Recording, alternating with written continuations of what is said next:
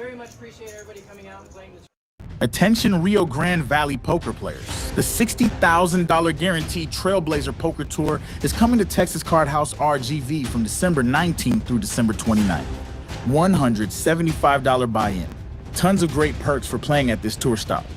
Flights at 1 p.m. and 6 p.m. every day except Christmas Eve and Christmas Day. For full details, structure, and more, visit TexasCardHouse.com.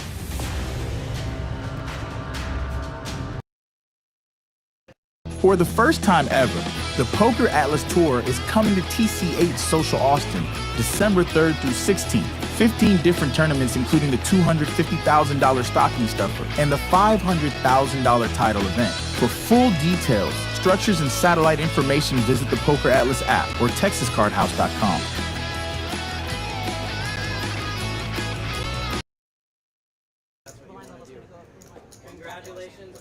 Well, good evening, everyone. This is Uncle T. Welcome to the TCH Austin, TCH Social Austin. 250K guaranteed stocking stuffer. Live final table. Justin, the Poker Atlas representative, who is their director of live events, is briefing the players, and we're going to kick it off here in a second. He'll be joining me in the booth also. Looking forward to that. I'll introduce him in detail in a second. Well, we have the final 9 of 945 entries playing for a first prize of $42,000 at the top of the table, and guaranteed, all 9 players here are guaranteed to get $42.20. And I'll be pulling this up from time to time so you can see it. At the table, seat 1, we have Jordan with a mid stack.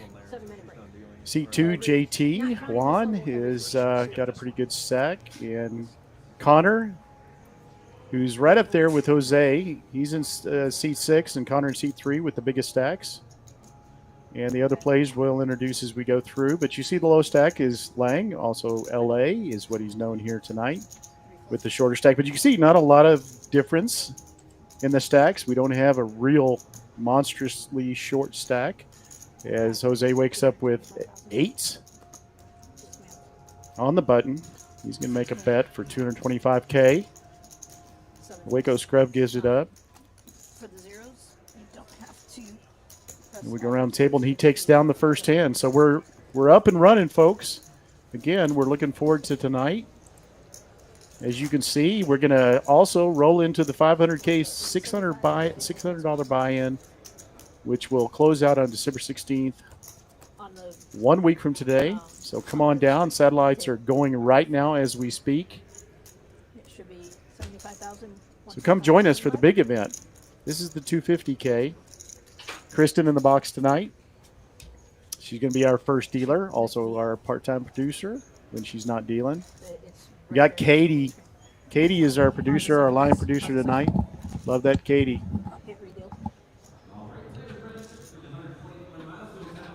As we roll out hand 2. And Justin joins us. Once again, this is Justin Hammer, director of live events, is going to be joining us. Welcome to the booth. What's up, y'all? It was duty calls. I had a little bit of work to do. Yeah, you had to take pictures. And where's the trophy at? You know, when it's this many people out there, it kind of gets in the way. So we like to wait till it gets down to, the final 4-ish. Connor's got aces here, and which is better than a trophy early on. Yeah. Actually, usually they go hand in hand. Yeah, One helps lead to the other. Definitely. I love that trophy. We've had a table full of trophies, folks, at TCH Social, backed by the tournament table or director's table. And it's a fine-looking trophy. Very, very nice. It is. We have each one is handmade, and the trophy part is pretty stock, but the base is handmade, and I like having someone do. I like them being a little bit different for all of them, because to me the tournament journey is a little bit different for everybody. So it's this little aspect of it that I have, and then every trophy comes with a QR code to show the Poker Atlas playback. That's a graphic that we do. Oh, that's nice. It's a running graphic that kind of shows the chip counts that happened throughout the entirety of the tournament, and we have it. We have a QR code put on the trophy so that anytime you're showing somebody this trophy later, they could just hold their phone up to it and basically see the story Now, of how that's you a won cool it. twist. They could want to see how I did it. I didn't steal it or buy it from somebody. That's right. Here it is. It has Here's it. the It'll proof. have your name on it. If you've never seen one of the playbacks before, the Poker Atlas Tour Twitter account posts one every time somebody wins. So you could check that out. But that is something unique to the Poker Atlas Tour and Excellent. something that takes Poker Atlas to do, because we have chip counts for the entirety of the tournament. Right, So. right. Well, that's great. Well, we got a lot of Midland hands on this third hand. The aces made a bet and didn't get called on the previous hand. Took it down. Fleazy does have sevens. Yeah, 9-10 of diamonds was looking like aces there for a little Yeah, bit. There was yeah, nothing that's higher right. than a 10. Love that hand, 10-9 of diamonds. Any 10-9 suited is known as the Giant Slayer. The Giant Slayer. Yeah, the Monster Killer. No, man, I got a And chance. little bit of look. 8 fold. 9 call. So the sevens fold and the sixes call. First flop. Let's go. Yeah, maybe they want to play that small pair out of position Yeah. against the early open. 10-9 binks, 9 check. top pair. See what Jordan decides to bet. Now, we do have player mics on all these players tonight, which in our live cash game is a lot more talkative. I don't expect these players to say too much, 1 bet. especially early on. Yeah, but the good thing about doing it in a tournament is usually when they're talking, it's something that you want to hear them say. Yeah, So that's it's true. It's very few and far between, but when it is, 1 call. it's pretty good. This felt like a pretty safe flop for sixes, but this is the type of hand that he actually does not want to see. So they do get it all in, and he binks a 6. Binks the set on the turn. Wow, that is just a bad beat. I mean, there's no other way to describe that. And Carl's going to take down a much needed pot. I mean, he wasn't hurting. He was at about 2.1 starting off. It's Carl's now 3.79 is not going to put him at the top. It's going to put him fourth. Count that stack right there. 1 Yeah, you really can't blame him for check raising all in on that one, because he's continuing with a lot of his opens, and you have a lot of them beat. Yeah. So that feels like a fairly safe board for 2 sixes. He just has the type of hand that it actually hit really hard and ends up getting the 6 there. So we have our first elimination. Short stack or a fairly short stack at 1.8 has been eliminated. So now the player's guaranteed 5,290. Did he get knocked out, or does he still? Yeah. See. Nope. Okay, he was covered. All right. He was covered. Carl had 2.1, and I mean they were both effectively all in. I mean Carl would have been so hamstrung, but yeah, Jordan had 1.8, so he covered him by 300K, or give or take a few. And that was a quick elimination. You Yeah. don't usually see that, especially starting off in first 3 hands. If I am ever lucky enough to make a streamed final table, I imagine that's how it's going to be. I'll get myself ready, hyped up, get in there, play a hand, and then say goodnight. All See you dressed later. up and no Yeah, place to go. Exactly. I'll be able to get home and tell my wife the bad beach story before we have a chance to watch. yeah. We'll watch it together. Yeah. 3 fold. Welcome to the live hit stream. the and it's 2 hour, over. honey. Yeah. If we stick around for another few minutes, we'll be able to watch it together. Yeah. 6 fold. Yep. So everyone knows we're on a 15-minute delay. So we started 15 minutes ago, and we're just getting into hand 4. Fleazy's got 4s this time. He gave up the 7s before, 8 raise, 300,000. and he is on the button. So he's going to raise to 300. See if Carl wants to play his Broadway cards. He does not. 2 fold. Shows the table. He's a little nitty come early. A lot of people play those hands in tournaments, those offsuit, king, queen. Just feel like there's so many things that they can hit. But if you do hit, a lot of times, and It's not good anyway? You Alright. could be card removal and people Okay. with better kickers. There's a lot of things that can happen. Face cards are pretty. You just They start are. mixing them together. It's a thing. I like my cards with a lot of paint on them. Absolutely. Like, same color is good and everything. Yeah, but, that's always not. King, queen of hearts to me is just gorgeous. 3 fold. And 5. Once again, this is TCH Social Live 250K final table Out of 995, we're down to 8. 7 raise, all in. And it looks like we've got an all-in bet by Waco Scrub with 7s. Let's see if he's... 9 full. No, he's not going to get any callers, I don't think. Waco gave up 7. No, I started saying the... Oh, there's one that might put him in. That's... our buddy Lottie hates this hand, but he's going to call it. And Connor has enough in his stack at 4.45 that he's not too concerned. Not a big dent. Definitely would change Waco's night. And there's the ace. Kristen Yeah. rolls it out quick, and we have 2 eliminations. She sure does roll it out Boy, quick. she's an assassin so far. She's 2 for 5. Seat 7 eliminated. So once again, I didn't expect to show this screen this often this early, but now we're guaranteed 64.80. So Waco goes out with 52.90. That's a lot of work. They just busted the taxable bubble. They did. Yep. They did. He still has to fill out the form. Yep. That's Yep. the insult to injury. Not that the IRS is watching the live stream. No. He's actually good. It's 5,000 over the buy-in. So 50, Oh, okay. 52.90 is actually. If you want to make as much as possible without paying taxes, that's about That is really close. yeah, he was about $9 off. Yeah, He may have fired more bullets. I'm always going to say that anyway. yeah, that's if true. If the IRS is listening, I apologize. He probably did. He fired. Everyone here fired at least 20, 30 bullets. So Yeah, that's what our story. We're gonna that's stick with. right. That's right. So we're down to 7 players very quickly here. All of you that are in the chat, thank you for joining us tonight. You know we like 9 full. chatters. We like them often. Yeah. Oh, there's the chat. Yeah. Yeah, there. there's the chat. Feel free, chat away. I Yeah, please. love interacting with. Yeah, tell us who you're rooting for tonight. I see a damn nice Carl and a Jose. Well, you got to specify which one. We got 2 of them tonight. We got 3 full. Jose. Let's see. We got Jose Ramirez, and didn't we have another Jose? Yeah, Jose Gutierrez. So, who you rooting for? I thought it was going to be 3 hands in a row real quick. So please chat and hit the like button. Always, we'll remind you of that from time to time. All we ask in the chat is you don't talk about politics and only talk about religion if your religion is poker. Oh yeah, I like that. Keep it clean, keep it nice, keep it positive. It was suited though. Let's keep the universe on the white side of the yin and the yang, right? On the positive side.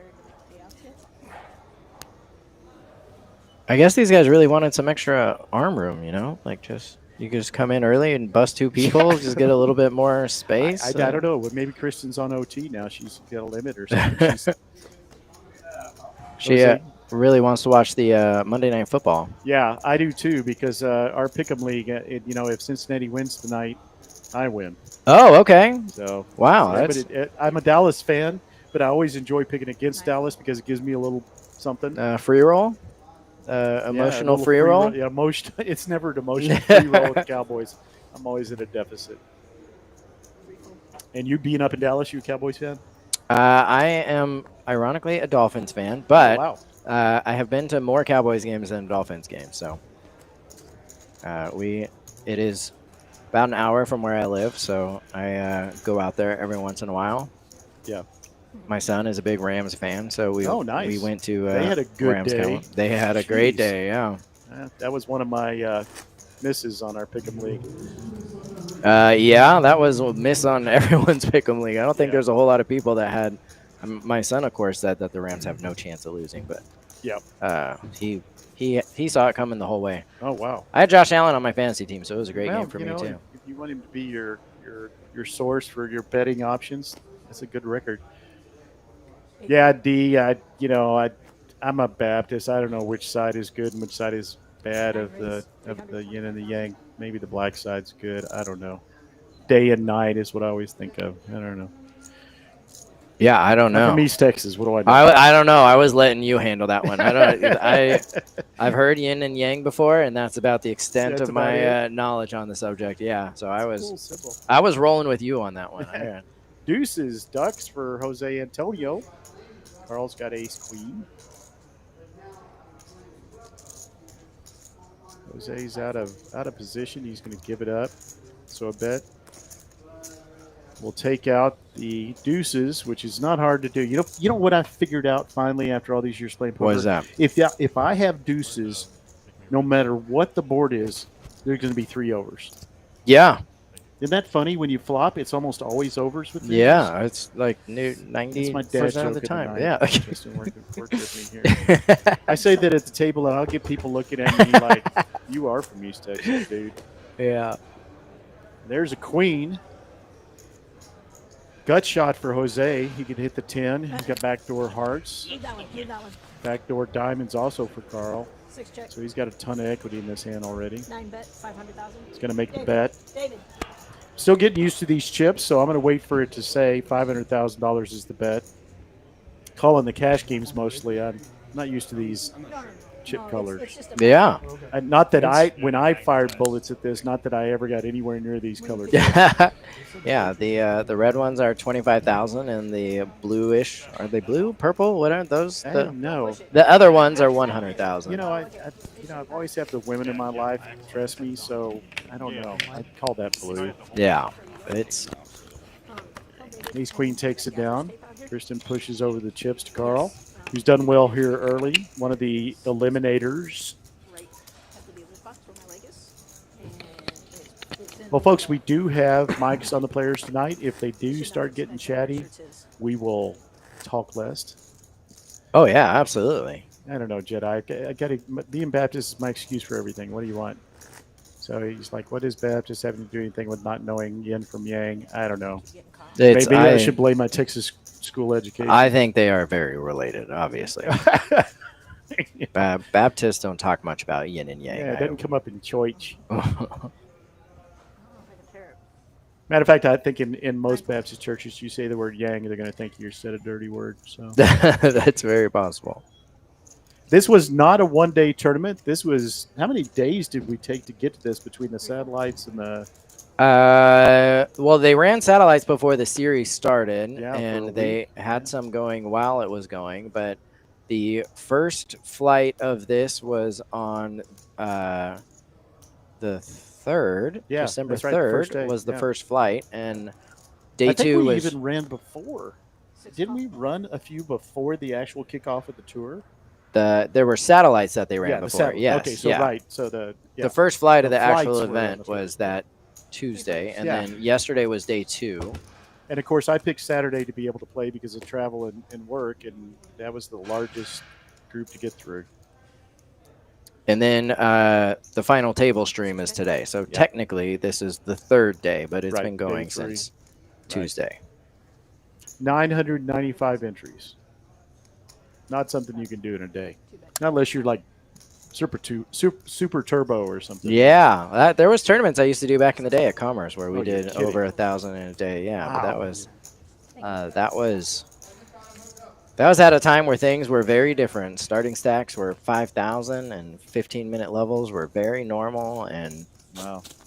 we used to do a 175 buy-in, 100,000 guarantee 1-day event. Wow. Wow. How long did it take? 12 hours plus? No, not even. It was Wow. done. It started at 5 o'clock, I and guess it with was 15 minutes, yeah, you're going to be, the final table is going to have about 5 minutes before you're blinded out. So. It was started at 5 o'clock, and it was done by about 1:30 ish. Wow. Yeah, it was great. Wow, that's crazy.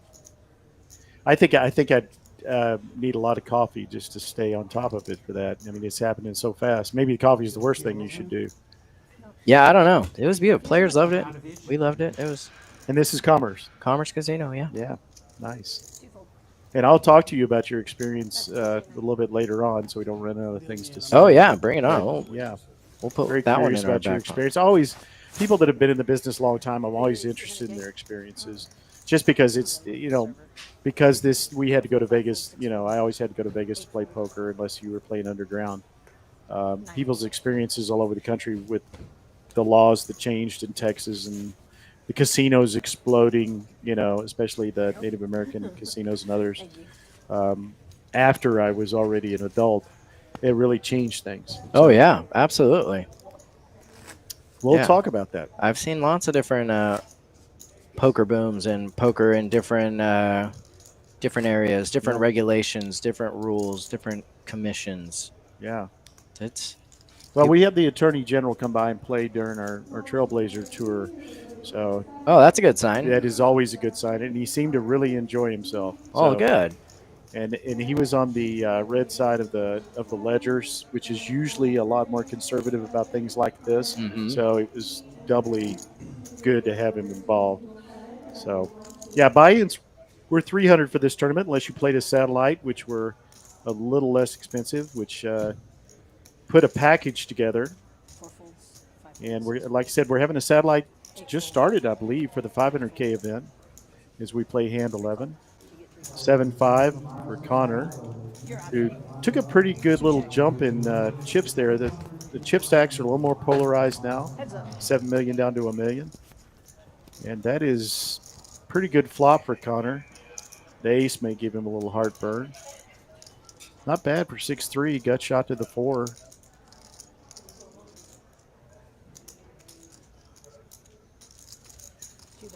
Looks like JT's going to make a bet. 250, 150. 150 is the bet.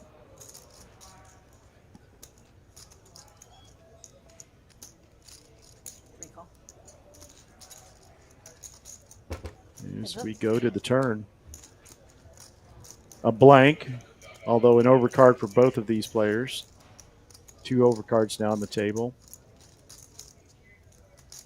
Once again, Connor's out in front because of the 5. No spades involved. JT's going to fire at it again. He's going to rep the ace. It's like he made it 300, 350, 325. And I think he's definitely rooting for a fold here, but he's got he knows 4. He's got outs in case he doesn't get it. Gets the fold. Great play by JT, who has had some experience. He was telling me about he's pretty experienced. Yeah, JT. When I worked at Aria over a decade ago, he used to play my dailies all the time. Yeah, we had 125 dailies, and I got to know him really well. And then I ended up coming out here and doing a lot of events in Houston, and it turned out that he had moved out to Texas also. So nice. Now I'm pretty sure he lives in Houston. That hat is making me feel fairly confident with that guess. Unless he's talking about Hillsboro. Well, he was wearing a Texans sweatshirt yesterday. Yeah, that's another good sign. But he lives out here now. He plays a lot of the events that are anywhere drivable for him. So you see him at a lot of the Texas stops, but definitely very experienced. He's a good player and good dude. Well, he's moved up a little bit from the starting stack, so let's see if he can play that position like that in the future. He couldn't know how weak that 5 was, so he played it boldly and it paid off. Lang's in the house. Someone in the chat asked the delay is only a minute or 2. No, it's 15 minutes. Are the players allowed to get up and check their phone even when the short delay, or is it pre-recorded? Yeah, this is delayed 15 minutes. Somebody mentioned it should be 30. It's actually 15 minutes, and that's plenty to I mean, when I'm playing the live cash game, I'll check with somebody I know is looking to find out about a hand 15 minutes later. But yeah, any phone use, they have to step completely off the little raised place, the area where the stream table is. And the concern, of course, is that somebody could get information off of their phone that's live. So you want the delay to be long enough to ensure that doesn't happen. So there's a lot of places that err on extreme caution and do 30 plus, maybe an hour. But here we have a timer that shows how long it's been since the hand started. So if it ever gets to a point where a hand was in danger of getting to 15 minutes, there would be an automatic clock called, regardless of if the players did it or not, to make sure that the hand was finished with enough time where that wasn't possible to do. So 15 minutes is less than some, but honestly, it's plenty. And as long as you have a safeguard to make sure that players won't ever get the opportunity to find out what somebody has while a hand is still going. Yep, great. Frankly, it never came up before. I never really thought about it, to tell you the truth. Like I said, I play a cash game on if I play live stream, and when I'm commentating, you just don't see a 12-minute tank. Right. You know, it just doesn't come up that often. If you do, I think a player at the table would probably call. Yeah. I mean, I know what the number is in my head, and I don't call the clock hardly ever in a cash game. But yeah, didn't really think about somebody taking that long. Well, we were talking about it earlier. One of the great things that we both enjoy about playing poker in Texas is that things tend to move. Oh, You don't have as much as those when we were on the money bubble in this tournament, and when we were on this final table bubble. So there was 10 players left, 5 and 5, and they were playing to see who gets the bag and come home and play on this. Yeah. Usually that's a point of time in the tournament where people will get really slow, and sometimes it's very obvious tanking that's going on, and so you have to kind of, oh, that's a decent flop for that. How about hand. just dropping the nuts? Wow. We'll pause for Connor, this. we'll take a little moment. Itself. I don't think Jack can call here, but you know he's got a gut shot. So he did great check. Of course, that's what you want to do in that situation. And JT, like he did before, using his position.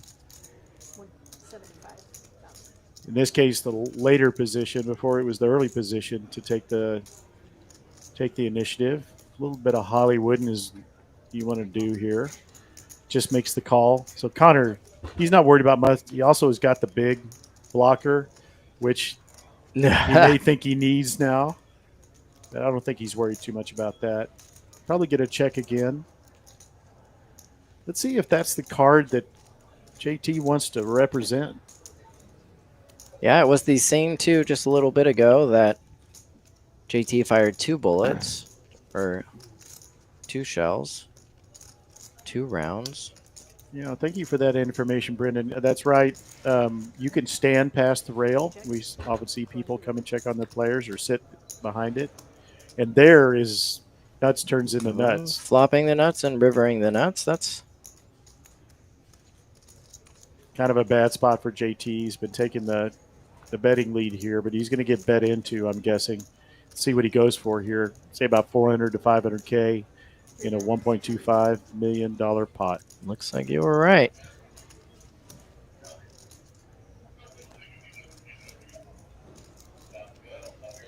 Gonna save some face here. Don't want him to know that I was betting with just a gut shot for the 3rd straight time. But you're on the live stream. I asked him if you ever played live stream, and he goes, no, I don't really want to be. You know, some players, especially cash game players, which JT says he mostly is. He plays a They lot don't of really cash. like to be on the live stream too much. I'm always trying to talk players into joining our cash game live streams, and like, yeah, no thanks. Yeah. You know, some players, they feel like if they do anything out of the ordinary or that's easy, if they're wrong, they make a big mistake, they don't really want to I think a lot advertise of it. them don't want too much of a book on them. Yeah. You know, some of the more serious players have told me when I say, hey, you got to join me in the booth, you know, give a player's perspective. And I don't really want to do that. Yeah. And I mentioned this in the last live stream. We had a player, just James, that joined one of our commentators in the booth, and they had a player that plays live stream cash games with him before say, yeah, you talk too much. You said too much. What your thinking is in that case. Yeah. And yeah, I think that's a little bit of a exaggeration, especially if you're playing a live stream and they can see what you're doing. Well, I heard for this particular stream, all the people who knew what they were talking about were busy, so they went ahead and brought me into the booth. So yeah, they were all traveling. So we got an all-in. Lang is all in. He is dominating this hand. Really good sign for him. They will chop a high percentage of the time. Yeah, now the kicker's dead, so they all, well, they of course, both making a straight. That's Does right. That too. Yeah, that's a little unfortunate for him. I mean, that's a really great thing to see when your fellow player rolls off A6 and you got A7. Yeah, Pipping him. about the best case scenario for when you get all in with A7. But You hear everybody loves call. a chop, they say. You know, there are times where I would definitely take it. If I have A6 there, I'd be okay with Yeah, the I'd chop. be completely fine with the chop. The chip count was just too low for Connor not to call. Yeah. Which I get. He's got 8 million in chips. Lang's got, at that point, 750 behind. Suited ace there is looking really good Yeah, for it that does. price. It's an easy call. You see that a lot in tournaments. That's a hand you do call with that you wouldn't call with in cash. Yeah, the card's going to be lower than a 7. Oh, see, I'm taking notes already. Don't call with a6 in cash. Yeah, Lottie gave me a whole lecture one night. Well, you can't make a straight. It's true. Or some could say you can make 2 straights. I don't know. Yeah, he said it's the 7 deuce of aces. The 7 a6 is the 7 deuce of aces. Yeah, if you have an ace, it's the worst possible ace. And I was like, yeah, it's a good point, Lottie. I learn from Lottie every time I work with him. Okay. Hold on. 7 deuce of aces. Just writing this down. In other words, the worst possible hand with an ace in it. So, yeah. Yeah, that was free, folks, or you can send me a check. I don't care. It's worth every penny you paid for it. Ace jack for JT in the hijack. Not much that can call him. Jack 8 did make the call. I like Jack 8 suited, actually. Jack 9's a little better, obviously.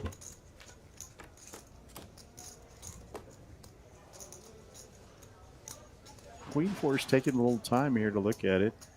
Not sure exactly why, unless these card reads are wrong. Yep, he does fold. I did see some that looked a little I think that was off. just a little bit delay. Yeah. So a really, really dry flop, except for the 8 for Connor. Backdoor diamonds for JT, and of course 2 overs. He gets bet into.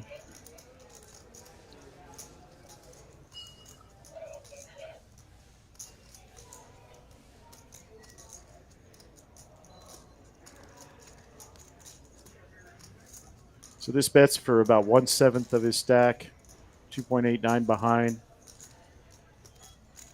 And he's like, is the chip leader bullying me here? It's possible. Yeah, it is always possible. In this case, he's not. He's got 4th kicker with the top pair.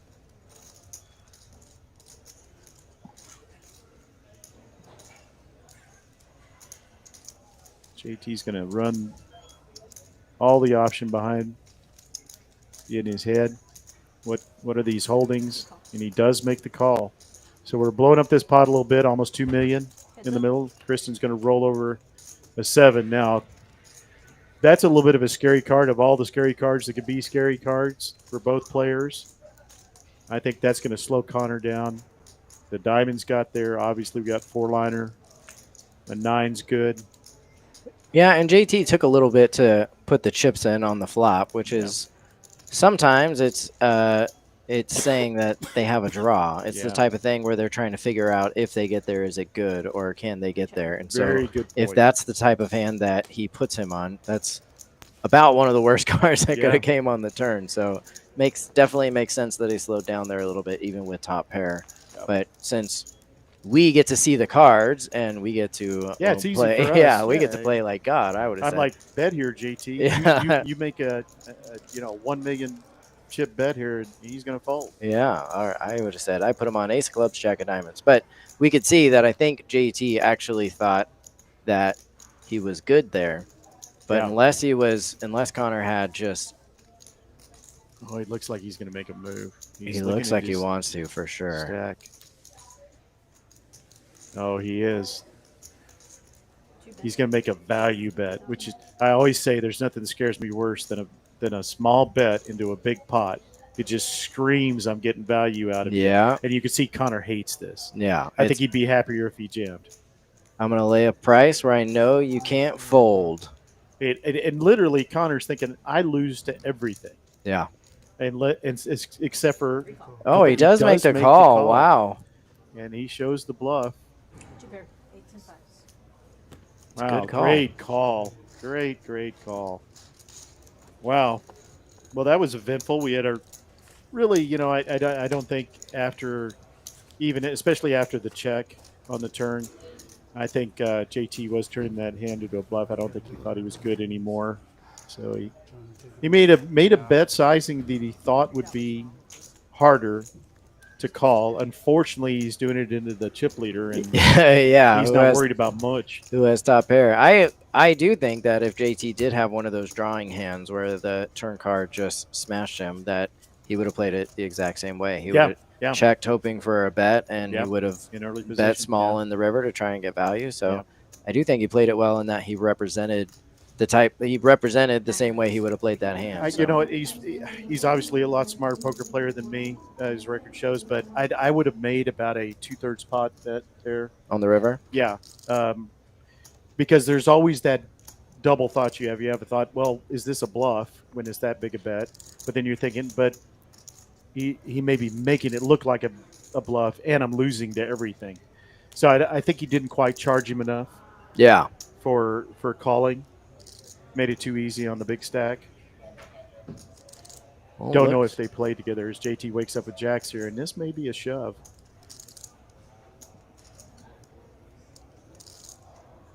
Yeah, it's nice to wake up with a big hand right after you just showed a bluff on the previous hand because people think that you're a little tilted, and there's no chance he woke up with jacks right after that, right? This is the hand that knocked me out, jacks versus queens.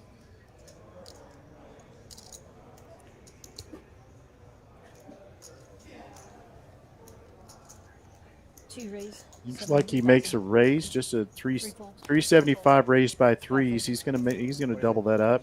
700,000. 700. So, a mid raise, or close enough to it. Yeah, he technically could have made it a little bit less, but that's. At least he got the deuces again, and he gave them up. Looks like the threes did call. Yeah, exactly. Heads up. Maybe he believes in those. Doesn't get him. One over to the jacks. 9 check. 2 bet. Yeah, he's going to jam this now. He's not going to wait. He just has to fade the queen, I think we played together at the Art of Poker. and he's going to take it down. So really a fortunate thing for him to have. In the next hand, he makes up for his bluff and gets back to pretty much starting what he had at the start of the table. You putting a bounty on his head? About $3 million. JT started off with, let me find him here. He started off with 3.01, so yeah, he's right where he started with. And you know, that's what you find in tournaments. I know you know this better, just about anybody, but you have to just go through the valleys and the peaks. And I mean, I was down so many times Saturday where I bubbled, and I just kept coming back. The player finally next to me said, "You're just riding the waves, aren't you?" I said, "Yeah, I kind of am at this point." That's right. I think a lot of poker tournaments are just like a roller coaster. When it goes up, it's really smooth and it feels natural. And then when you start going down, it's terrifying. Well, let me ask you, doing the job that you have, which is poker 24/7, do you end up playing a lot of tournaments? I don't. I really enjoy playing tournaments, and I have some caches on my resume, but I'm traveling a lot, and then when I'm not traveling, I like spending time with my family. So it's tough to be either not working or not, have responsibilities with the family. So I don't have a whole lot, but I do live about an hour away from Choctaw. So whenever they have like a circuit stop or WPT stop or whatever they have going over there, I like to go over and play. Especially knock the rust off a little bit. Yeah, especially if it's a one-day event, which pretty much they all are for me anyway. But yeah, those I can go up there and maybe fire a couple bullets and 100K guarantee or something like that, and then. Well, Fleazy so far has been the king of the small pair. I think he's had deuces twice. He had to fold sixes before, and had folded sevens, I believe. He's probably at this point going, okay, at what point do I start getting queens and kings? Yeah, the big pairs. Or just go ahead and put that third one on the board. Yeah, I'd imagine working in the business like you do that it would be really hard for me to get too much recreationally into what I do. Yeah. Well, most people who do what I do or work in this business, they came from, they were players themselves, and then either through necessity or just wanted to do what they love. Right. They saw it and decided that that would be a better choice for them. But yeah, most people. And the typical role for someone like me is there was a point in time where you thought you could play for a living, but maybe you found out you couldn't, or maybe the swings were too much, or maybe you just were never good and you just had some hot sessions. But for whatever reason, they get out of the path of being a full-time player, Yeah. and they go into one. I can tell you there's a lot less variance on this side. Yeah, isn't that funny? Yeah. Your variance is about whether there's a thunderstorm that's going to make your plane late. Correct. So, or the variance could be maybe you shot a little too big on a guarantee, and so they don't want you The back overlay, anymore. yeah. There's but not so much. It's pretty rare that I come to work and I leave with less than I came there with. So that used to happen all the time. Yeah. Still happens all the time when I play Well, poker. I had a player ask me a month or so ago, hey, when you retire, because I'm approaching that age, although I never think about retirement. Yeah. Neither my father nor either one of my grandfathers really retired. But they say, you thought about going pro? And I'm like, pro poker? And they're like, yeah. And I said, no. And they said, well, what keeps you from it? And I think they always expect me to say bankroll or, I'm just playing for fun. And I said, well, only thing that keeps me from going pro is talent. That's all I'm missing too. I love the game, but I think you realize how much work these younger players put into it. Oh yeah, and how seriously they take it. It is a and job. You're like, wow, you mean so going pro means you're actually a professional? Yes. And you have to act like one. And Yep. It's not like the old days where Amarillo Slim just had a lot more knowledge in his head and probably a lot of talent to boot. I'm not trying to say he didn't, but the field is just too big. Oh yeah. In cash games. Looks like we're going to have aces make a 3-bet to 600,000. Please, he finally balances out his sixes. Man, it's like you put it into the atmosphere last time he had a pair. I did. Like, I when just is spoke he ever it going into to get existence. Let's hope he has somebody that can call it off, but I don't think he does. He makes a pot-sized bet, a little over that, and he unfortunately doesn't make any money off it. But if he's a little afraid of aces like I am, which he's probably not, he's played too much. He was telling me that he's been in a number of large tournaments. Matter of fact, he fires at the main event every year. Fleazy was telling me, so he's very experienced. He's not that afraid of aces. That's more. Yeah, I mean, the more you play, the more you want it to be like. You want the aces. You understand they're going to lose sometimes, and it's frustrating. But give me the opportunity to go out with aces. Yeah. I will take it. And that's always what we say is like, well, what happened? Yeah, my aces got cracked. And everybody goes, yeah. Yeah, well, it's the aces. Me, my jacks got cracked, which everybody goes, you stuck with them? Really? I'm like, the board. Yeah, jacks are crappy. So ace-10 for Carl in this hand. He's going to lead out on the button. Looks like he made about a pot-sized bet. No, 275, a little less. JT's looking at his ace-4, thinking about his position in the small blind. Getting a little bit of a discount.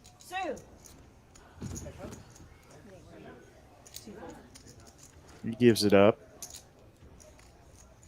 Queen-10 for Connor. Much prettier spades. A lot of people like this hand. That's as close to two faces as I need to go ahead and play it. Yeah, call, especially for a less than pot size bet. Yeah, if it looks like a 20 or a 21 in blackjack and they're the same suit. Oh, and of course he flops like he did with the nuts before. He flops open ended, gets almost all of this flop. Carl does have a 10. If it comes up, so you may be thinking, well, I'm blocking this to some degree. If we roll over something that completes the straight draw on the next card. Connor in the big blind is thinking about his options. He does check. Carl's going to immediately, without hesitating, make a 300K bet. Inflating the pot a little bit.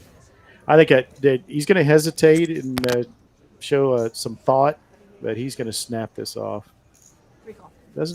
Doesn't need to raise. Yeah, he always acts pretty quickly. Looks like the jacks could be repped here by Carl. He does have the position, so he's going to get a check. See if he continues. No, it'll be after the third 3 levels. All right, we're good. Check. 3 check, 9 check. Check, and bang, they both hit the 10. Yeah. Fortunately, that kind of completes a straight draw if somebody's on the Queen King. It'll be a 7-minute break in, but Carl's going to win this hand unless Connor does decide to bet it. 3-bet. Looks like he makes a pretty value-looking bet. 9 call. Still Showdown. trying to get used to these. Yep, and he snap calls the 450. Jacks to 10s, ace It's king. going to be another good pot from the big stack for Carl. First one that Connor's really lost tonight. Yeah, I can't blame him for betting there. Felt No. like it was for value. So that's going to move Carl up into pretty good territory as we show the stack sizes now. Carl's moved up to third. Connor is still in good shape with 8,275,000. Lang is our short stack right now significantly. JT at the rear of the pack with him, but with a lot more chips because of his jacks. And we roll on to hand 20. Do they have that somewhere, or do you just memorize how many hands we play? Oh, it's yeah. No, I count them in my Wow. head. No, That's- I don't. It's right there. Oh, okay, I see. All right. I I thought you just knew. That's pretty impressive. 20. no. If it was Lottie, he doesn't even need to look at that. He just knows. Aaron, he knows. He's living every hand. I am way too ADD to be all that. Connor's got the 8s. This is probably going to induce a shove. Oh, no, I'm sorry. I thought I was talking to Lang. All in. No, yeah. But Lang does make the call with ace jack. So it's a horse race, 8s versus ace jack. Nothing so far for Lang. Hey, he gets the jack on the turn, and he's good. Pair jacks. Nice. So a double up for our short stack. 7, A little bit more 750. than a double up. He's going to take the 1.6. Perfect timing for him. He needed that badly. Always nice to win those flips. Yeah. We had a lot of those at our table the other day, and there were so many clean runouts. We were starting to say, hey, if you got anything better than 4s, go for it. Yeah. Because the ace kings and the ace queens and the ace 10 suited even, it wasn't winning. It just wasn't hitting. Of course, that only lasts for a time. Of course. As soon as yeah. I count on it, Yeah. he's going to flop 2 pair. That's like the announcer's curse when they say, "Oh, he's made 15 straight field goals." Like you just know he's gonna shank Oh. it. It's the same thing. You say, you know "Man, the pairs always win around here." As It's soon like as you as get soon one. as they say that, I'm yelling at the TV. That the really on top of it players, football players, don't say that. Yeah. He said, "Well, we'll talk about his stats for kicks in a second after he makes this." Yeah. It's almost like they know. It's like talking to somebody with a no hitter in the 8th inning. Oh yeah. Nobody wants to do it. Well, it's just it's a negative free roll. Yeah. They're gonna hear it as soon as he misses. So just don't Exactly. say it. It's a negative free roll. There's got to be a term for that. Like a negative free roll. It's like a penitentiary roll. I don't know. There's probably I have found that there's some people outside. Yeah, he's got another He's got pair here. another pair of Please. 60s. There's some people that like they don't. I use poker terms to describe like everything. I like, do, too. Bad beat or tilted or. And I just, have like- to explain them a lot. I work for the military in the medical field, and if I say something, I said like, "Well, that was a cooler." They're like, "What does that mean?" And then I have to. Well, Connor's got the 10s this time. He's had better hands than just about anybody as the chip leader, and he's going to call just flats the 10s into the 6s, and that is a sticky looking king jack. 8 check.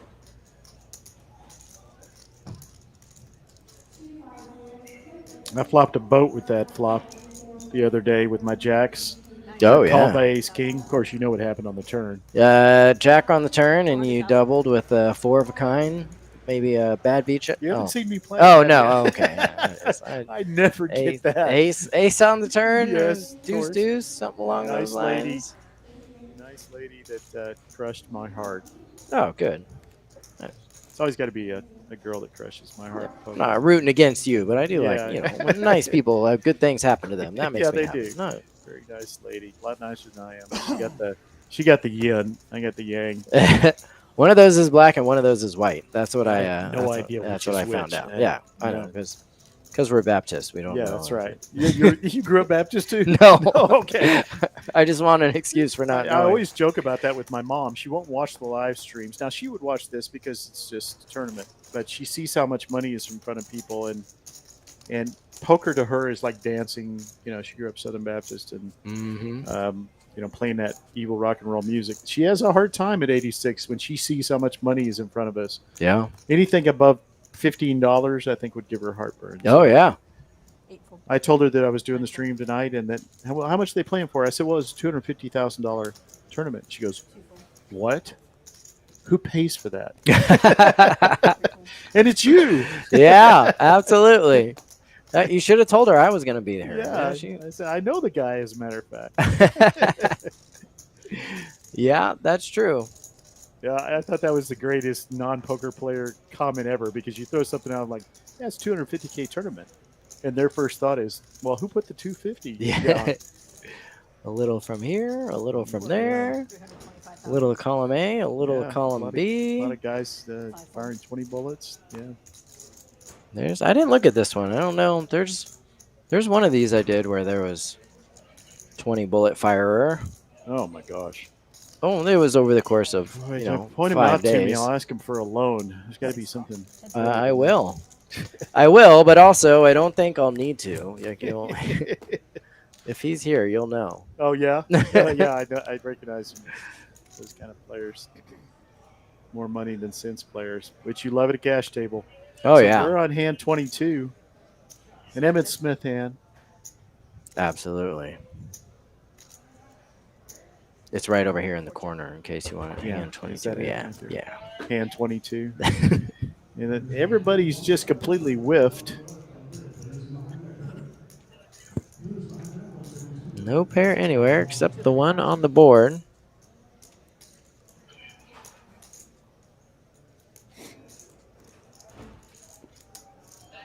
Lang's trying to figure out why that second six would make a difference. He's going to make a very good call here with ace-4. Maybe he's planning on doing something on the river, and he should. That's going to make it easier. That was his plan. That was the plan all along. If you call thinking you're good with ace high, ace on the river tends to make that feeling a little bit stronger. Jose's going to rep it. It's going to be a little bit difficult. He's going to rep his 6, essentially, that he had middle pair. But I think Lang will see through that. And he does make very good call. Pair of aces and 6s, 2 pair. Didn't hesitate at all. I think he put him on exactly what he was doing. Never believed he had a 6 there. He called quick and then flipped the cards over really quick. Says, I'm looking for a 6. So the small stack has moved out of the basement, folks. Lang is now up to 5th. Yeah, 6th. I can tell you the hand from memory, but I can't count the number of players. Yeah, we lost 2 players in the first few hands there. No problem, and then nobody. I thought we were going to be here for like 42 minutes. No, I guess maybe she found out that Dak wasn't starting for the Cowboys tonight. So it's all right. I don't need to watch that. Yeah, nobody wants to watch that anyway. Although Cooper Rush has done really good. I hope he gets paid for his efforts by some other team.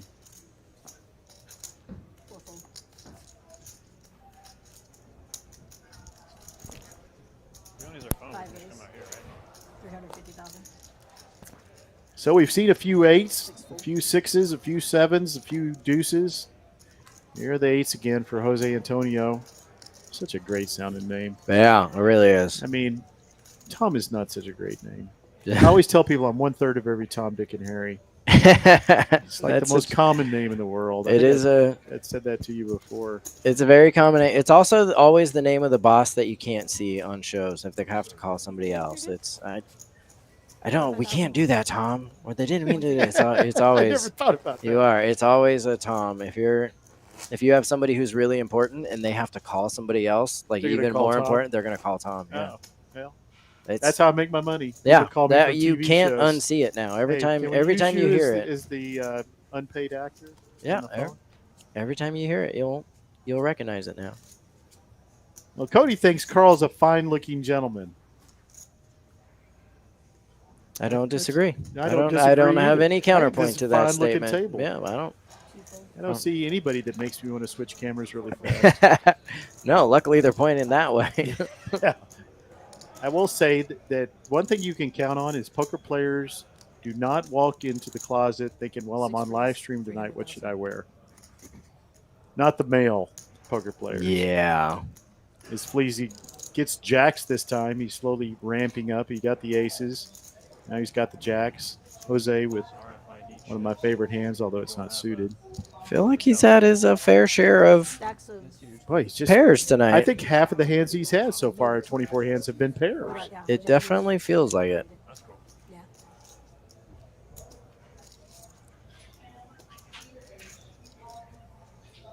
Fleazy, I don't know if he's other than a min pot. I don't think he's won a hand yet. He may be thinking about whether this is something he can Still too expensive. come at pretty hard.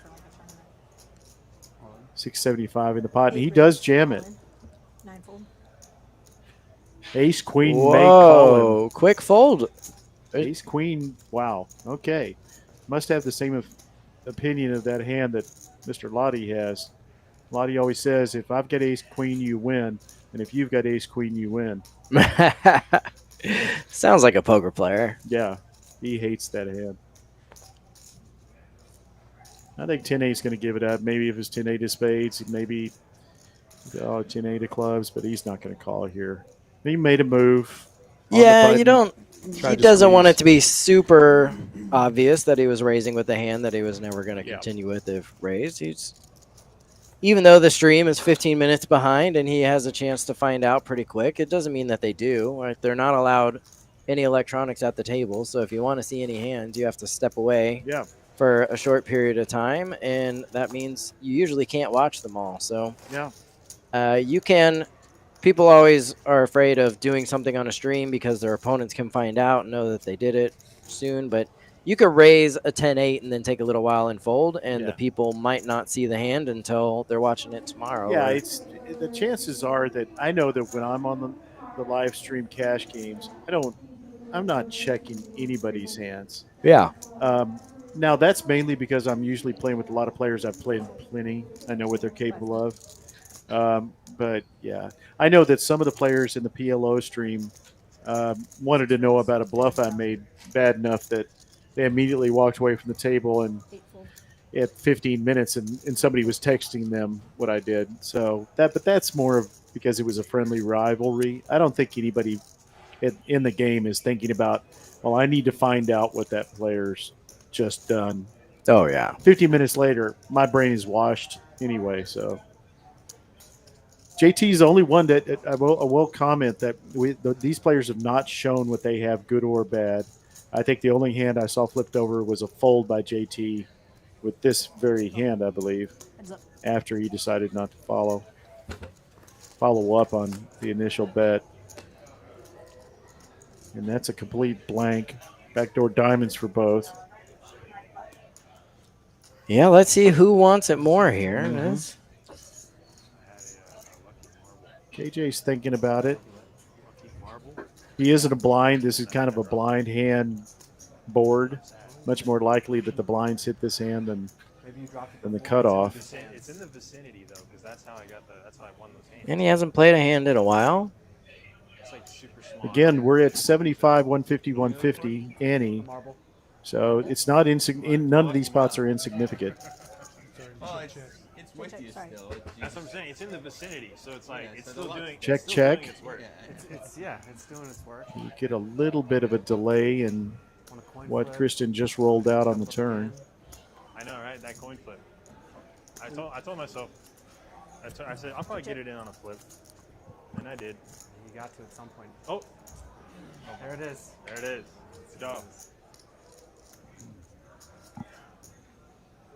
Check, check. Six check. Keep missing his.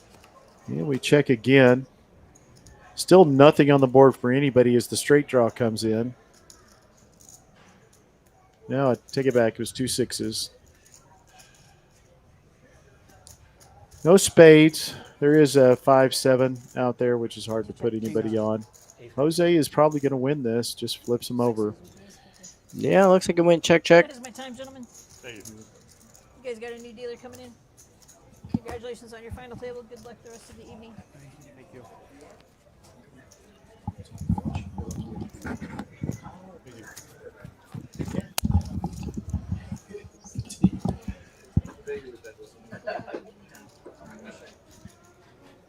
All right, on to hand 26.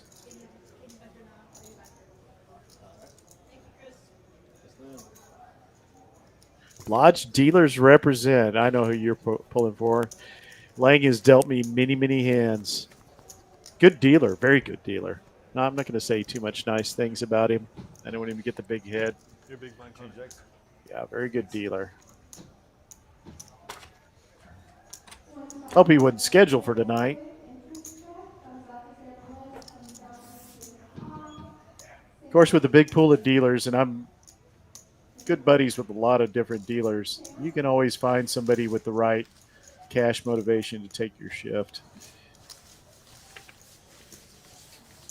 Just put it on the group chat. $100 to whoever takes my shift. I got big money to go after. So, folks, real quickly, I'm going to remind you that we have the Poker Atlas Tour 500K, our big event. $600 buy-in as we get the new dealer into the box. Take a little time to tell you about this Tuesday. We got satellites going on now.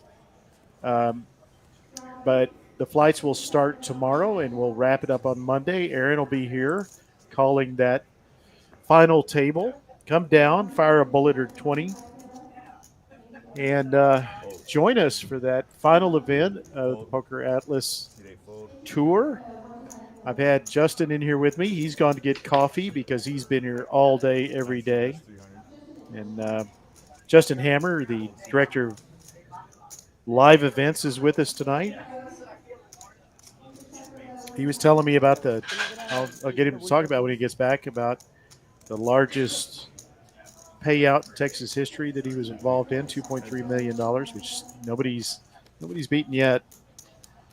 So we get another Team Carl in the house. As the 5-4 comes out, gut shot.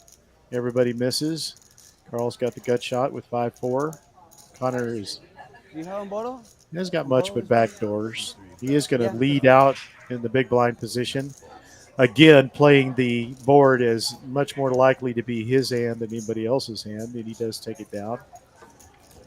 So he's up to 8.63 million. Got really close to 8 figures there, but he's still out in front, been the chip leader from the beginning in C3. Jose Antonio, who hasn't played a lot of hands, he's got 44.5, and JT with 2.15. Lang, who was LA, who was very short at one point, down 750K, he's made a little bit of a comeback. We had 2 very, very quick eliminations. We had 2 players gone after 4 hands. So we've settled it now. Glad to have you with us tonight. Those of you in the chat, please comment away. There's not a lot of table talk, so you have to listen to me drone on. So I'd love to have things to drone on about. Get in the chat with me. If you have any questions, comments, who you rooting for? Got a couple of Carl team members. Got a couple of Lang team members. Who you here to watch? JT's got a fan or two. Houston player in seat 2. And he does have King Jack of clubs here. Love this hand. Lang decides to play 9-6. So it's big blind versus button. Nobody hits anything. Spectators are probably just like, wow, I hate poker. It's terrible. JT's going to make a bet. Much more likely he has the ace here.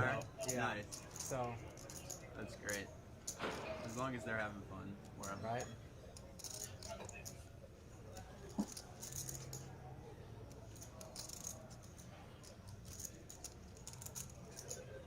Y'all see they caught the shooter today? Yeah. Most likely. He does give it up. Luigi or whatever. Yeah, Luigi. JT takes it down. So Builds his stack up a little bit. It's 2.7 million.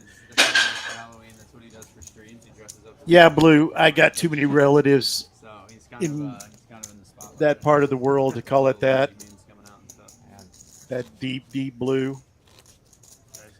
He's like a 26. I don't disagree with you, though. I try to explain Had everything on him. the beauty and freedom of living in Texas. It's like, Seems a little too good to be true. yeah. They don't want to hear it. I don't know, Neither when do are the you. conspiracies starting? Let me know. I'll be in there. So we're on to hand 28. Seen a lot of small pocket pair tonight. valedictorian of his high school. Yeah. Like, Jose's looking at his Tony Dorsett hand, wondering if he should play it. I don't know. He's kind of wild. Gives it up. I don't like him either. What's your? There's a question for the chat. What's your favorite small pair? Mine are fives. I make more sets off those daggum things. Love to see pocket fives, and just know that I'm going to flop it. That doggy seems like it's always in the window too. Can I get a black coffee, please? But what's your favorite small pair? Thank you. I mostly hate them all, except for the fives. Laying in the small blind does just call. So it's going to be blind versus blind crime here. Raised by Jose. Any ace. He's going to do that. And Lang backs away from his Dolly Parton. All big guy.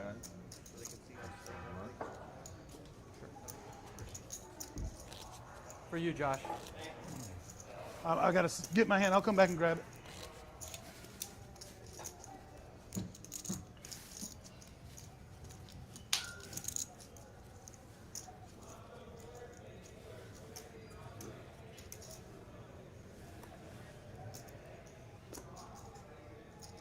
Seat 8 fold, seat 9 fold.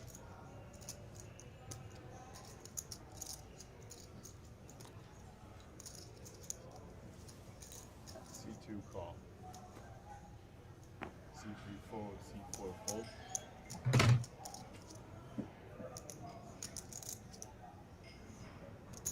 C5. Yeah, I can agree. They're awful sneaky. Anything under sevens to me are sneaky. There's just not too many suited connector hands that will stick around with those cards. So if you do have a pocket pair with a crappy board and you hit it, you're likely to get a lot of calls.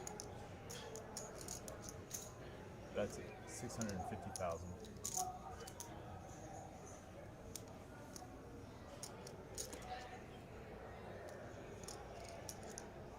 Sixes, yep. They are diabolical, especially if you hit one. I actually made quad sixes once. Somebody said, well, that was twice as evil as normal. And we're on to hand 29. Excuse me, on to hand 30. Once again, we settled in, had a couple eliminations early.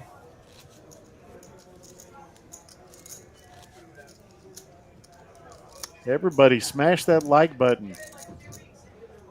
Glad to see everybody in the chat.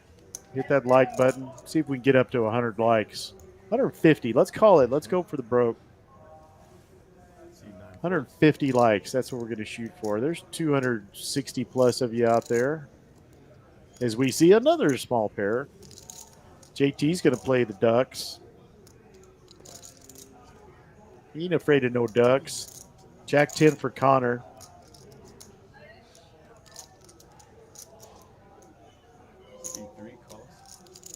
Looks like he's just going to float it for 150K. Lang's got the real hand.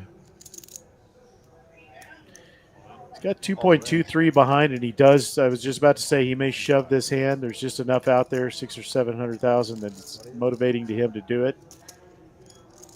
Jose's going to look at King 4, but with two callers behind, he's not going to stay in this hand. 2,025,000. All right, I'd be surprised if he does. I'm sorry, 2.2. That's a big difference. Yeah, big difference. I apologize, brother. Sorry about that, buddy. Don't know exactly why he wanted to chip count there. Please gives up King 8. Waco's out. Sorry, not Waco. Carl. You're a favorite. We got a nice race. Looks like we're getting two Yeah, folds. it's a good jam. I wanted to time to do it. Time to do it. Well, if those evil sixes had been in the hand, maybe JT would have called. Deuces never lose. So you see the stack size. That's what they say. See where we're at. That's what they Lane, do you say. remember the first conversation, man? I don't listen to them. This is what we started out with when we came out. We've lost YouTube. a couple of players, Hilarious sound. a couple of small stacks. The screaming Lang started off small stack, but he's made an improvement after getting all the way down. Wow. and from Connor has moved up into the chip I lead. never looked at you and not thought He was about pretty it. much even with Jose Yeah, Gutierrez before that. Here's my impression. It was pretty excellent, actually. You were like, There's the sixes we were just talking about for Jose Antonio. So good. I mean, unlike the king four of diamonds, he's gonna lead out with this for. I mean, he was dealing, but What's I'm that not look saying he like? wasn't. 325. I don't know. It's a large. Like, Yes, it is. 6 to 8 months. So in the cutoff, he makes it 325, and the king 9 is going to come along. Yeah. Never really enjoyable when you play a hand like sixes. You get called by the only person in better position than you are. Carl's going to come along with his 2 Broadway cards. So we're going to have sixes versus king 9 and queen jack. Everybody's live. See if we can get a doggy in the window. Nope, it's a 7. But nobody else hits either. Gut shot for Carl. He needs Jose's king. Backdoor hearts. Nobody's got any clubs. What is the doggy in the window? That's what I call it when you get your set in the window. Okay. How much is that? How much is set? No, how much is that doggy in the window? Yes, that's exactly. See, you don't look like you're old enough to know that reference. Yeah. Most people go, "Where did you come up with that?" I said, "You never heard that song?" And they're like, "Nah." The Yeah, I one know what with the you're talking waggly about. tail. Maybe Yeah. it's partially because when I sing it, it doesn't sound like anything like the song. That That's they're very confused. possible. So 450K bet by Jose, who's not at all afraid of having 3 overs to his 6s. And this is going to be, it's a very timely bet. It's going to be really hard for Jose, and as he does give it up, and Carl to call. Wow, great bet. Yeah, Like tough that. betting 6s there into Into, 2 yeah, players with. 2 players that floated. Yeah. So, I get it. I mean, he could have very easily. I mean, he was more likely of the 3 to have the ace, but still, it's hard to imagine that one of those 2 doesn't have an ace. Like at the beginning of day 1 together. Oh, here's a question for you. I'm new to poker. What does in position mean? Well, the Poker Kama Sutra says no. Position in this case means that the player has the advantage of acting after the other player in the hand. Yeah, put that up there for everybody to see. So, new to poker, I get it. It's like, so you want to be in a position to where you're in late position. That means the cutoff, the button, obviously. You're the last person to act, so that gives you a little bit of leverage, especially if the hand's checked around to you. Say there's 2 other players in the pot. It gives you a lot of advantage. A lot of players will widen their range of the hands they'll play in later position. We were talking about that in the last live stream.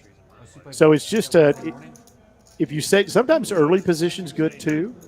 If you get check on the turn, that kind of puts you in better position because acting first then can be an advantage because you can steal the chip or steal the pot control, as they call it. So it's just something we talk a lot in poker. The real nitty players like Lottie will tell me exactly what their range is for almost every game in position based on what their position is.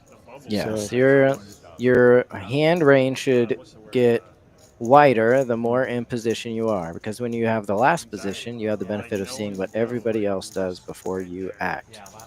So you could play more hands.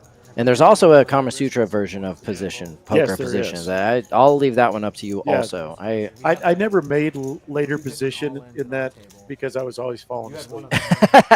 There's coffee out there. That's why I went and grabbed some on that break. So that was exact. Late position for me was Anyway, I'm a single man. I am not even going to address that. The pillow is the last. The pillow. position. That's my position. Curled around the pillow with loud noises snorting out of my mouth.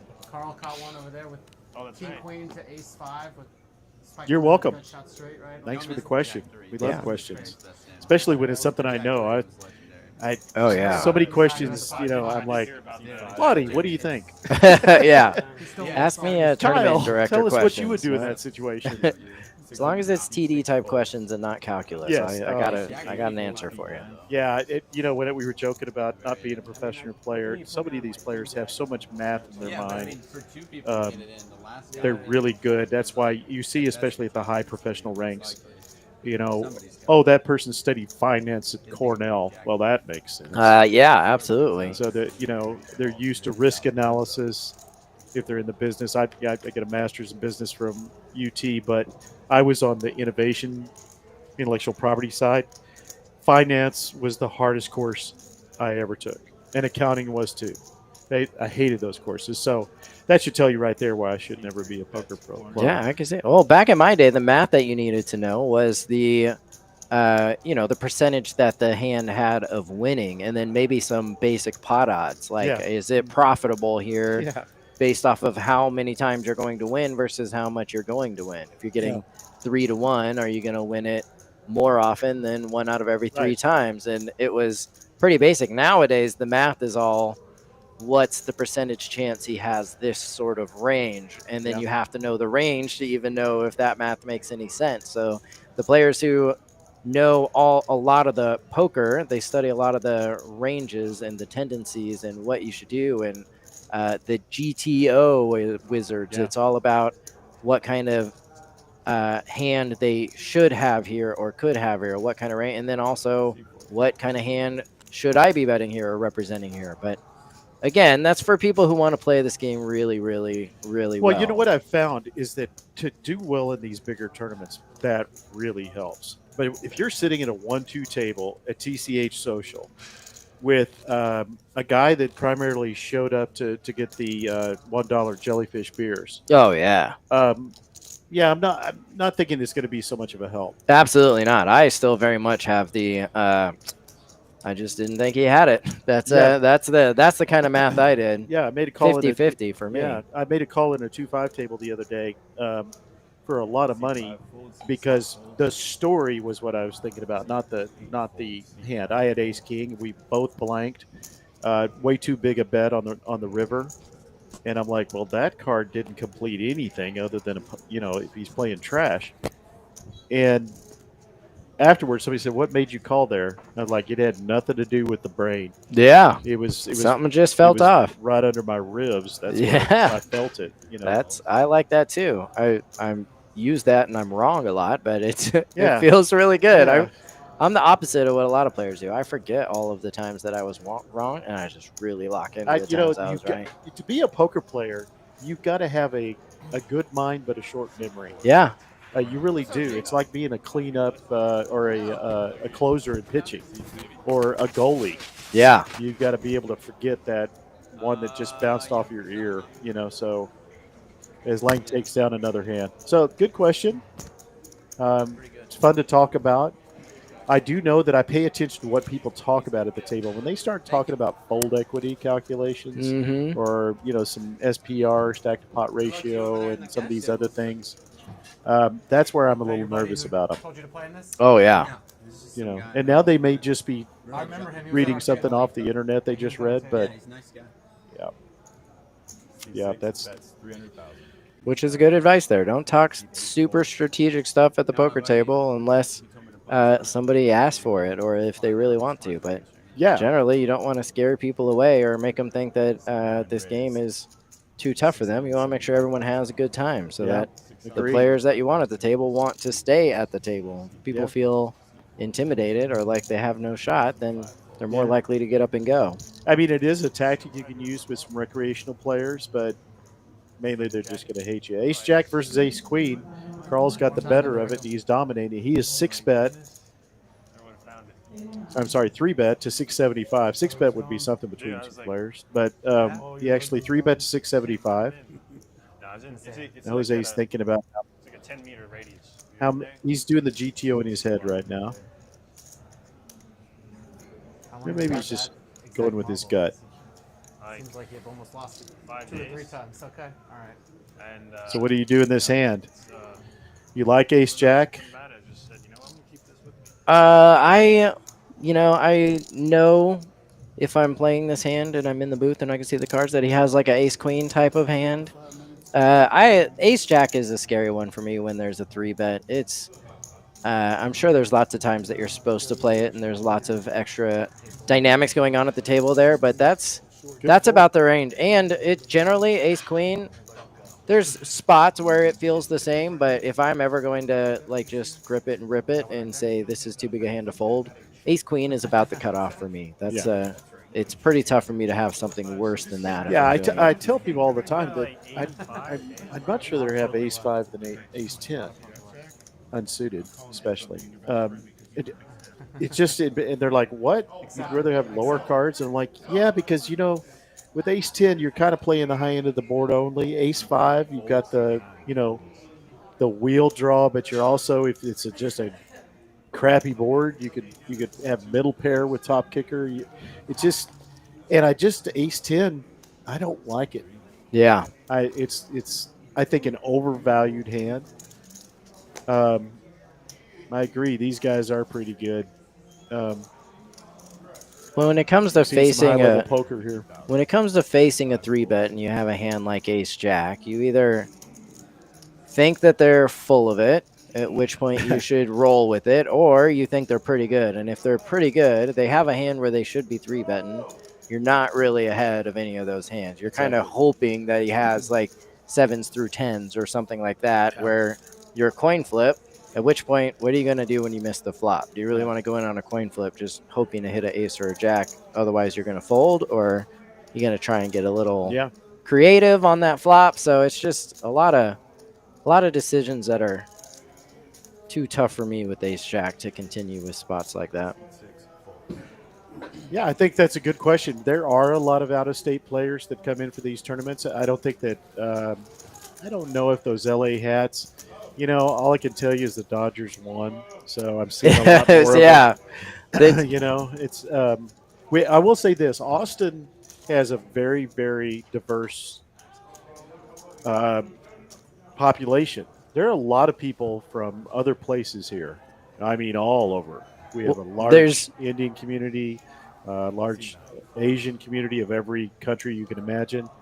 And then you put on top of that we've had a lot of Californians moving to Texas. That's what I was going to say. There's a lot of people. There's two things happening at the same time. A lot of people are moving to Texas, and a lot of people are moving out of California. Yeah. So you combine those things together, you see. But there's also Dodgers are just one of those teams that people root for from all over the place. The Cowboys are similar. If I saw a Sacramento Kings hat or a I don't know, a San Jose Sharks hat or something, I'd pretty much guess that person is from LA or San Jose or whatever. But yeah, Dodgers hats. Now I thought that was interesting, the logo that he had, the upside down LA. Yeah. Don't know exactly what that means. That's the hip new A style. big hand that isn't a pair, and he's up against jacks. This is going to be interesting. Let's see what Fleazy goes for here. He's 350K pot. Is he going to bet this strong? Tell you what, ace queen suited. The book says he said all in. Yeah, and he doesn't go for a tweener bet of 1.25. He shoves all 2.875 in there. Something to factor in here is he would have been out of position, like we were talking about earlier. He would have had to, if there was a call, he would have had to act first on the hand, as opposed to Connor, who would have got to see what Fleazy does first before acting on his hand. So good point. In spots like this, sometimes they elect to just get it all in pre and not play post-flop out of position and just put them to the test now. Probably. That's a really good point. Yeah, again, the really advanced players, even the advanced recreational players, are thinking about the next bet. Mm-hmm. They're thinking about, okay, what are my circumstances if I just make a min raise or I just float? Okay, what am I going to do next if I miss? To be honest, this is the perfect thing to do against jacks, because obviously this is a coin flip, although there's no such thing in poker unless you're going to chop it. This equity-wise is just... No, I think I heard a call, yeah. Call. Wow. So we get a player at risk. Fleazy is at risk with ace, queen of diamonds up against Connor. You can see that this is a pretty straightforward, what we would call classic coin flip. Yeah. Again, there's no such thing. Yeah, I was gonna say, you just said there's no such thing, and then you said, but they would call this classic ace queen. We racked through the other hands a little fast. Nothing for ace queen so far. Backdoor diamonds. Oh, there's the ace. There's the ace. Oh, that's unfortunate. That's gonna do it. Unfortunately, Fleazy's gonna go out. No, Fleazy had the Oh, ace sorry. queen. I'm sorry. I got that completely backwards. Sorry. Connor did make the call with Jackson. Thank you. See, no, I'm going to go get the call. Yeah, well, you're just so used to Fleazy having the pair because Yes. that's what he's had every single time. Yeah, I was thinking about the jacks that I lost with the queens. Yeah, no, it's yeah, hand okay. number 38, and he's had about And he 20 jumps to pocket the- pairs. Yeah, he has, and he finally got a pair that didn't come pre-flop and takes the chip lead about even with Connor and Jose San Antonio or Antonio San Antonio. Jose Antonio is about even. So that was a real turn of events. Yeah, well, that's part of the benefit of having such a big stack is you could take those gambles. You can go for the flip, and hopefully you win and you knock a player out and you get the pay jump. But if you lose, you're still sitting in a pretty solid spot in order to build it back up, or maybe take a couple more flips before your tournament life is over. Yep. If you're in a position where you're 50-50 multiple times in a row, you should be winning one or two or three of those quite often. As you see aces here again. Yeah, I was just about to comment if a king or a queen came out, this would be that Jacks are going to lock this up a little bit. And now open ender for Carl. Open terrible ender, board for aces. Of course, every board is terrible for aces. An ace would be especially at a cash table. Pretty devastating. An ace would be make a straight. Yeah. That. Oh yeah. For a full point. house. Yep.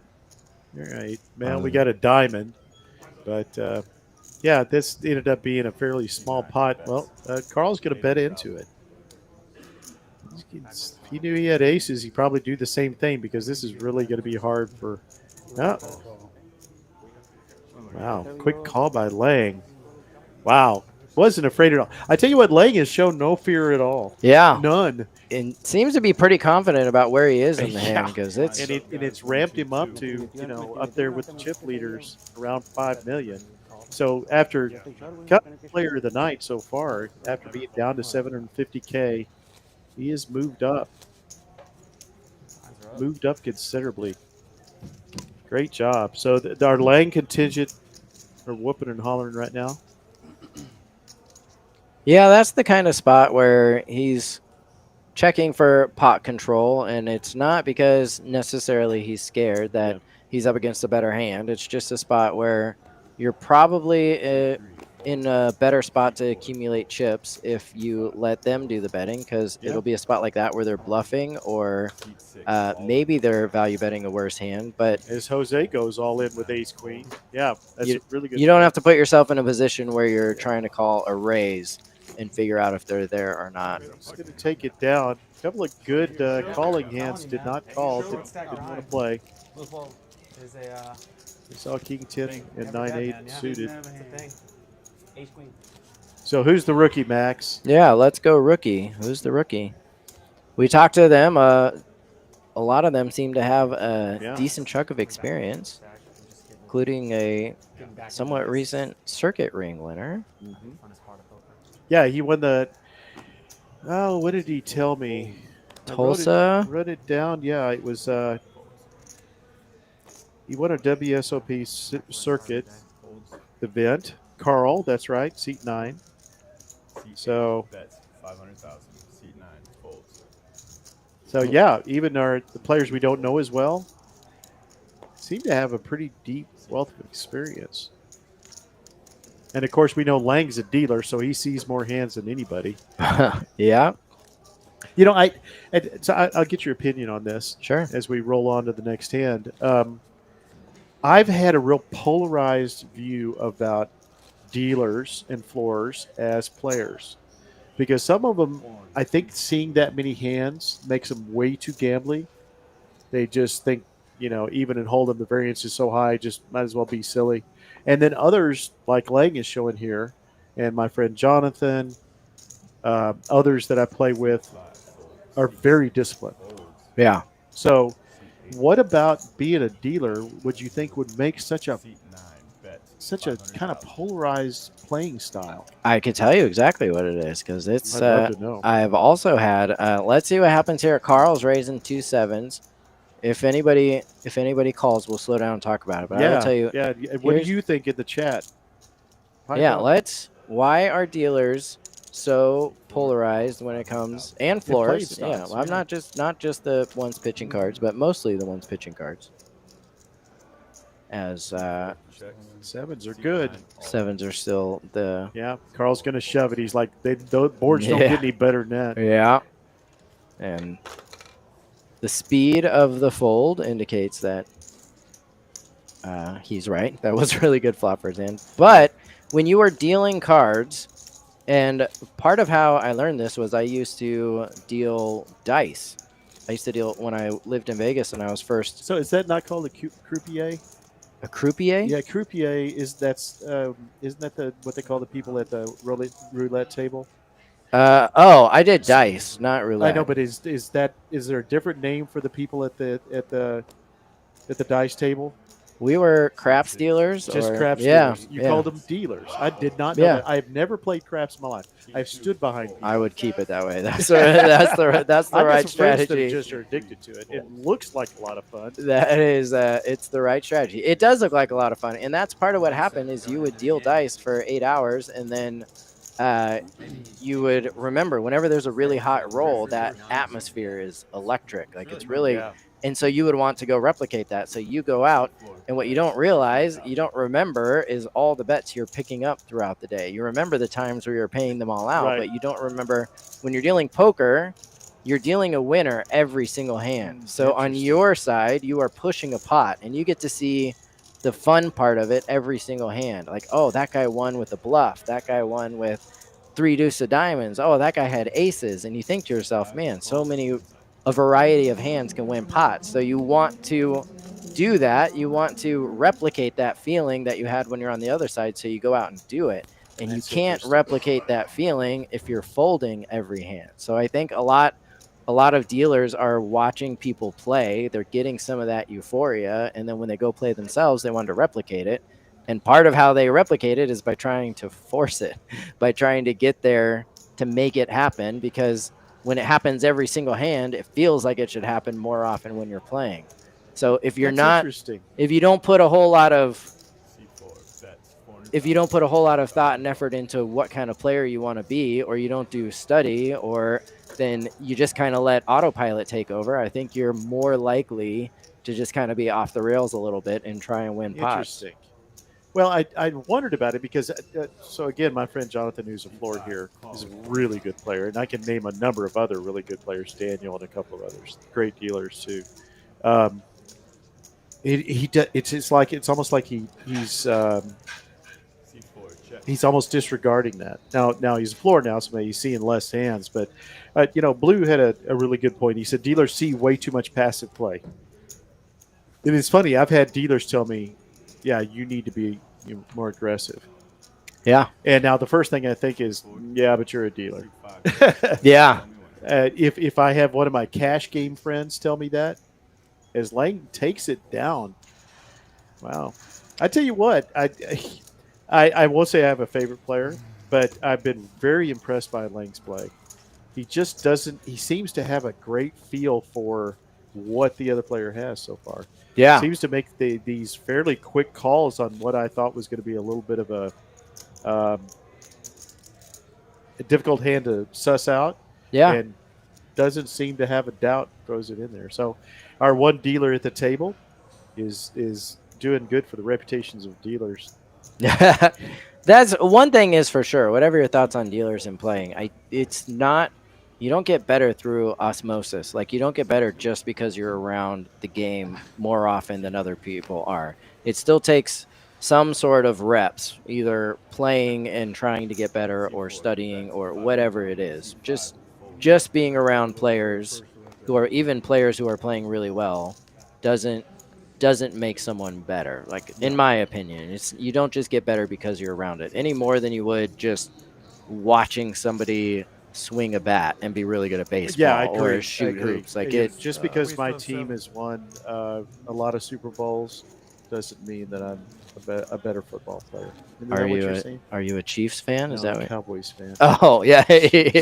Well, you're not going to get better watching them either way. Not right now. No, I can feel my brain turning to putty as I watch them nowadays. Oh, they were winning when I walked by earlier. I don't even want to know because I got Cincinnati. they scored first. Yeah, Oh, since they he could have scored scored 8 touchdowns by now, but yeah, that's what I'm saying. yeah, they can go off very quickly. But yeah, well, they're playing better. They're getting settled into Cooper Rush. Yeah, that's a really interesting thought. I play a lot of mixed games with dealers. We had a mixed game for a long time. I love mixed games. I do too, and they were just crazier than wounds. Oh yeah, especially in mixed games. Like if you think they're going crazy when they get 2 cards, try giving them 5. Tito has a really good point. He says it help, if you're paying attention. There are a lot of dealers that are on autopilot. Yeah, that's true too. As Jack 10 Connor raises to 450Ks, we get back to live poker and not poker philosophy, which I always love to talk. It takes it down. So just a reminder, folks, we do have another big tournament coming up. And I'll put the banner across the bottom of the screen here. The 500K guaranteed $600 buy-in Poker Atlas Tour culmination finale, the grand finale. I know this is something you'll be around for. you're darn right I'll be around for. I am very much looking forward to it. $600 for 500K in a series that has been providing additional money to many of the prize pools. The natural buy-ins have been coming up short of that guaranteed number, but TCH Social doing a great job proving that guaranteed means guaranteed. So this is your first time in our place. Yeah. What do you think? It is incredible. And it's funny because I was at the Houston location when they were just opening it up, and I was at the Dallas location when they were just opening it up. And every time I've been on a live stream or I've been to a new property, I've always said the same thing, and it keeps holding true that the TCH ownership, whenever they get a property, they build it up and it's really nice and people like it, and then they say we're going to do it again, and they improve upon it. Yes. And I'm not saying they were ever doing anything wrong, but they see something and they say, oh, it would be better to have TVs at this line of sight, or the live stream table would look a little better if we could do this. I agree. And every time they open a new one, you just know it's going to be that much better than the last one, where you already walked into the last one and said, man, this is a great place to play poker. This is an incredible atmosphere. So when I came here, I had high expectations, and they were met? It did not disappoint. Like the atmosphere in here is, you used to say it was like a Vegas poker room, but I don't even think that's fair to say anymore. Because as JT takes a hand down uncontested, and we move on to the next hand. Honestly, I remember standing in this place when it was just drywall, and Victor's talking to me about the lighting and what they learned in Dallas. Yeah, about some line of sight for the lighting and some indirect lighting, and how you could actually, the casinos did these studies. As Jose Antonio has ace-9 and raises to 450. We will pay attention to a little bit of poker here. Doesn't look like anybody's got anything they can call with.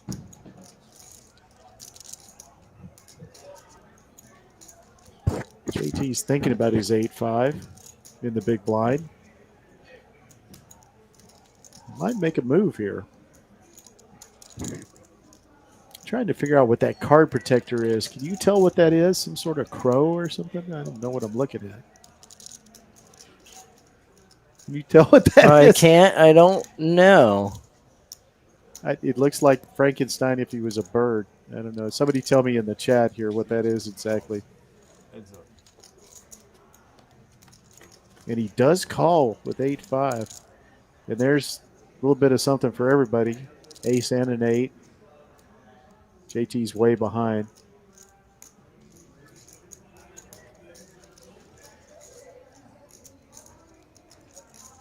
JT's giving the beady eye to Jose. And he's going to move whatever that is. He's going to make about a 500K bet. No, Hybrid Hulk Venom. The chat's helping us here. All in. And Jose is going to make a real timely jam here that's going to be impossible for JT to call. While he's thinking about it, we got the answer right Hybrid there. Hulk Venom. Oh, great. I think that's right, actually, because look, this is Yeah. that's the Venom part right there. Okay, well, thanks. I appreciate it. I'll be honest with you, I haven't seen the Venom movies. Hulk goes back to when I was a kid, so Lou Incredible. Ferrigno. Yeah. JT's really thinking this over. He's like, wow, shoving 1.4, which would be his tournament life here. Well, maybe he's thinking if he had an ace, would he shove there or Yeah. would he call and hope to get him to fire away on the... Yeah, it does look a little bit like the bigger stack is bullying him a little bit. Oh, look, that's the Hulk Venom. I bought it for him. Oh, wow, there you go, ER. Well, this is a good time to talk about it because he's the one... Well, he needs some Hulkitude right now because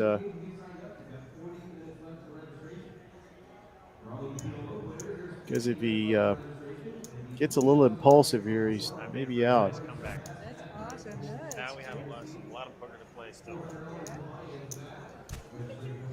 Obviously, he believes That's in all the I've been doing lately, poker-wise. in the luck of the doll there. He's got it on the table with him. You're going to be claiming your taxes. Oh, yeah. He's looking up at the board, looking at the blinds, thinking about what we're going to very soon. We're at 100, 200, 200 ante, big blind ante. So now this is Thinking about his stack size. Just 5 big blinds behind. Yeah, it's one of those spots where if you're just thinking outside of the am I good or am I behind, it's the if I fold, I'm going to have 800,000 or Makes a good so. fold. Million, yeah. And if I call, I'm going to have 5 million. He shows the ace. He lets him know. It's a good fold. Wow, that's nice of him.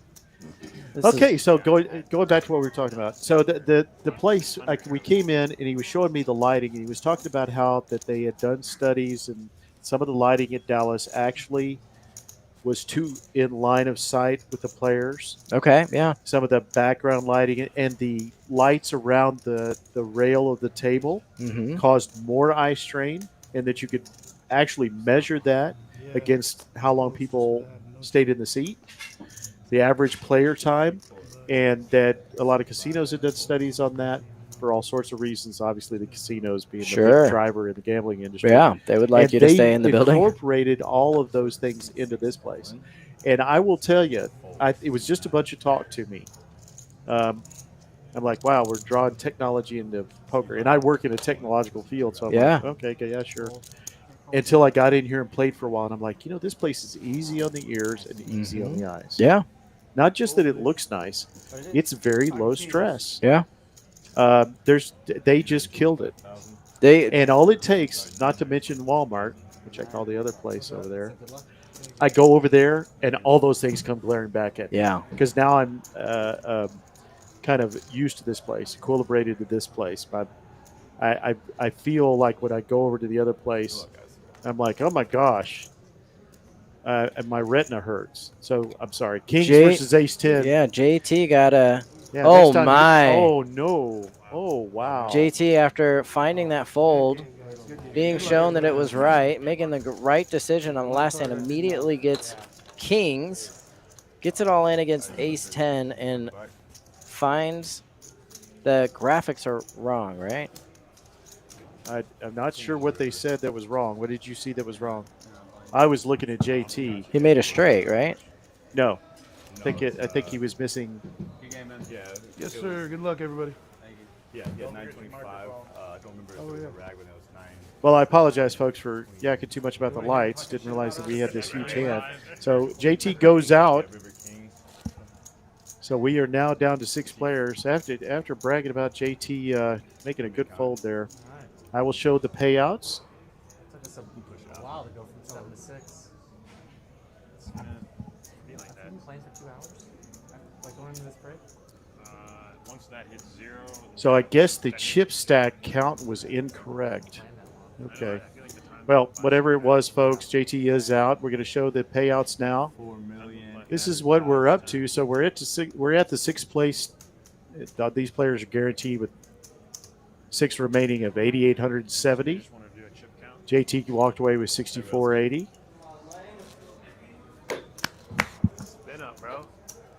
spin up, dude. Oh, the other chip count's good. Everybody's got a stack. Dead button, guys. Yep. No one's below Gotta 3. play some post here. Okay. Yeah, it was a straight. They came in and just showed us. I saw it on the first run out. That's why I had that reaction. Yeah, The and I kings was are- looking at the cards, not what was showing on the board or showing Yeah, on the. it was Queen Jack 9, Okay. and then King came on the river. Okay. Yeah, even though it made a set for JT, Right. it made that. Yeah, it made the nuts for.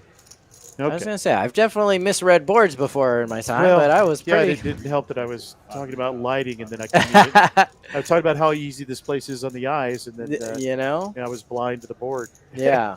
The, Well, thank you to our producer Katie for straightening us out there. C4. So that was evidently we had a very short missed graphic, and that's why we were a little. I believe it confused. was.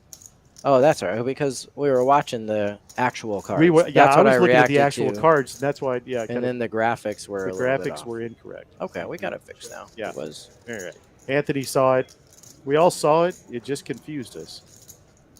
That's where it kind of. When I watched this at home, we're on a very big television. As LA Lang wakes up the fours. By the way, somebody mentioned why is he LA? I don't really know why he's LA. Maybe that was his choice, but he's going to make a bet for the fours in the big blind position. We have 2 players in LA hats and then a player with the LA name. Yeah, we got a lot of none of them are the lot same. of La La Land around here.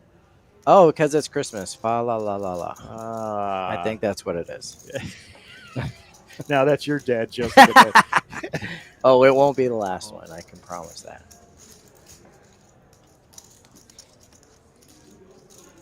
Yeah, some people do, Tito. I don't. Honestly, I guess I'm too used to casinos. Some people do like it well lit. I've heard that before. I guess I've been in an office too long that was way too well lit with really crappy lights. If you remember Joe versus the volcano that sucked the life out of you. His last name starts with A. That's right. Lang. Isn't it Anderson? I should know what Lang. Yeah, it's Lang Anderson. L.A. L.A. So Okay. it's his initials. But somebody asked why is he up there as Law? Because he put his initials. That's fine. And he's gonna once again be right and bet 500,000 into the big stack. Look, I'm starting to wonder if he's got some sort of ESP here because he just seems to know where he is every time. And again,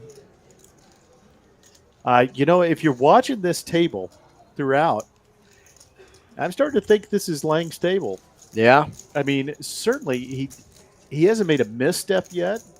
He's made the right folds, which haven't been really huge hands. The folds he's had to make up, one of them that was pretty good. But he seems to always know where he is. It's a little creepy. I know that I'd hate him if I was on the table. Yeah. He's putting pressure on people at the right times. My only hope is that I make a much better hand and get paid off on it. Yeah. And he seems to be letting go in all those spots and then betting for value in the spots where he's ahead. So he's definitely had a good table so far. He is obviously a dealer that pays attention to every hand he deals. He's not one of those that goes into auto mode. Oh, yeah. What I was talking about earlier, definitely don't think that being a dealer means you are going to be bad at poker. Like they are just as capable as anyone else at studying, learning, or spending their time at work paying close attention and picking up as much as they can and using it as kind of a learning opportunity. Like, it's definitely possible, and there are people that do it. Just the general answer to the general assumption of why our dealer is normally a little more loose of a player is just kind of a loose observation there. Yeah, well, to me it's always polarizing because I seem to see I don't see a lot of middle ground. Right. It's like there's dealers that are really good, really bad. Well, they just they'll go into some of our smaller tournaments and just try to crush it with luck. Yeah.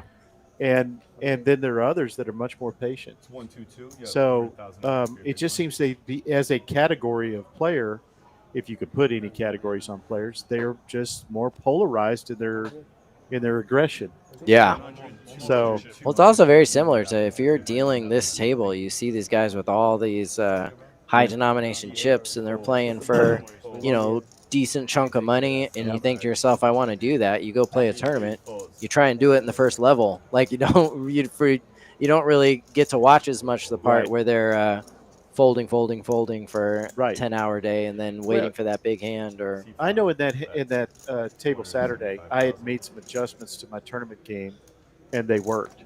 And it was primarily about thinking about my fold equity a lot more, thinking about my position a lot more when I was behind. As Jose plays the Jack 10 of spades and does call the King 3 of clubs. Haven't seen too many hands like this. 2 spades makes Jose feel very good. Unlikely that either player is hitting this board other than for spades. And Jose Antonio does lead into him. He's going to make the call. Yeah, we got to use both names or both initials in this hand. Yeah, because this Jose G versus Jose A. Yeah, if you just say and Jose G has only got 500K behind. He may consider shoving this. It's hard to imagine he's probably thinking about what the pair is that Jose's betting. The graphics have got to be off a little bit because he's got those are 100K chips that he has in front of him. Yeah, so yeah. He's got about 3 million. Well, Katie did say the stack size was messed up. Maybe this is the one. Yeah, this has got to be it. It's got about 3 million in front of him. Okay, that makes a lot more sense. Doesn't get the spade, but nobody's hit anything so far. Yeah, good observation there. You got the chip colors down. He's got a stack of 20 plus 5. So 2.5 behind. Not 100K, folks. That's incorrect. I knew somebody wasn't that short. And he does. Does make the flush. Oh, and it's a pair. Yeah, this is going to be hard for Jose. He gets lucky at the end after being the aggressor so far. Yeah, it looks like they both probably have about 3 million. Mm-hmm. Looks like Jose Antonio's got a little bit more. He's got those red chips.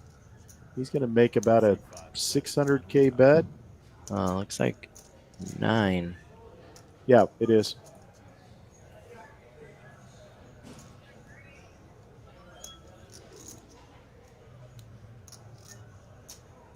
And I tell you what, right now, Jose G is thinking, how much can I get?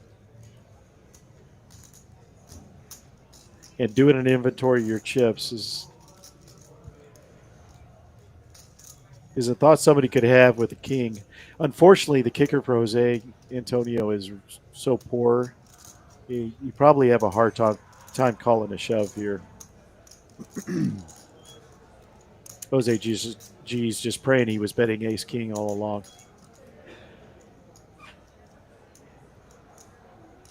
I think he's going to shove it here.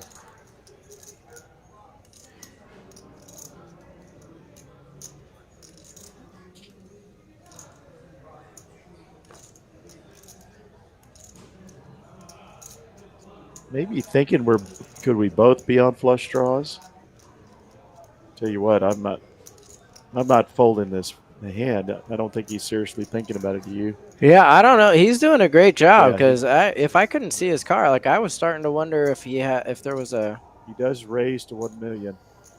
If there was a graphics. The bet size is incorrect.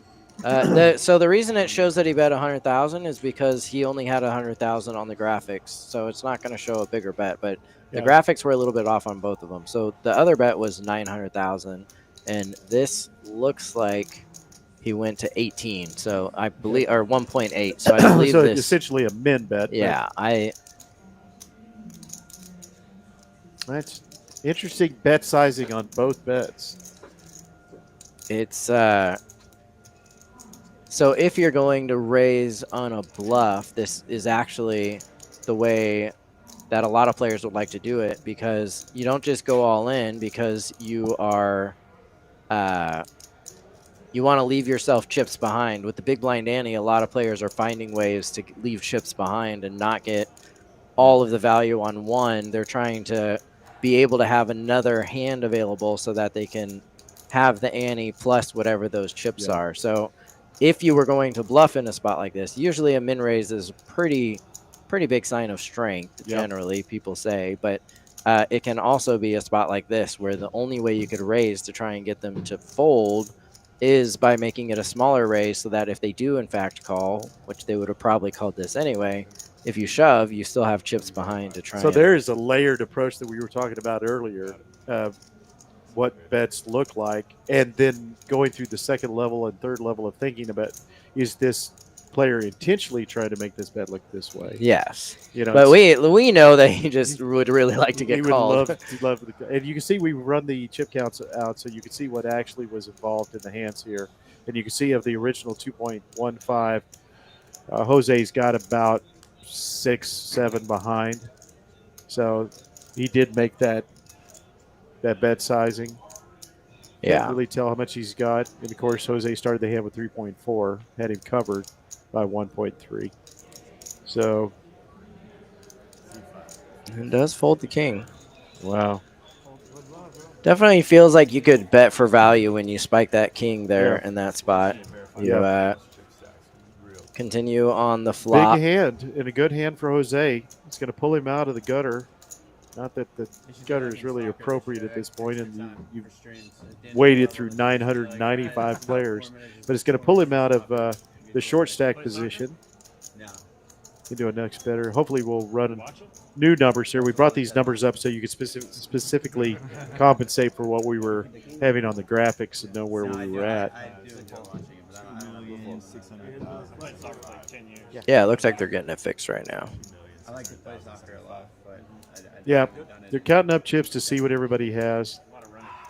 Going to take a little break.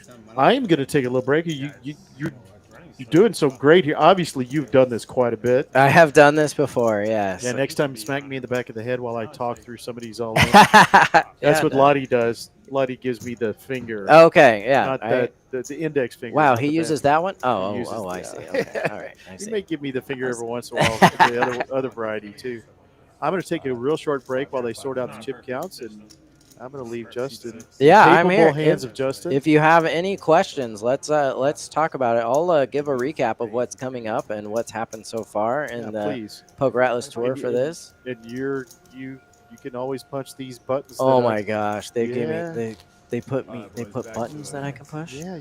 Okay, I'm gonna start pushing them. I'm not a mouse guy. I'm a trackball guy, so I'm liable to punch anything of these buttons to show everything. But I think we've got one of them right here that we could show. That's our big graphic for the 500K that we've been running across the screen.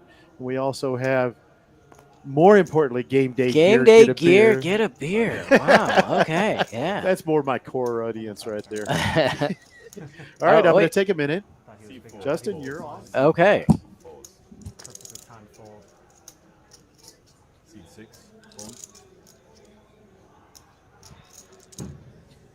So having a blast here, doing the commentary for this final table. This is a Poker Atlas Tour event.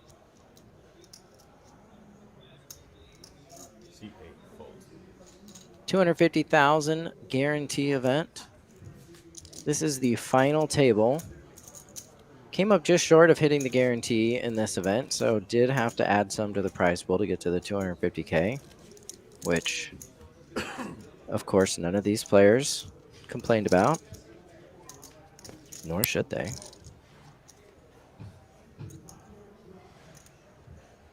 This event was called the Stocking Stuffer.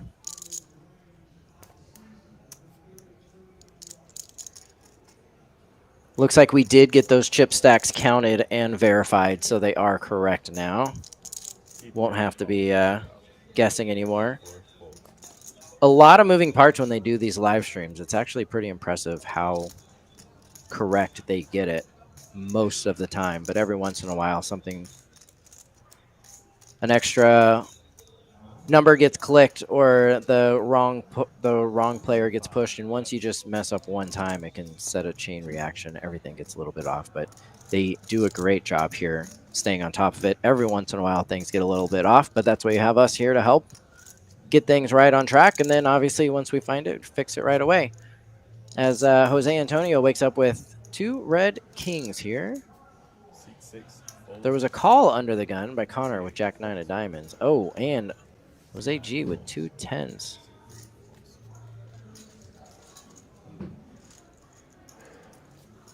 Two 10s straight into the muck.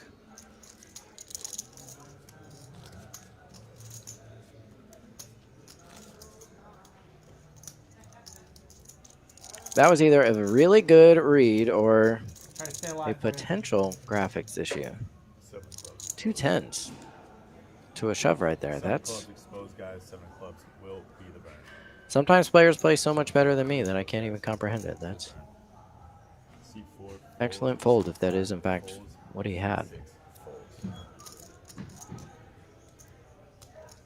C8. Fleazy on the button with the ace 4. Folds. Offsuit, pretty standard open. C7 would have gave me 7s in the hole. Sorry about that, brother. Yeah. Gonna show Carl you. folds 7s, and before I go thinking that it might be any sort of Trying to be like graphical error, he in fact says, you could hear it, that he had 2 7s in the hole. 4 cards. Good luck. Couple of pairs being folded there in back-to-back hands.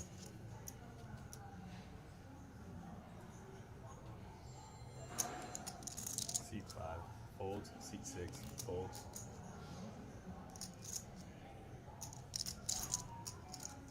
Ace King for Fleazy C8.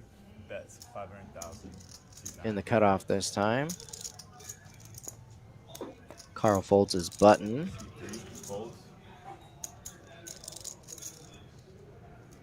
Ace Queen for Lang in the big blind.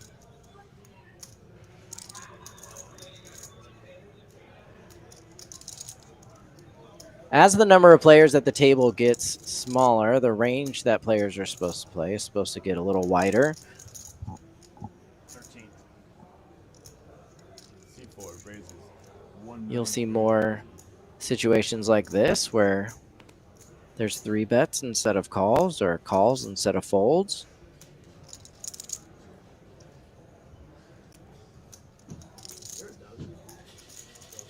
Ace, Queen of clubs, tough spot here when you have a late position open. Fleazy's looking at his chips here. Seems very likely that he will continue with the hand.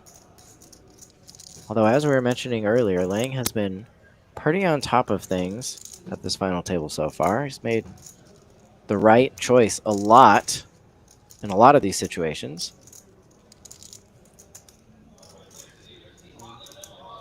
And there's the all-in.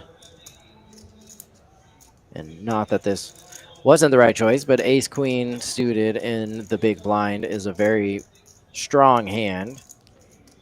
It's going to be ahead of the late position open a lot of the time. This is a spot where it's, of course, in trouble. And, wow, right into the muck. Excellent fold.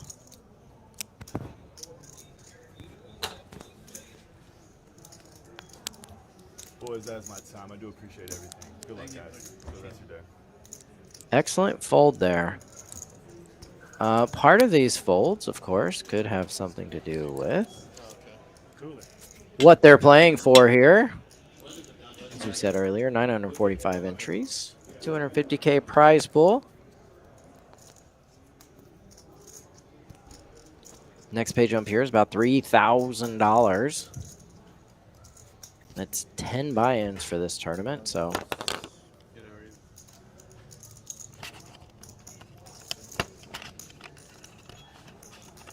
definitely something that is likely factored in to these decisions. Oh, there we go. We could put a little graphic up at the bottom. I'm getting this figured out. The 500K guaranteed title event. The first flight begins tomorrow. $600 buy-in, 500,000 guarantee. If I found out that a place had missed like 4 or 5 guarantees in the last week or so, that's the exact type of numbers I would want to see. $600 buy-in, 500,000 guarantee. The first flight begins tomorrow. You can, of course, see details of all the tournaments that are coming up and results of tournaments that have already happened at PokerAtlasTour.com. We will, of course, report all of these results to Hendon Mob as they happen. So if you would like to pad your stats a little bit, this is a great place to do it. Was right. Good read, Brendan. Brendan predicted that Fleazy would not fold ace-king pre-flop. I miss being the big stack. Lang just correctly folded ace-queen suited out of the big blind pre-flop. Wow. There was a late position raise, and he 3-bet, and Fleazy shoved the ace-king, and he folded ace-queen of clubs. Fleazy's our chip leader now. That was a big one. He did 3-bet to 1.3, so. Wow. That's pretty. That we haven't seen a lot of really big bets pre-flop. That was a big one. So Fleazy's doubled up from his starting stack. Started off with about 3.5. Now well over 7 million. We haven't had an elimination, although we've had some at-risk players. So this may go a while. It could go a while. This tournament is one of the best 300 structures you will find anywhere. And what makes a good structure? Well, that's debatable. There's always a hotly contested debate over what makes a good structure. So generally, we're talking about a tournament that will last. To me, a good structure means that there's play when the money is on the line. So there's lots of different ways to do it. There's lots of different tournaments that have that, but generally a good structure accomplishes whatever goal you are trying to accomplish. So if you are a player who wants to go in and play a tournament after work one day, you want to start at 5 o'clock, you want to be done in time to go home, have some dinner, and go to bed, then a great structure is something that's going to last 4 or 5 hours. Yeah. If you're someone that wants to put up a good chunk of money and have a championship type atmosphere or environment, then a structure like this. This is a $300 tournament where you get a chance to play 3 full days of poker. Right. So you're going to play, those starting flights were 8 to 10 hours-ish in that range. And day 2 was, let's see, it started at 2:30 and they bagged 11-ish, okay. I want to say. Yep. So it was another, 8, 9 hours there. And then this final table, I don't think it'll go quite that long, but it'll go a solid 6 hours if they play it all the way out. So you get a full amount of play for your $300. So you usually when you're playing a deep stack, you want to have a chance to win over 100 buy-ins, which of course they can here. And when you're at that stage, you want to have a spot where you're hovering 30 to 40 big blinds, which also they've been doing here. So it's, to me, when you play a tournament like this, a $300 buy-in with a 250,000 guarantee. I'm guaranteeing 1,000 players for a tournament.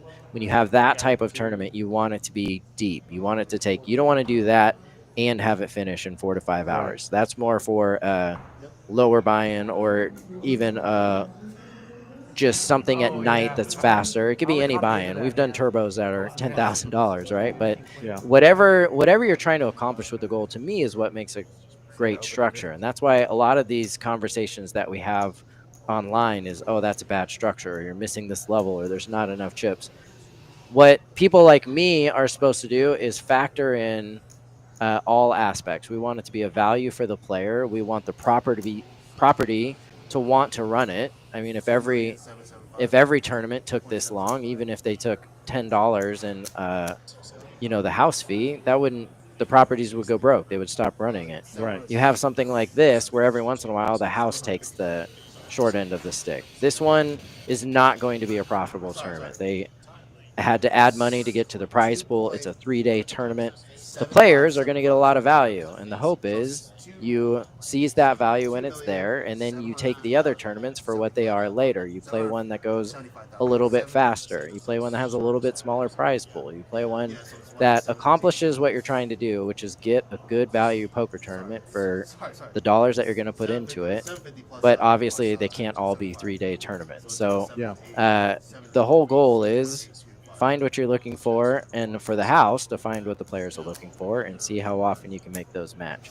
A lot of times all you want is a daily tournament, and there's nothing wrong with that. Well, Mitchell puts in here for a multi-day, a good structure is when you have a good amount of play when you get to this point. TCH does a great job as well as the Poker Atlas Tour.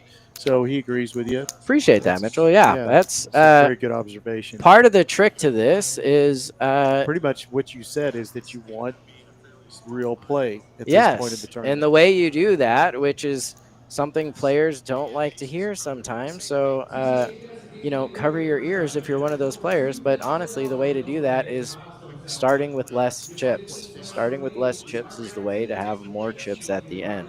Because the more play you have that is, no offense, but meaningless, if you had 10,000 big blinds, that play would be pretty meaningless. You would either be playing, 1,000 big blind pots, which is way more than you ever would in any other circumstance, or you're playing normal size pots, you're opening for 2 or 3x, and it doesn't matter. How many aces versus kings could you have for a 100 big blind pot if you had 10,000 big blinds? It would be relatively meaningless. And every tournament has to catch up at some point. It has to get to a point where people are being eliminated, and they get eliminated when the averages are lower.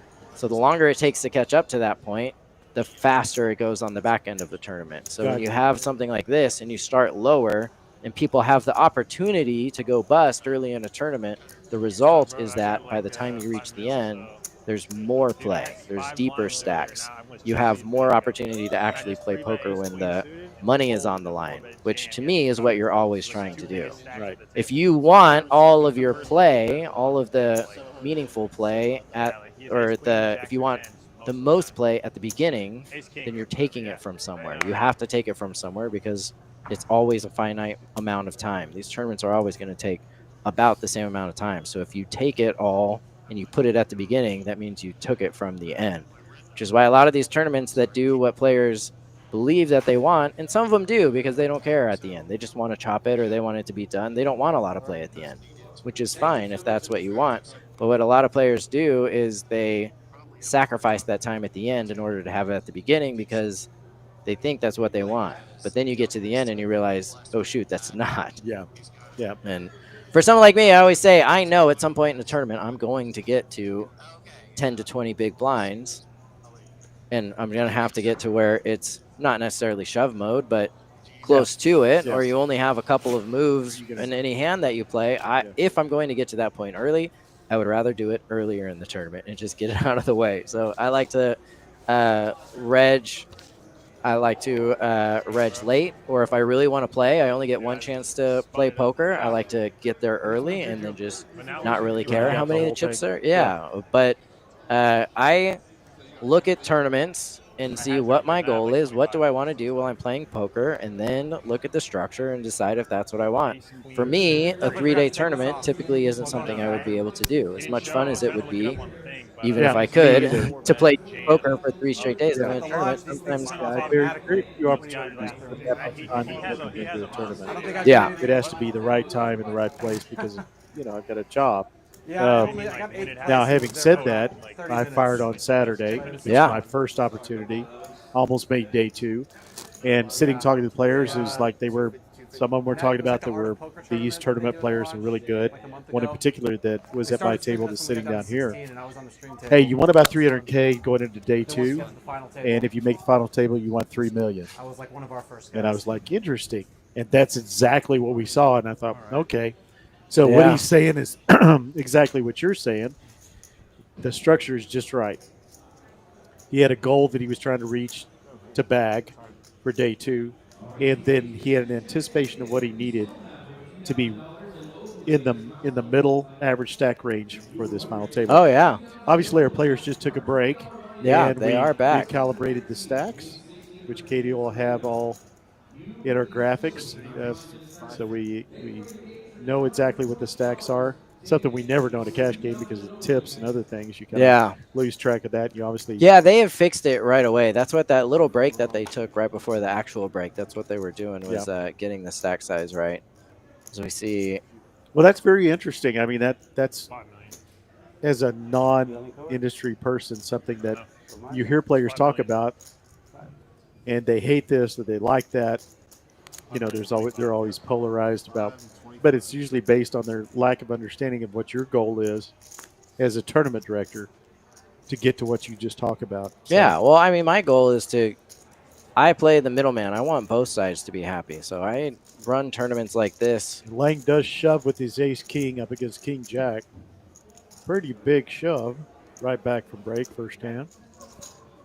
Doesn't get a call. I think he folded, and Connor showed the king-jack, and then Lang showed the king, I think, is what happened there. Yeah. Just say, without showing the entirety, to just show, yeah, you were dominated. Yep, it doesn't. I think the first thing I think when he shows that king is, yep, okay, ace king. Yeah. Yeah. But I will say, when you have something like right now has become, like this time period has become the secondary Vegas summer vacation. Like everybody knows there's the WSOP and then Venetian and Aria and the Orleans and the Nugget and all those places. Everybody puts something down during the summer, and everyone knows it's summer vacation in Vegas for poker. Right now has become a mini version of that, where you have a lot of those same places putting on decent sized series, including obviously the WPT Championship and this giant $5 million free roll that we're doing. But what happens is there's a lot of people kind of like me who work for a living. Maybe you can't take off a couple of weeks, or even if you could, you don't have a $10,000 buy-in to go play a championship event. And so you're really excited about poker like everybody else is, but you have a 9 to 5 or you have commitments. You can't leave where you're from. So my goal with doing these things is the places like Texas and the people in Austin who want to play that type of environment but don't have the opportunity to go to Vegas or whatever, they have something that they could do at a more affordable price and closer to where they are already. So if you want a championship feel type of tournament like the people in Vegas are doing, but you want to stay close and you want it to be more within your budget, this is what we have for you right here. $600 buy-in, $500K guarantee happening starting tomorrow. And if even if 600 is too much for you, come try $120 satellite. Yep. Get yourself a chance to play similar to what everybody is doing with the WPT right now in Las Vegas, but at a more affordable price point and right in your backyard. Cool. Well, that was fascinating. I hope everybody's enjoying that. Again, I've got Justin here with me, Justin Hammer, the director of live events for Poker Atlas, joining us tonight, educating everybody. If you didn't know already, which I did not. Well, I'm here to share the mindset of what we do with some of these things. I think it's a great explanation, for the people that are in the chat, comment on it, and we'll show the tournament as we go to the next hand that Justin was just talking about, which starts tomorrow. Satellites were happening, and now we're going to start our flights starting tomorrow. Come down, join us at TCH Social in Austin. This is Uncle T here with Justin, talking about tournament structures and hands and occasionally other things that are less important. As Fleazy bets his button hand of King Queen. Good hand on the button. Connor's got my favorite pair. Probably going to call a 575,000 raise. 5-5's your favorite pair? That is my favorite small pair. I hit more Hagar? sets. Yeah, I had that album. I was a fan of his long before Van Hagar. 55. Which is not a thing in Texas. We don't know what 55 means. Sure don't. 55 is what you try to get to at the bottom of the ramp getting on the highway. Absolutely. And that's the last time you see it. 55 is maybe the service We've got some road. great zones around here. I like to get out on 130 going down to San Antonio because it's 85. Yeah. And I tell you, I'd never drive 85 on that road. No, yeah. It's 95 in my car. That's right. 9, you're fine. 10, you're mine. Leezy gives it up. Nice. Yeah, good Nice bet. win for Connor. He made a big bet. All he's fading the jack. He's not going to put him on a jack in a lot of cases Could be. Made a good big blind bet there. Took it down. So here are stack sizes right now. Pleasy's still up. Jose's right there with him. Lang has made an amazing recovery. In third place, Connor's got 4.4. Carl's down to 1.8. Jose A. Well, you don't have to wait too long. No, I know. Thrilled. One of the rare occasions playing poker. He's still in there. Really, we don't have any real short stacks right now. We're at 125, 250 with the 250 big blind ante. Jose likes a hand that I like. Queen 10 of hearts. And he's going to raise to 500K. And 59. Lang's got 8-6. Single gappers connected. Or suited. Oh, yeah. These are my types of hands for sure. And hearts do come out. Everybody else misses. Gut shot for LA. For Lang, I can't say LA. That just sounds like the whole town is playing the hand. And the upside down LA is going to bet his draw. Looks like you made it 425. It's not a jack. There's a clue.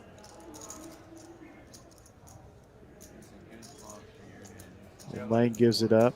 Pretty much. Fives. You got it right. Well, you know what Dole Brunson said? He who chases straights and flushes arrive on planes and leave on buses. So Lang gives it up. Obviously knows that already.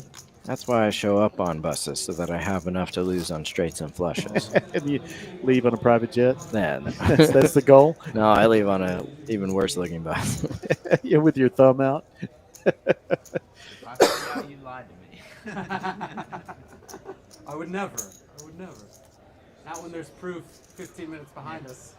No, I see people. Yeah, I would never lie when there's like, proof. Hear 'em on the stream say some, like absurd shit. You're like, All right, what? folks, chat away to us. Got a really great little discussion going there at the break about tournament structures. Hopefully you understand. I understood about 60% of what you said. Oh, that's good. That's good. Is that should above be average? Yeah, that should be enough. Generally, if you want, play late 5 tournaments that start with less chips early. And don't take my word for it. Just test it out. You see a tournament that you say, man, this tournament's awesome. It starts with a bajillion chips. Yeah. Go check it out at the final table and let me know what it looks like. The only time I get irritated at stack size is when I'm card dead at the beginning. Yeah. And I can't even riffle my chips.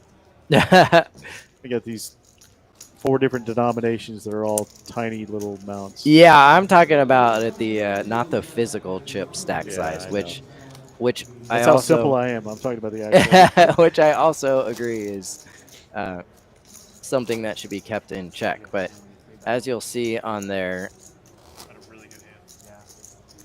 I will very frequently meet in the middle and color them up so that there's not a whole lot of chips, but then wait until the next break or maybe late into the final table to color them up again. So you have, in my tournaments, you generally have the opportunity to accumulate chips, and then I'm going to take some of them back. But that's not because I don't like people playing with their castles, or I understand the feeling of having all these chips, but especially in a situation like this, we're talking about having the ability to play deeper and to have more meaningful poker. If every time someone bets, it takes X number of seconds for a dealer to count it down, or more mistakes are likely to happen because there's so many physical chips out there, it slows the game down. And if you can speed it up a little bit, some people think it's just because we're trying to get more of the juice or whatever, but in actuality, if we could speed those types of things up, it'll leave more opportunity for poker at the lower blind levels, and it actually helps everybody. Yeah, I had an objection at one place I was playing because they would, when you did the add-on, they'd give you a 25K chip. Yeah. But then they take a player to move into another table that may have all of the change.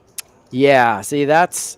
And it took the dealer forever just to figure out how to cash those chips eventually. It's like When I pull players early from a table, I will always try to replenish the starting stack from that table that I took. So if I take somebody who has all the lower denomination chips, I'll either put another starting stack in the well so the next player gets it instead of the alternate stacks. Or every once in a while, you'll see me just go up to the table and do my own color down. Oh, interesting. And grab. I haven't seen that before. Yeah, maybe depending on what's yeah, missing a lot of from times the there's table. like if you started in the early smaller tournaments, you've got 5,000 chip increments, only the biggest chip increments starting off in the well. Yeah. So the next couple of players to come in have these 5,000 Ks, and somebody's always having to chop up those 5,000 Ks with a bunch of chips. And then that person will get moved, and you're like, okay, now we're screwed. Yeah. That's generally when it happens, is when somebody gets moved. But if you think of what a starting stack looks like in a tournament, you rarely see anybody complain that there's not enough physical chips at the very start of the tournament. And then if nothing happens, there's all in here with ace-5. Carl's all in after see. being really quiet for the last hour or so. And Fleazy's debating. Can't know that he's dominating him, but he's debating that 1.9 million. He's shoved under the gun. And he has not been playing many hands here. ¿Qué? ¿No te adiciona el pinche barbas? Ahí si te dice algo me dice el dolor de I pulled a monster a minute ago.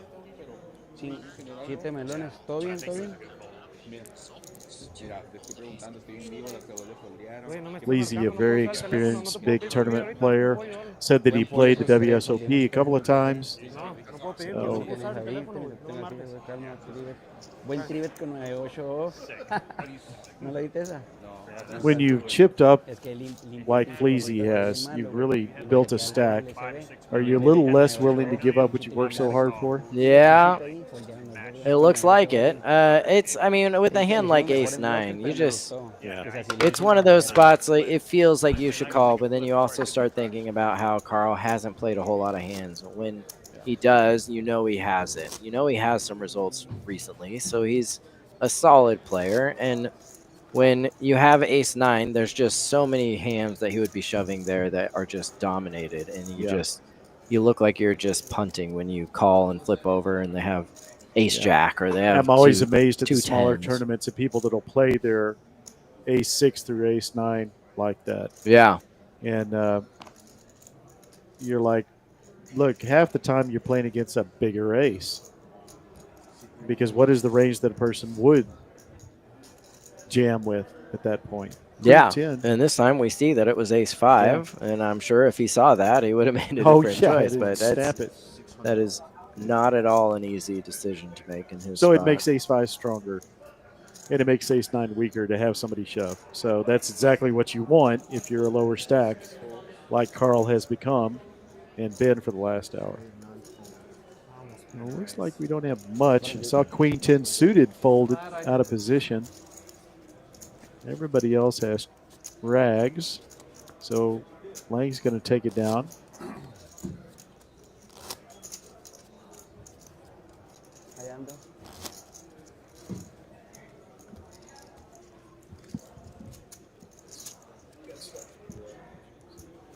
We're good.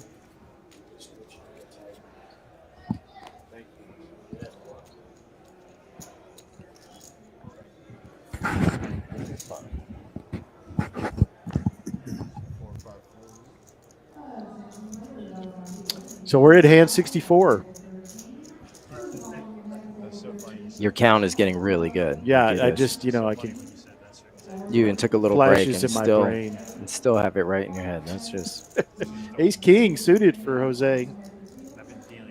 He's going to lead out, looks like about 525, 625. Can't really tell. Yep, 525. Nothing for Fleazy. Card Carl. Connor with a weak ace. And the big blind. Getting a little bit of discount, but he folds it.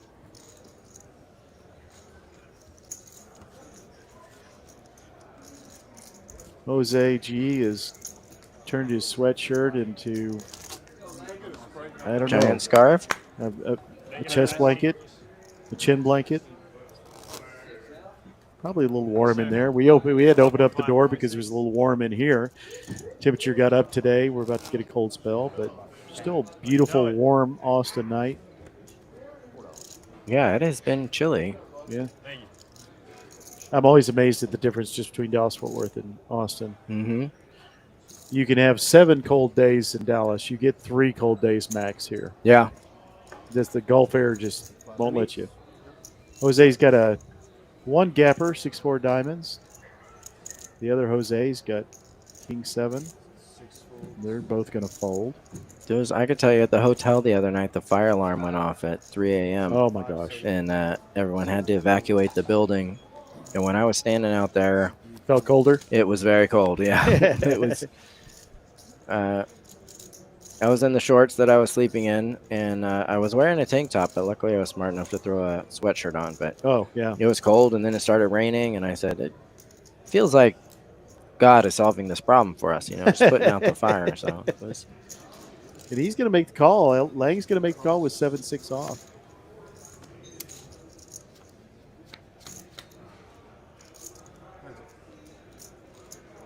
Not much for him, but a gut shot. Actually, a double gut shot, yeah. Nothing for Fleazy but 2 overs. See if he, in position, goes ahead and makes a C bet. I mean, it was a smaller size raise, so he defended out of the big blind with 6-7. Does check. Now, Fleazy has jumped way ahead.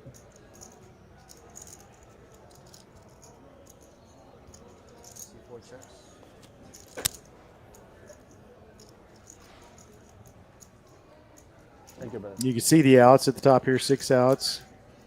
For Lang, a couple of cards removed from play. Obviously, the 8 of clubs would be a little concerning for him. In case Fleazy is bet and continued with 2 good clubs. Fleazy's going to make a bet here with the ace. Probably going to get a fold. Makes $450K. Pretty small bet.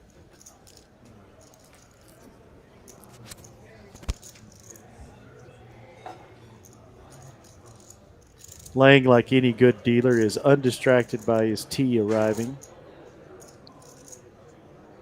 Not ideal to have a tee handed to you in the middle of a hand, but he takes it well. He's just Mr. Cool, Calm, and Collected. He's just not going to let anything distract him. Still thinking about it. And he gets rid of it. I keep waiting for him to make a misstep. He's been playing very solid. Very, very solid. None of these players have been unsolid. We haven't had any real head scratchers, but that's kind of what you expect after wading through a pool of 995 players. It's 945. 945? I thought Kristen told me 995. I think it's even on the thing here. Because it missed by about 13,000. You're right. And see, I thought you just counted the hands or the players in your head, like I count. Count the hands. You're right. 945 minus 9. Of course, there's always that's not people, folks. As you know, I had some friends that fired 4 bullets. Still, that's a lot to go wade through. Like you said, the target of this is 1,000 players. Yes. And I knew that we were far short of that.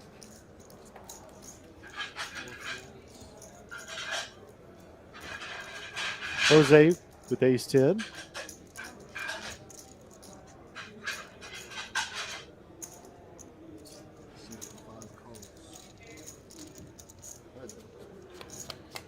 Ace 10 versus 10-9.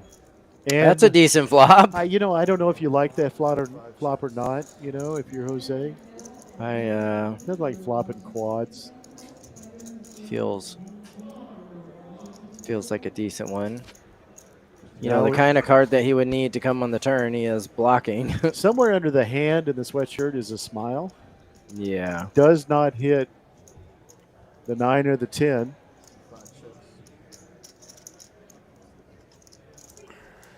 This is where you're trying to invade the other player's brain with your thoughts and bet. He is going to make a bet. Looks like about 275 and a fold. Yeah, show it to him. Nah, not even going to bother. Why bother? It's one thing that they always show at a cash game. They're always going to roll over those quads. Well, back in my day when you had a flop like that, the dealers had to yell 3 on board because there was a bad beat jackpot was aces fold beaten. So that was the easiest way to do it. Somebody's got a pocket pair, the other guy's got a ace king, ace queen, something like that. So whenever it was 3, they would have to yell that so the floor would come watch the end of the hand. Interesting. Yeah, I missed on a bad beat. I was actually at the old Nugget. And about 4 hands later, made the high hand. You know, they paid out all of those different combinations, different amounts. And one of the jack high straight flush I made had not paid in quite a while. So I made a little bit of money. Nice. Not as good as that bad beat would have been.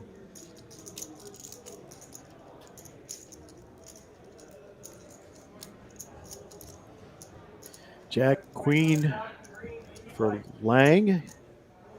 I guess Jack 9. Ranges have been pretty tight. We've seen a few hands that were a little bit confusing, but not really. It usually was about position. Oops, sorry. I hit a bad beat early in my poker days. Did you really? A nice size one, yeah.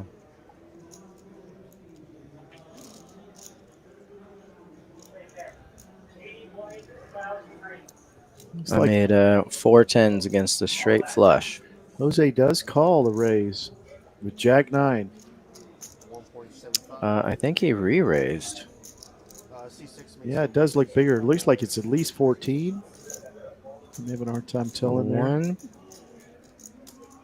1425, 1450? 1750. 1.750.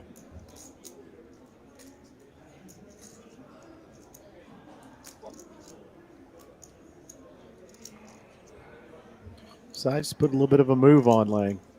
Yeah, this is a button or a big blind defending against a button raise. So you'll see people do this a little bit wider. And this is a spot where thinks that he's going to be raising the button a lot. Maybe wants to send a message that my blind isn't going to be easy to take.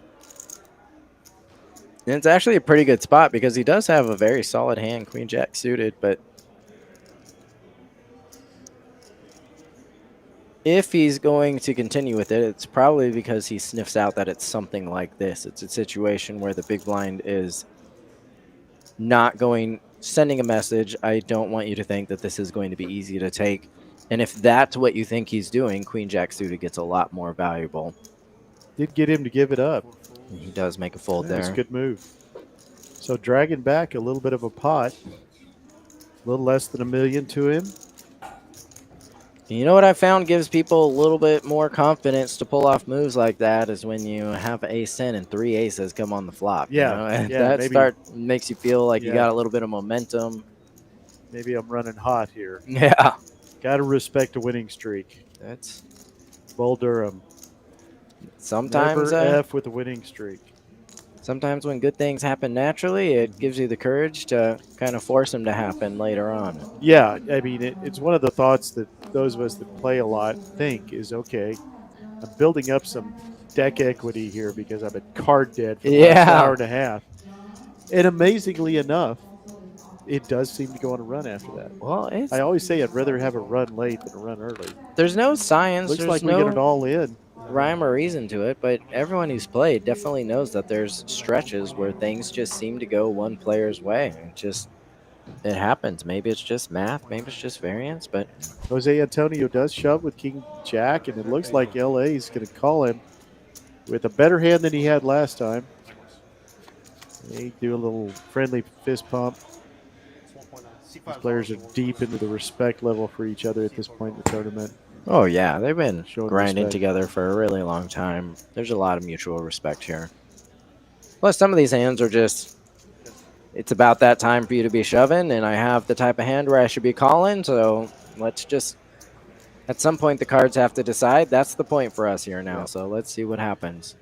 So we talk about that 20 big blind level with a little less than 200, 250 blind ante. That certainly came into play here.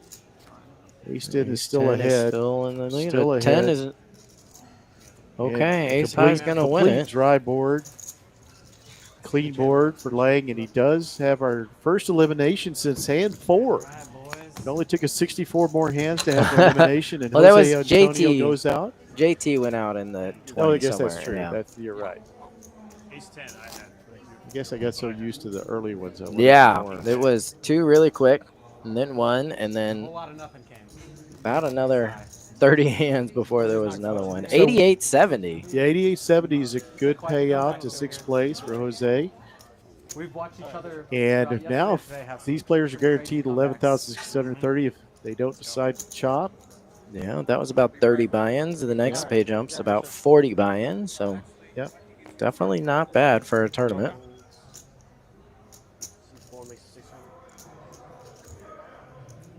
And LA's going to bet is a 6, my least favorite ace. Jose has the real 7 deuce. And Carl shoves in, so 2 players are risking back-to-back hands. Carl, who was getting down to 1.6, again, just 14, 15 big blinds, is not able to stick around too much longer, actually a little bit less. And it's A6 versus deuces. And the deuce, that doggy showed up in the window. How much is that doggy in the window? And he hangs on. The deuces make good. Wow. Only 2 overs. Yeah. How many cents do you hit this turn? It's hard to explain, only 2 overs. The At deuces. least 3. All right, so Carl doubles up. Nice. Lang, who had just pulled up right behind Jose G and chips, now back into the middle position. Again, all under 8 figures. Nobody's really run off and left everybody on this table. No, Jose's getting Played close. a lot of ping pong with these chips so far, but now that we're down to 5 and the blinds are ramping up, we'll be coming up on another blind increase, next level very soon. We've been going for exactly 3 hours now. Hope you've enjoyed it. Actually, no, we're a little bit short of 3 hours. Yeah, they I'm started thinking real 3 time, not hours ago. delay time. Yeah. So 5. That's about right. Yeah. 70 hands. Tells you about how many per hour we've done. You can do that complicated math in your head. Over 20.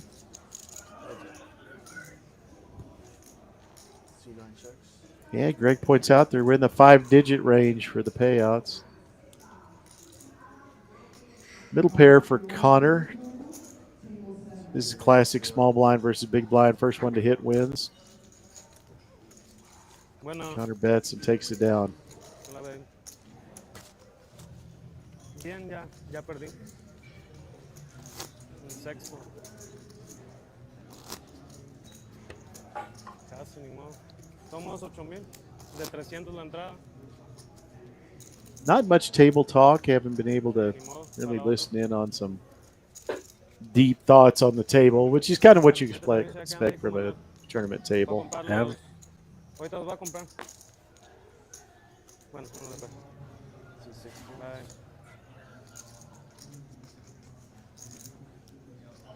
Working on our 3rd dealer of the night.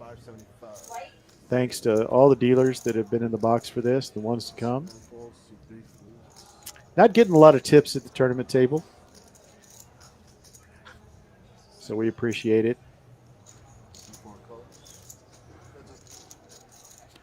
Lang again has a middling ace. Nobody hits anything. King, queen, and ace 7.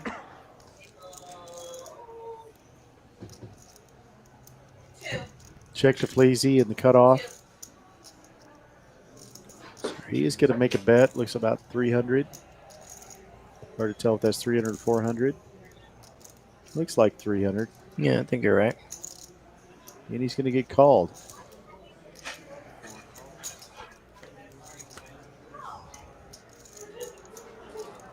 Well, if ace you liked chip's it way on the ahead. flop, you probably still like it now. Mm-hmm.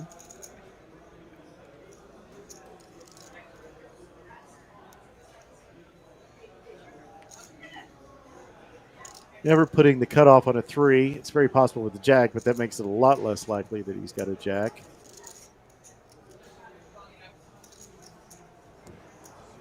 Gets checked back. May think his king's good. Of course, Lang thinks his ace is good. He wouldn't have gotten here.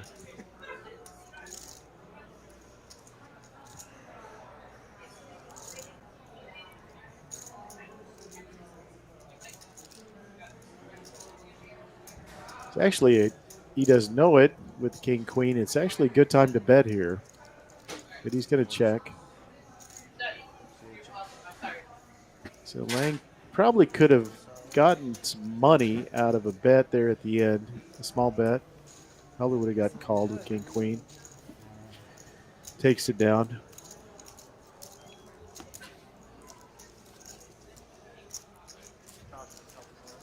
I'm not sure. I just signed. I filled the W-2 form, I think it was, or I'm not sure what it was. Okay.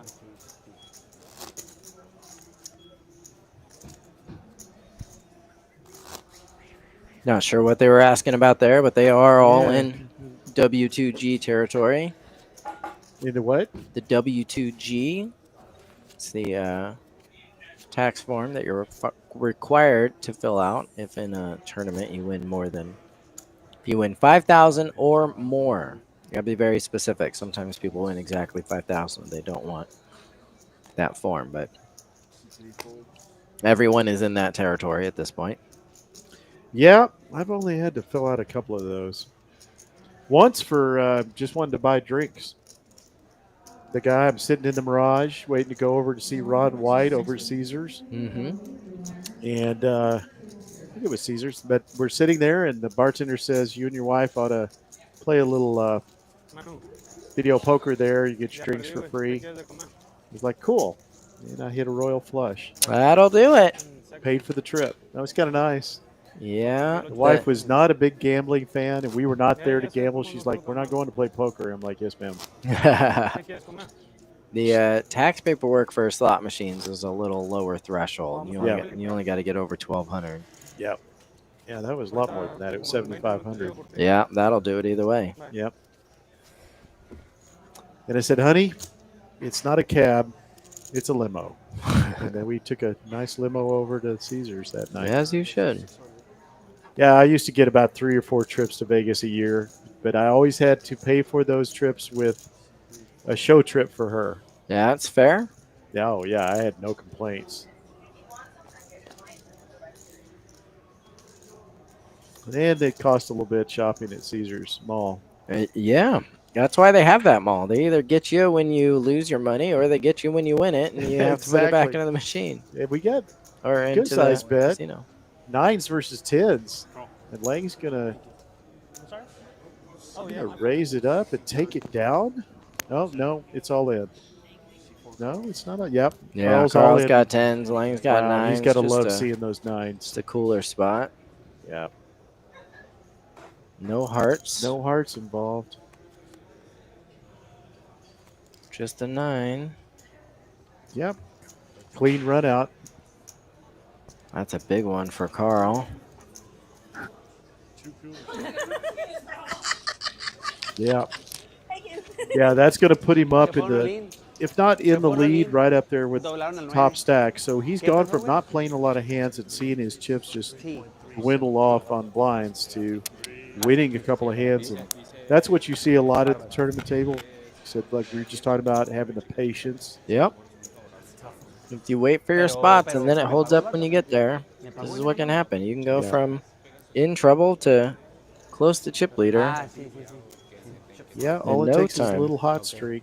And Lang's now down to 3.3 after building himself back up.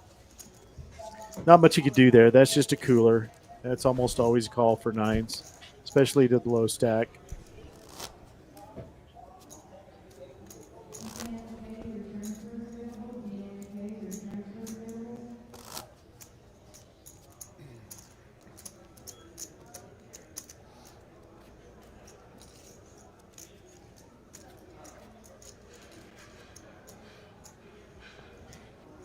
And we're on to the next one. Number 74, Bob Lilly, Hall of Famer.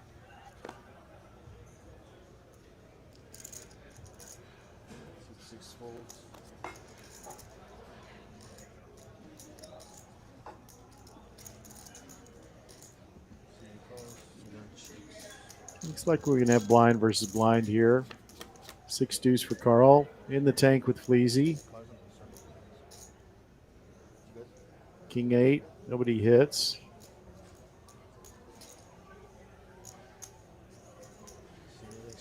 Let's take this one down.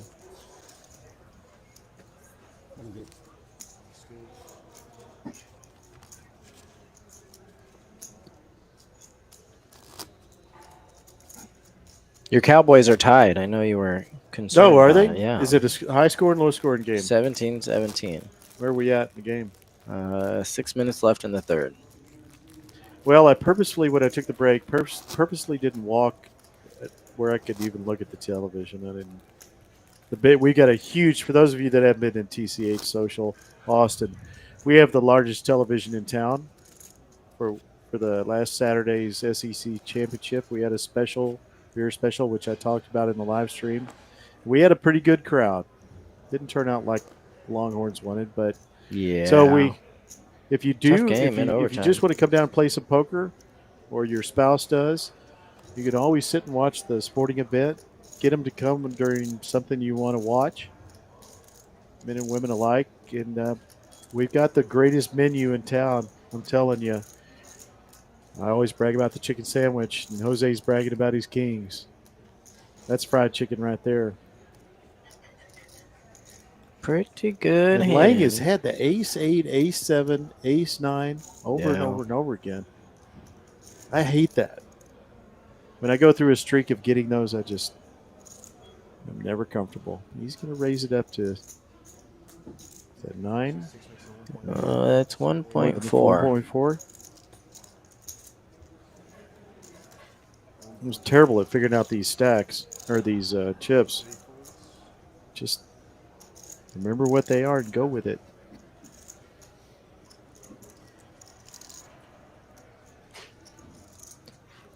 Well, it's got a little over 2.5 behind. Yeah, what are you thinking here? Is this enough to shove with? I don't think so. There hasn't. I mean, I know he hasn't got the chance to see all of these hands, but the 3-bet situations, other than that one where he was defending his big blind, the 3-bet situations have been pretty solid. Looks like he is going to call here. He does make the call. He's going to look like a genius if he hits the ace.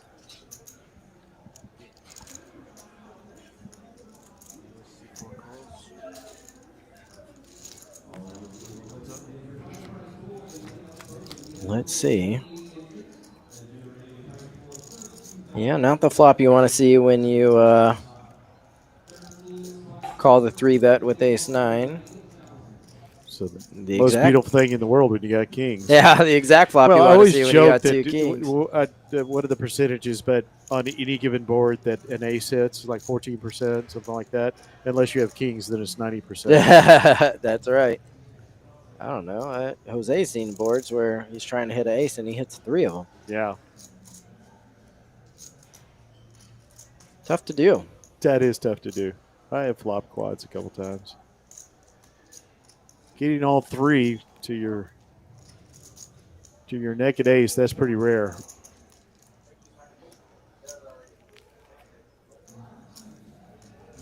Thinking about what he could call here, trying to putting Lang on a hand he could make some money off of.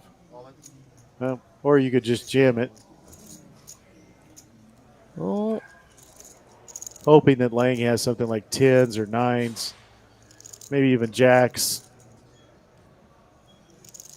that this board would make very happy. Does look a little bluffy. I think Lang's still going to have to fold.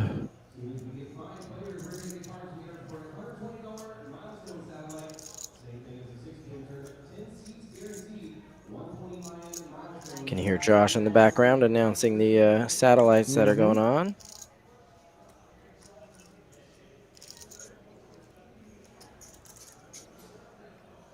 It's on a 15-minute delay, and it started at 9 o'clock, so that means they were just kicking it off. See, I can do a little bit of math also. Yeah. How late a registration does that go? 2 hours and 2 hours? 15 minutes. So you got plenty of time to get out here, another 2 hours. Absolutely. Get down here, 10 seats guaranteed in that satellite. So only play if you like value. Yeah. How much does it cost again? It's $120.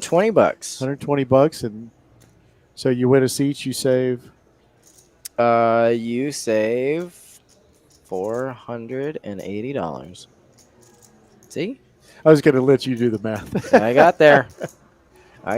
10 seats guaranteed, and there's 6 entries right now. So it's the satellites have been very thin. If it ended right now, we'd get everyone too. Everybody would show up. What are the odds? Now that we've announced that on the air, we'll get a wave of entries, I'm sure. That be good. Lang is really thinking this over. Yeah, it's like you said. It does look very bluffy. Yeah. Why would a strong hand ever shove here?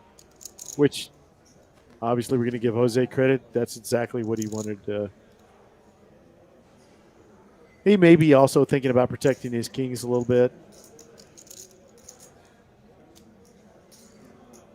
The only problem, again, you're not thinking about this if you're Jose. I mean, you might run it through your head, but you have to be a little bit careful because you're only probably getting called by better hands like 6s or 8s in this situation. And we've seen that happen a couple times where the small pairs have caught in the sets. Of course, you never believed that for a minute.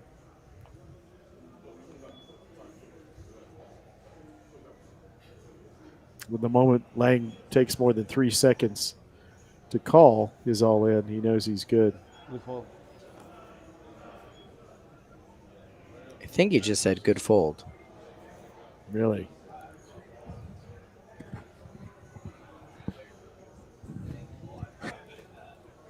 I guarantee if Jose knew what Lang was thinking about, he wouldn't say that. But that's a little bit of a what he's really saying is good fold is. I think he's trying to project to Lang that he's stronger than Jose is, which of course we know is not true. Yeah. Took it a little bit longer, but he came out with the same result.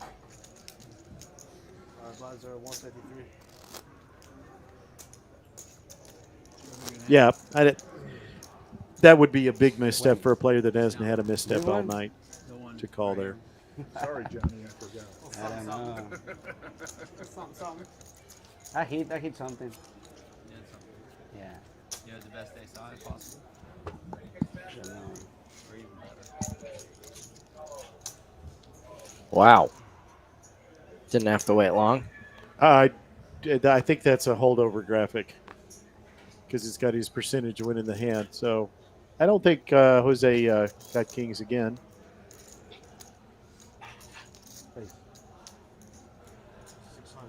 Maybe. I'm waiting for the graphics to update. I don't know if that's accurate. Does he really have kings again? I think he does. Oh my gosh.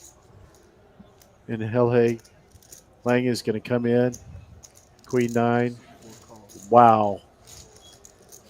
All right, you want to give me the statistical odds of that happening?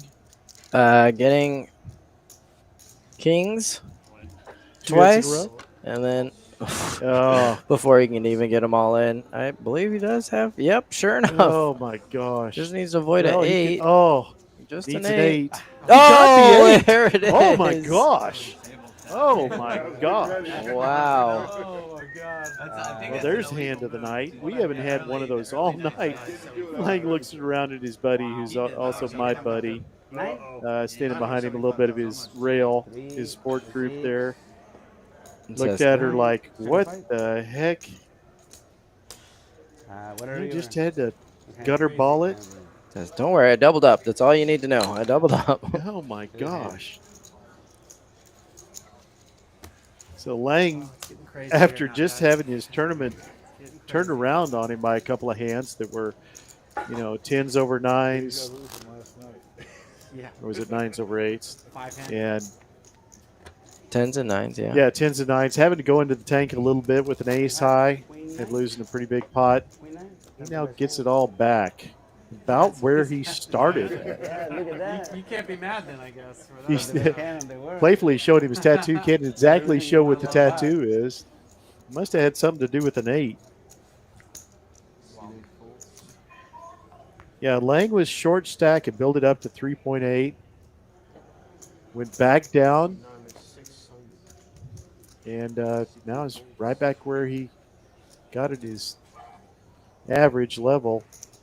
Did move up almost to the chip lead at one point. Has had an up and down night, but has played super solid. And he has his ace 9 again. He's had ace, ace, ace 9, ace 7 over and over and over again. Kind of like Fleazy was doing early with the low pairs. Queen Jack for Carl, who has also had an up and down night, but is vaulted up in the last 20, 30 minutes. Yeah, he's on the up part of the up and down. I think Lang has had all the ace 9s he wants to play, so he gives it up. And, of course, this time it's his Yeah. ace. But a gut shot in second pair for Carl. Probably going to bet when he gets checked too by the big blind. And he does. And Jose doesn't even give it a second look. Yeah, not much to think about on that one. Jose still has a big stack. Carl's now right behind him.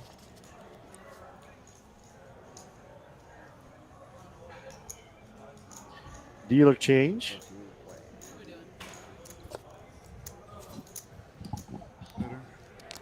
Butter's good. So we roll out hand 78. New dealer comes in. Is that Megan? Does it look like Megan? It is Megan. How are we doing, guys?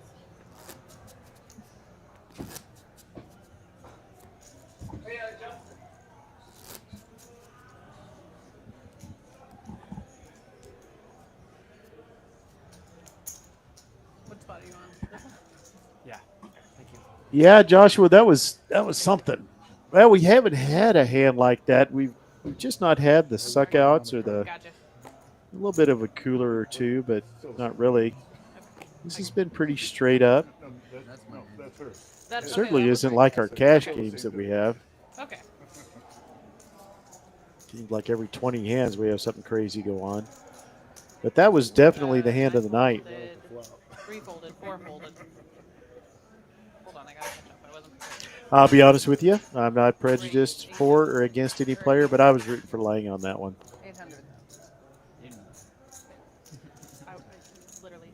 I will never root against anybody, but I will root for somebody. So, folks, good to have you. It's Monday night in Austin. Beautiful, warm night. We are here at our 250K stocking stuffer final table.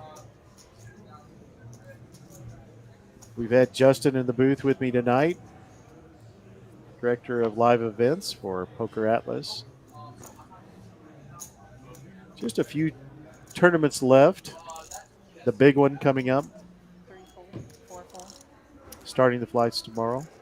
Come on down and play. Shoot, come down and just get food. Sit at the bar, have a drink. It's a great place. My home away from home. This time Fleazy's got the kings and gets no action. It's always nice to get kings, especially the small blind, but when everybody else is folded around to you, it's not much to talk about.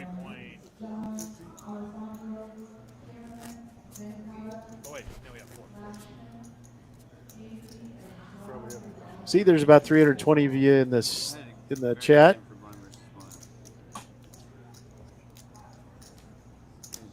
Yeah, I know what you mean. 1 or 20 bullets. Yeah, I'm always going to take the over on 1, that's for sure, for myself.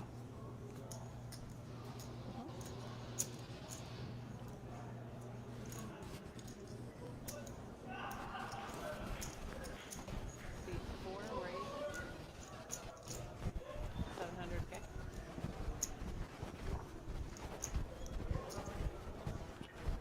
And a couple players have stepped away from the table, or at least one still.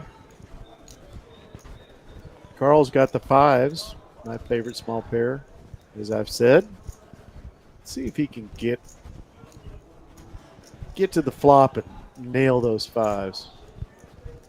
I swear I make more sets with those than anything. It's just crazy.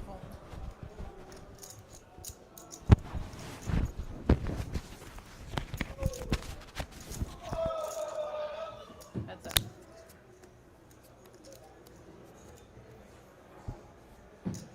Nope. But Lang doesn't hit either. 4 check. Check, check. To the turn. Lang now has a pair. Slightly bigger than the 5s. 4 check. He's going to check it. And it gets checked back. Then not much.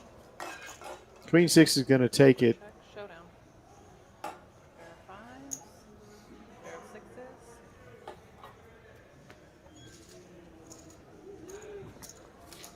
6s. He makes a little more. Now up to 4.8. Is pretty close to his high point for the night.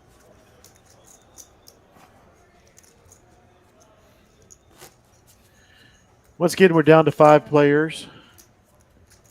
I'm barely touching this. As somebody was mentioning, we are at the tax form range. As the payouts are now 11,000. Pretty good jump to 15,000. Then, of course, we start getting into real money. Not that any of this is not real money. Don't know if there's been any talk of a chop. We haven't heard any. Don't know what the deflection point. Every final table seems to be different. I know I'm of a certain mind. What do you think about chopping? A lot of people are into it. A lot of the tournament players that play a lot are fine with chops. I'll be honest with you. If I put this much time in to get to where these boys are, I don't know how interested in a chop I would be. As we are at the 150, 300, 300 big blind ante stage of the tournament. You can tell that Connor has got to be thinking about that pretty soon. We're getting pretty high up into the blinds. Nobody's got a tremendous stack lead. Jose with almost 9 million out there. Even I can do that math. Tournament. Satellite. There you go. Snatty to the win ticket. 25 cents, 50 cents.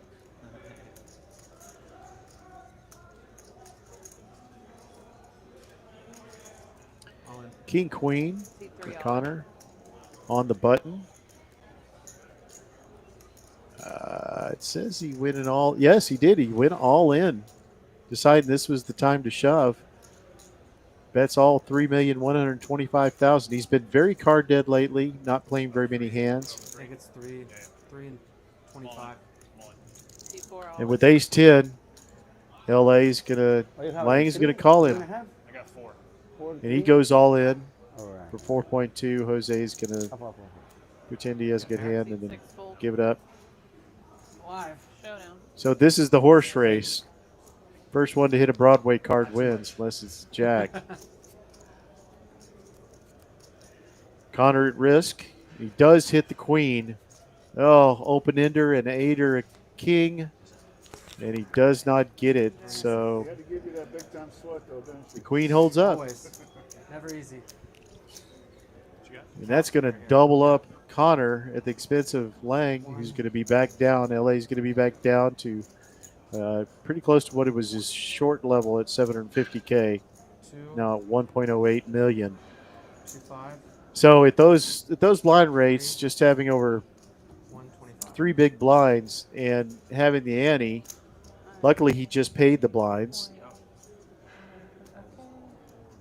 Having just paid the blinds, he's got a couple of hands. We're only 5-handed, so just a couple of hands.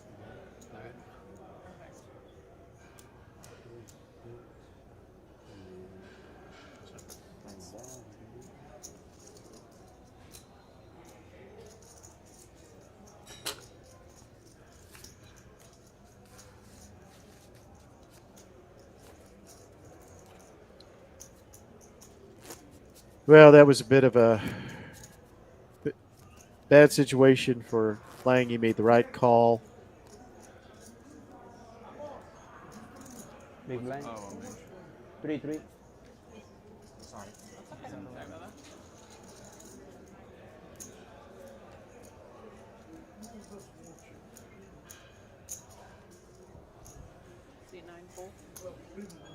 As one of the spectators wanders up onto the deck, and then gets bored and walks away. Don't really keep people from doing that, but obviously these players have ground out a long time. Connor's gonna call 300K.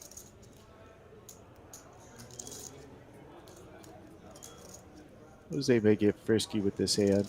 I like this hand, frankly. It's better calling hand than betting hand. Yeah, I agree. All class acts here at the table. Everybody's played really well.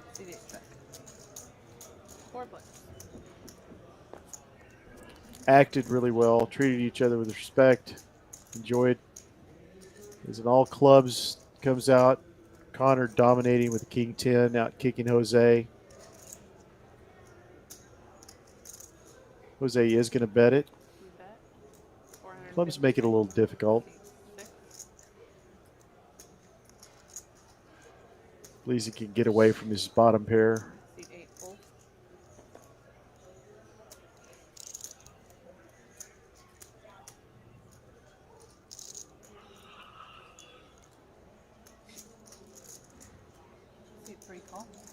Another club would really freeze up the action. But a 9 comes out. Now both have 2 pair, 10s and 9s. Connor with all the equity. See if Jose tries to rep a club here again. Looks like he's going to make a 800. Is that 850? Yep, 850K bet. If you called the first one, why wouldn't you call the second one unless you put him on a 9?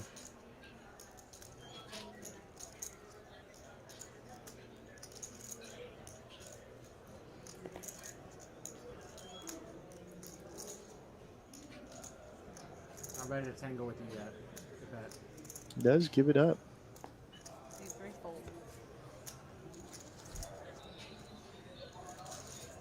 Show each other the 10s.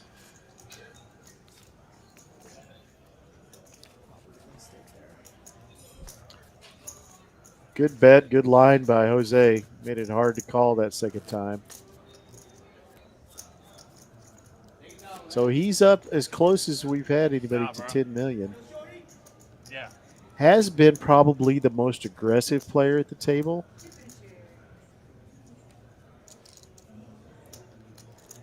Not hyper aggressive, but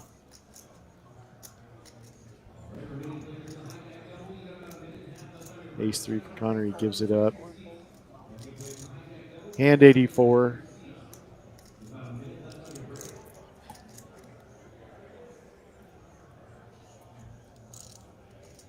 See if Jose squeezes these low suited connectors.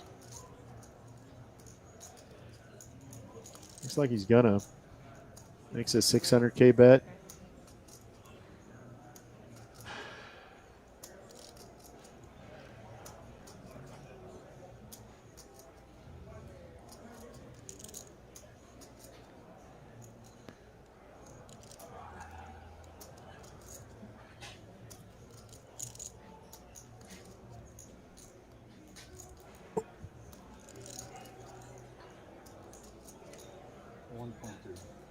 Pleasy gets out of the way, and Carl with the kings decides to jam.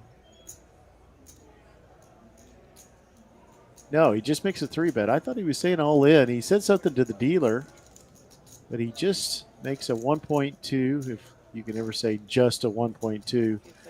And of course, the button squeeze doesn't work with those cards. So, not wanting to tangle probably also with the second stack. For a fairly large stack. Jose folds.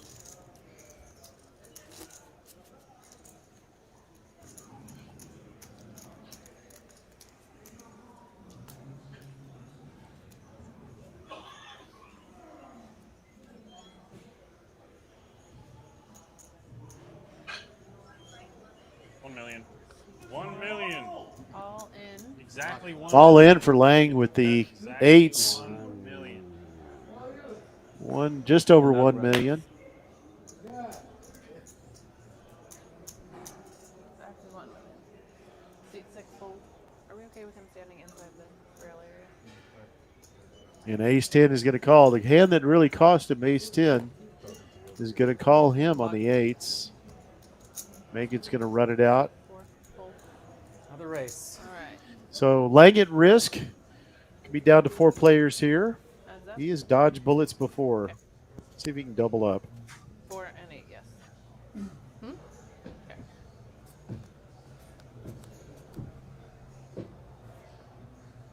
Well, he's got a boat. It looks like he's going to fade it. And he does. Staying alive.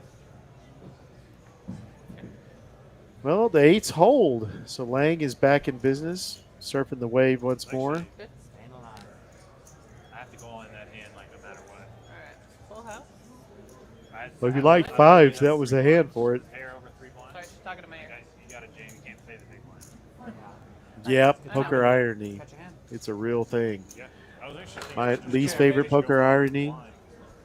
Somebody makes the nut straight on the turn. And you get your set on the river. You gotta win a flip to pay the blind. That's my personal favorite. What's your personal favorite? Yeah, go ahead. Kick me in the ass on my way out the door. Poker moment.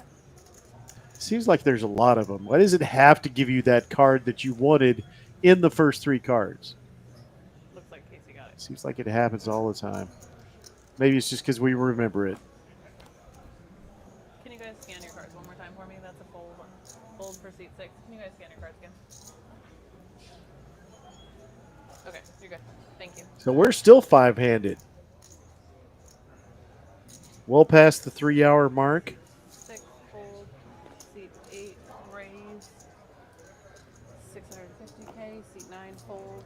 Seat 3 fold. King 7 for Freezy raises to 650. Blinds are at 300K. Seat 4 fold. Gonna take it down. Good.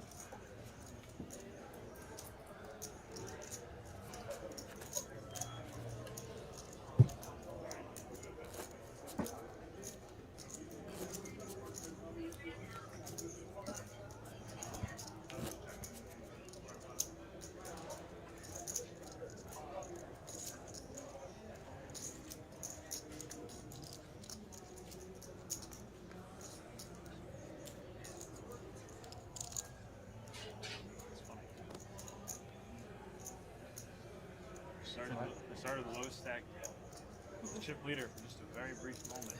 And now I was down to below what I started with. All right. Seat 8 Now fold. we have to come Seat back 9 again. raise to 825K.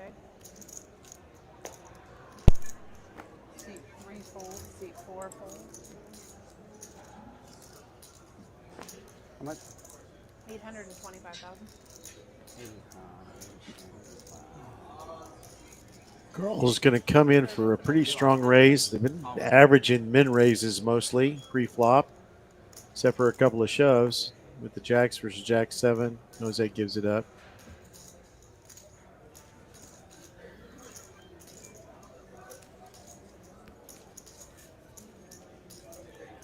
Seat 6 fold. Sorry, grab that part. Oh, wow. Mitchell, that's very specific. Losing a big pot and being crippled with a hand. And then getting knocked out against the same hand of the same player. Wow. That would leave a scar. C9 fold. You roll the cards over and say, again? C3 fold. And then a number of curse words follow, I'm sure.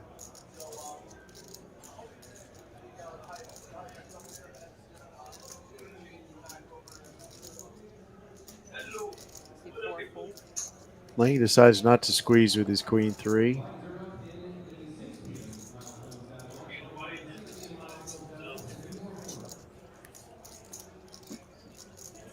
C6 call.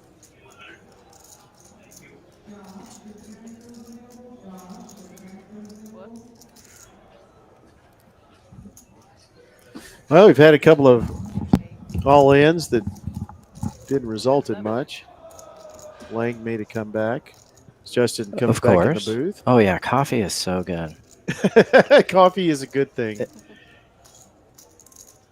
Coffee is my happy place. Yeah. I'm an espresso guy, so I've got a very nice Breville now at home. It is my happy place too. Oh yeah. It's a gutter for Jose. Not much open ender for Fleazy with 9-3, although it's the dummy end of the straight. Next time I come over, I'll let you make me an espresso. Yeah, absolutely. My daughter she runs a coffee shop. She's a coffee shop manager, and Austin has got a high level of coffee awareness and coffee proficiency. Yeah. And she's all about the roasting of the beans, and she taught me how to steam the milk. Oh, that's awesome. All She's right. like, Dad, make it whisper. Don't make it scream. You know what I'm talking about. That's it. Yeah, no, I have no idea, but I'm jealous that. But she showed me if it's just like they shove the pitcher underneath there and it's just screaming at you, making that noise. Yeah. That's a bad thing because it makes a lot of bubbles. She said, you just take it to the edge, lean that cup over, and make it whisper. It works. You That get sounds the awesome. highest quality foam you could possibly have. Okay. This sounds. Unfortunately, the old days of just setting the timer on the coffee pot, and Yeah. look it up, and that I can't deal with that. No anymore. more. No. Yeah, well, It's ruined me for bad coffee. You know, yeah, I was gonna say, you Or any get better coffee, coffee, really. you have to Yeah. work for it. That's. Yep. I know. I mean, you raise someone who does that for a living, so Yeah. now you're. It's like having a chef in the house. You're not going to eat crappy food. Yeah. Or if you do, you better hide it. That's right. Jose takes it down. Rep the queen. Sweet, thank you very much. Can I have water, please? Yeah, please. C3 fold. C4 fold.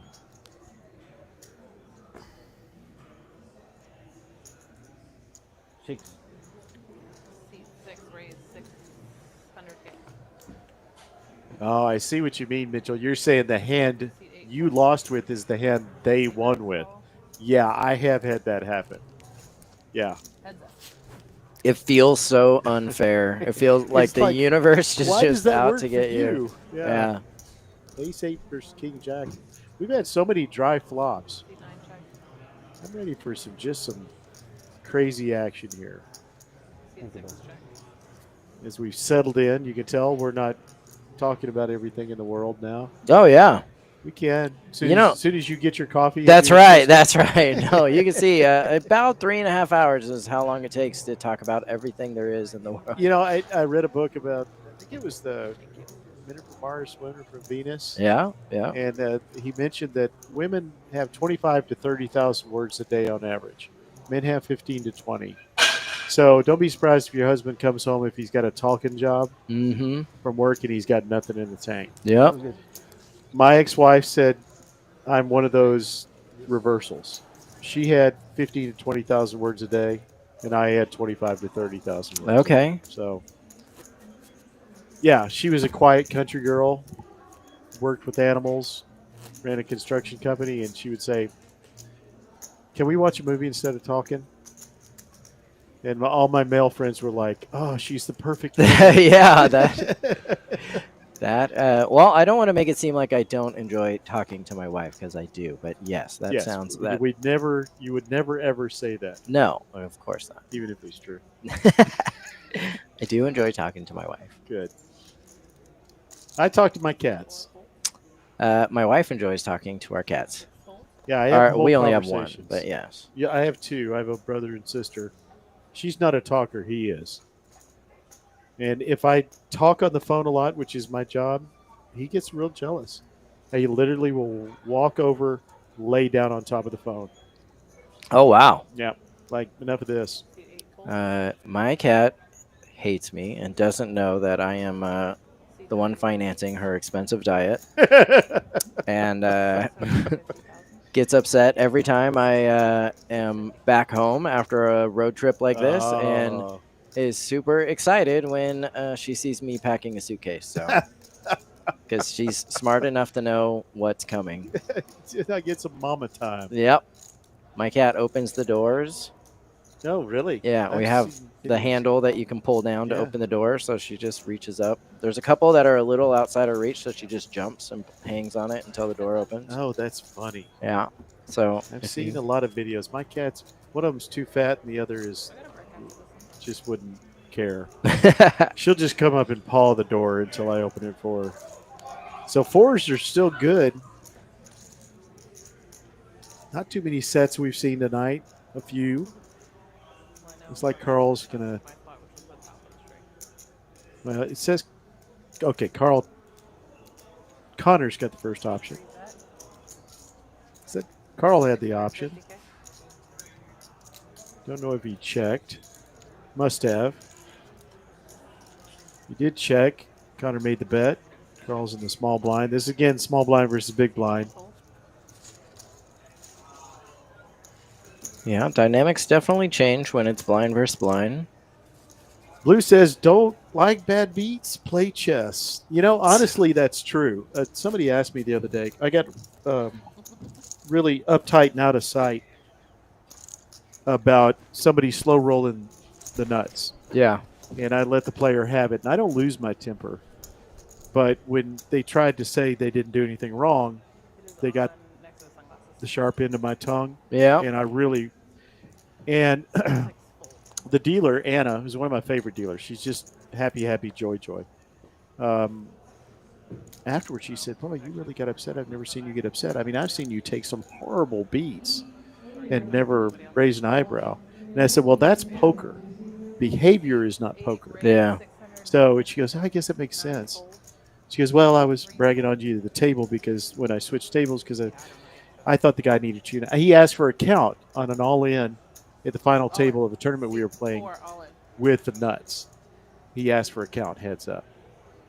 And, yeah, that got me going. But, yeah, bad beats just kind of roll off of you after a certain point. Yeah. Poker, but you still, they leave scars because I'm like Mitchell. I can tell you when they happen. Yeah. Ace-9 versus Ace-6, and Lang is pushed in. He's had these hands so many times tonight. Fleazy thinking about it. Yeah, thank you, Kenny. Yeah, Kenny, 4-card forever is my buddy Kenny. He's seen the wrath a couple of times. He's seen the short end of that stick. All right. It doesn't happen very often. It's good to know sometimes you still got a temper within you. Let's see if Fleazy's thinking about it. He does make the call, so Lang's at risk again and dominated. But he's been dominated before when he binked the 8 for the straight. Yeah, not as much here, but there's a lot of chop He has scenarios. a live card. And it's a spade, which doesn't help. Yeah. Unfortunately, that didn't work out from the beginning. King. Unfortunately, it's just one high card away from a chop. Yeah. And Lang goes out in 5th after playing, I think, extremely well tonight. Just seemed to have all the right moves. Unfortunately, the cards have moves of their own. Yeah. So we are now getting down to the last 4 players. First player we've lost in a while. Let's go. Let's go. And these players are all guaranteed $15,440. That's what I was just thinking. Down to the 4 players. And I heard the C word just said. So the chop may come up in the conversation. Oh, chop. Yeah. Everybody full, please. Oh, I am not even going to address that. Kaka, right? That's what Oh no, I that's didn't. K. You know, I was just trying to put them all together in my head, see which one they said. But then, obviously, chop. Yeah. Why not? Come on. Get ready full. I'm sorry. It's not Well, it's the after voice in my head. hanging around and hanging around, Lang finally goes out in 5th place. Takes home a good payday. Okay. Our lodge dealer friend, and I don't use the L word very often, but Lang deserves it. He played great. Next to me when that guy folded. See, I got my own references, Kenny. He didn't realize he was the big blind. He got it back and then won like a huge hand. It was like Probably the most quoted poker movie of all time. Rounders. Yep. It is a good movie. Of course, poker movies are Every time really, I'm a really big rare. blind. Yeah. Well, my buddy Matt Savage would tell you that Lucky You is the greatest poker movie that's Lucky ever made. You. Yes, it's because he's starred in it. Starred. I use the word loosely. Yeah. But I mean, for as far as I'm TDs, trying to that think if I've seen that. you probably haven't.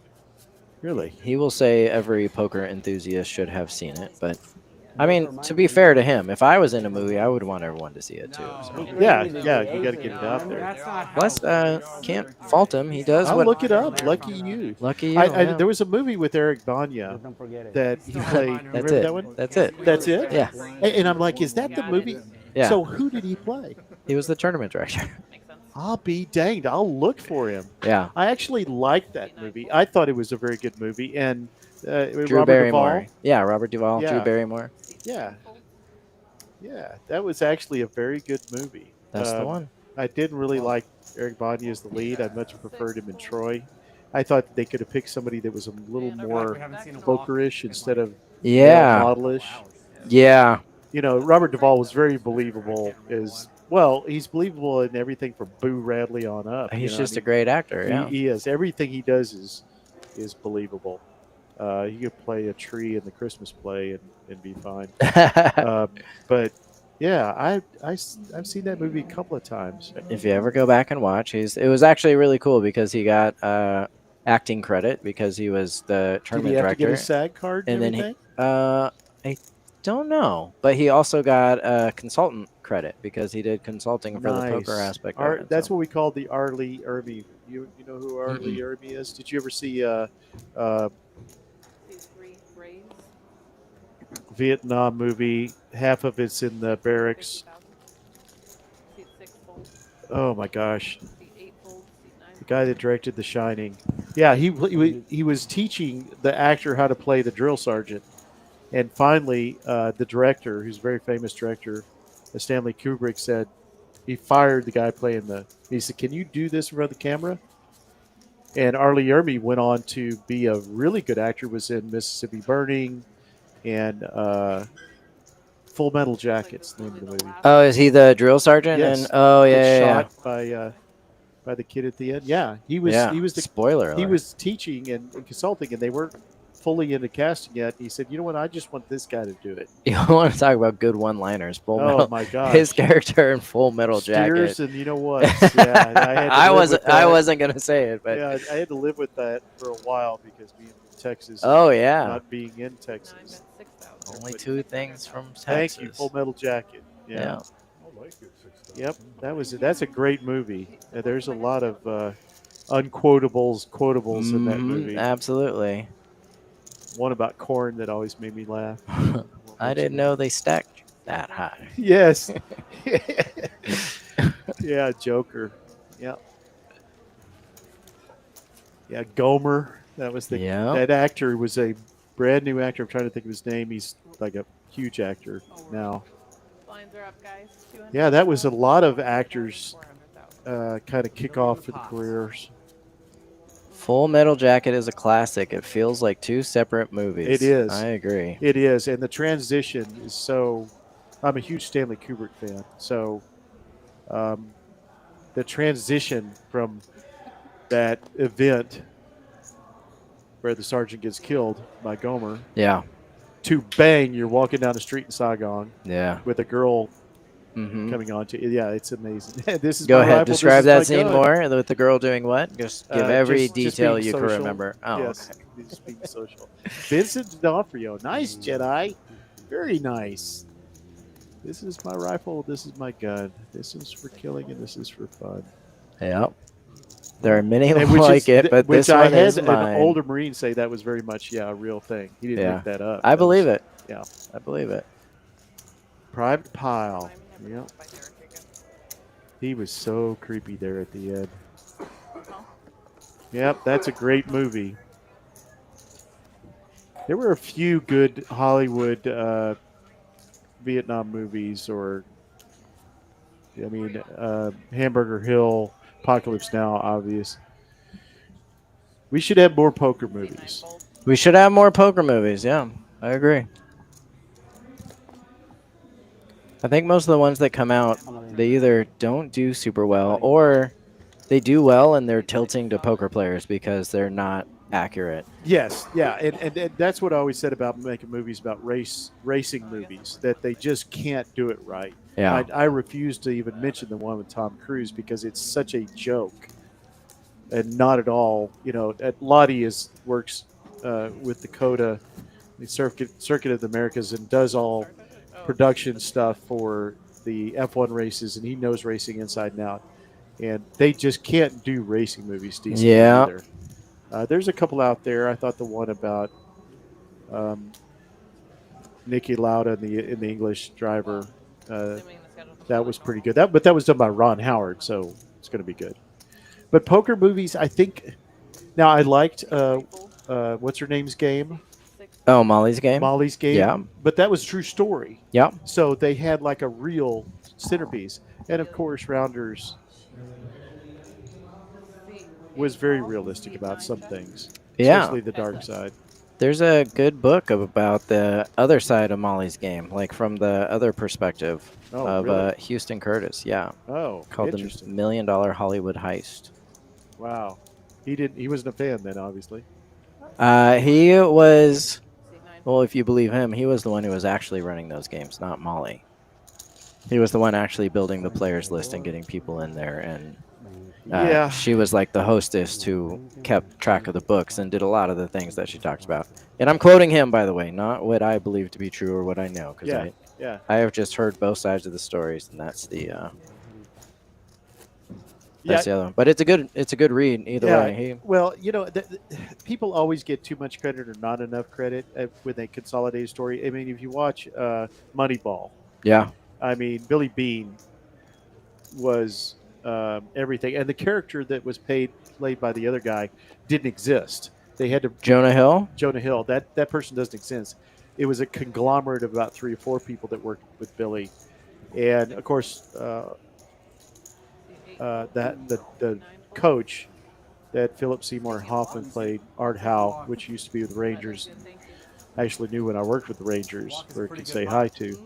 He got the tail end of that. There's always somebody that's going to get too much of the good story. Oh, yeah, for sure. There were several people that weren't happy with that movie. I am going to Jedi. You are absolutely correct. Talladega Nights was the bomb. That was a great movie. But part of that movie was making Bobby fun of racing. No, of that Tom Cruise movie that I never saw. Oh, yeah. They actually made fun of the pretty boy, unrealistic. The car's flipping over 16 times and landing on its wheels. They mentioned it in the chat. I don't know if you see that. Yeah. So I agree with you. Talladega Nights is the exception. Player X in Molly's Game is supposedly based on Tobey Maguire. If you read I've heard that. The $1 Million Hollywood Heist, he does in fact say that it's Tobey Maguire. Yes. Yeah, I heard that. I remember that coming out. It looks like we've got an all-in by Jose, ace-5s. If we get back to poker a little bit. Yeah, that seems fair. Yeah, just you got to talk to the chat. Yeah, of course. You got 299 people watching this. Look, they really want you to say the name of that Tom Cruise movie. I don't want to say it. The racing movie, Mission Impossible. No? Yes. Oh, wait. Eyes Wide Shut. There's so many stupid things about that movie. I hated that Robert Duvall was in it, although he was the only decent thing in it, because he could do a Southern accent without sounding like he's got a speech impediment. It's the one with thunder in it. Tropic Thunder. Tropic Thunder. I Yes, love yeah. that movie. That's a Tom I don't Cruise know movie. what the other thing you're talking about. Thunder. Well, yeah. Tropic Thunder. No. Days of the Condor. That was actually Day of the Condor. Great movie. I came up with a different Tom Cruise movie that had thunder in it just for that joke. I just don't get me started about Tom Cruise. He's ruined so many great stories and movies. I mean, him as Jack Reacher, really, really. Now I grew up reading Jack. Well, not grew up, but I read Jack Reacher. Yeah. And when I heard Tom Cruise is going to be casted, and it's like, well, what are they going to do? Like, that's going to take about 6 years of steroids to get him where he needs to be. Yeah. And growth hormone. But yeah. Which you probably did. Days of Blunder. That's exactly right. That's what we'll call it from now on. Thank you. Oh, like that. There was a Burt Reynolds movie that was almost as bad. Lonnie Anderson was in it, and Bubba Smith. It was horrible. Oh, some kings here. Yeah, I see that. We've had a lot of kings tonight. Jose. Kings and sixes. Jose has had kings 3 times, yes, if I recall correctly. Well, back to back in one case. Yeah, back to back, and then again. This is going to be. Doesn't want to see a king now. No, he does not. And he got one king in a losing hand already. Just like that flop. I think Carl's going to have to call this. He's 2 fairly good-sized stacks squaring up here. Of course, four-handed. You're not going to have. The straight gets there. I was just about to say the 8 would be spicy. So the nuts for Carl. I think the king would have guaranteed it all goes in. Super quick, which is really deceptive. I love this play by Carl. He checked fairly fast for just hitting the nuts. He didn't have his moment of glory. He just immediately checked. Yeah. Cannonball red 3. No, not that one. This is the one where he had to dress up in a chicken suit. So kings are going to bet on a little bit scary board if somebody has a 10.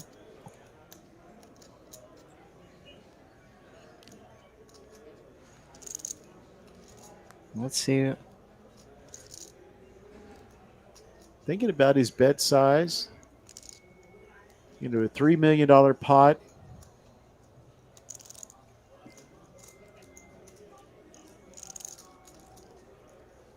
Depends on what he puts Carl on, but he's going to make about 750, 800. 1.3.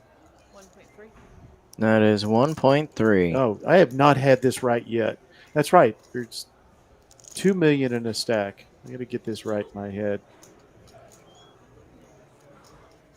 A lot of sitting the last few days. Got to move around a little bit. You're right, Kenny. I'll get to that in a minute. See, 8 raised, 2.6. And he's going to come over the top. I also was going to talk about that one. I want to see what happens on this hand now. Alberto, we're going to get to you here. He's like, am I really facing Queen 10? Of course, kings have to worry about 2 pair. Jack 9 is possible. Jack 8 is possible. Sets. Jacks, 9s, and 8s. Look like he's lining up to make the call. Actually, he's just doing inventory. We know he's got 4.3 behind.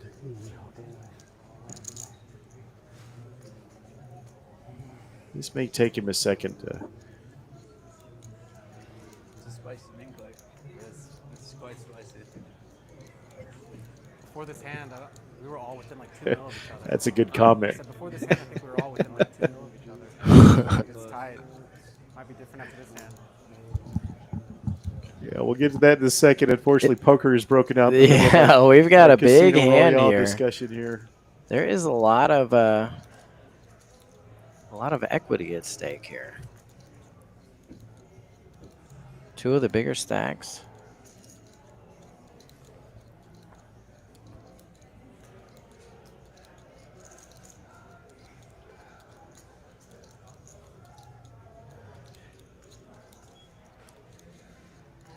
The I two. don't know. I think he doesn't look real comfortable actually right now. He's playing against what has kind of been about the cards, but somewhat about the player.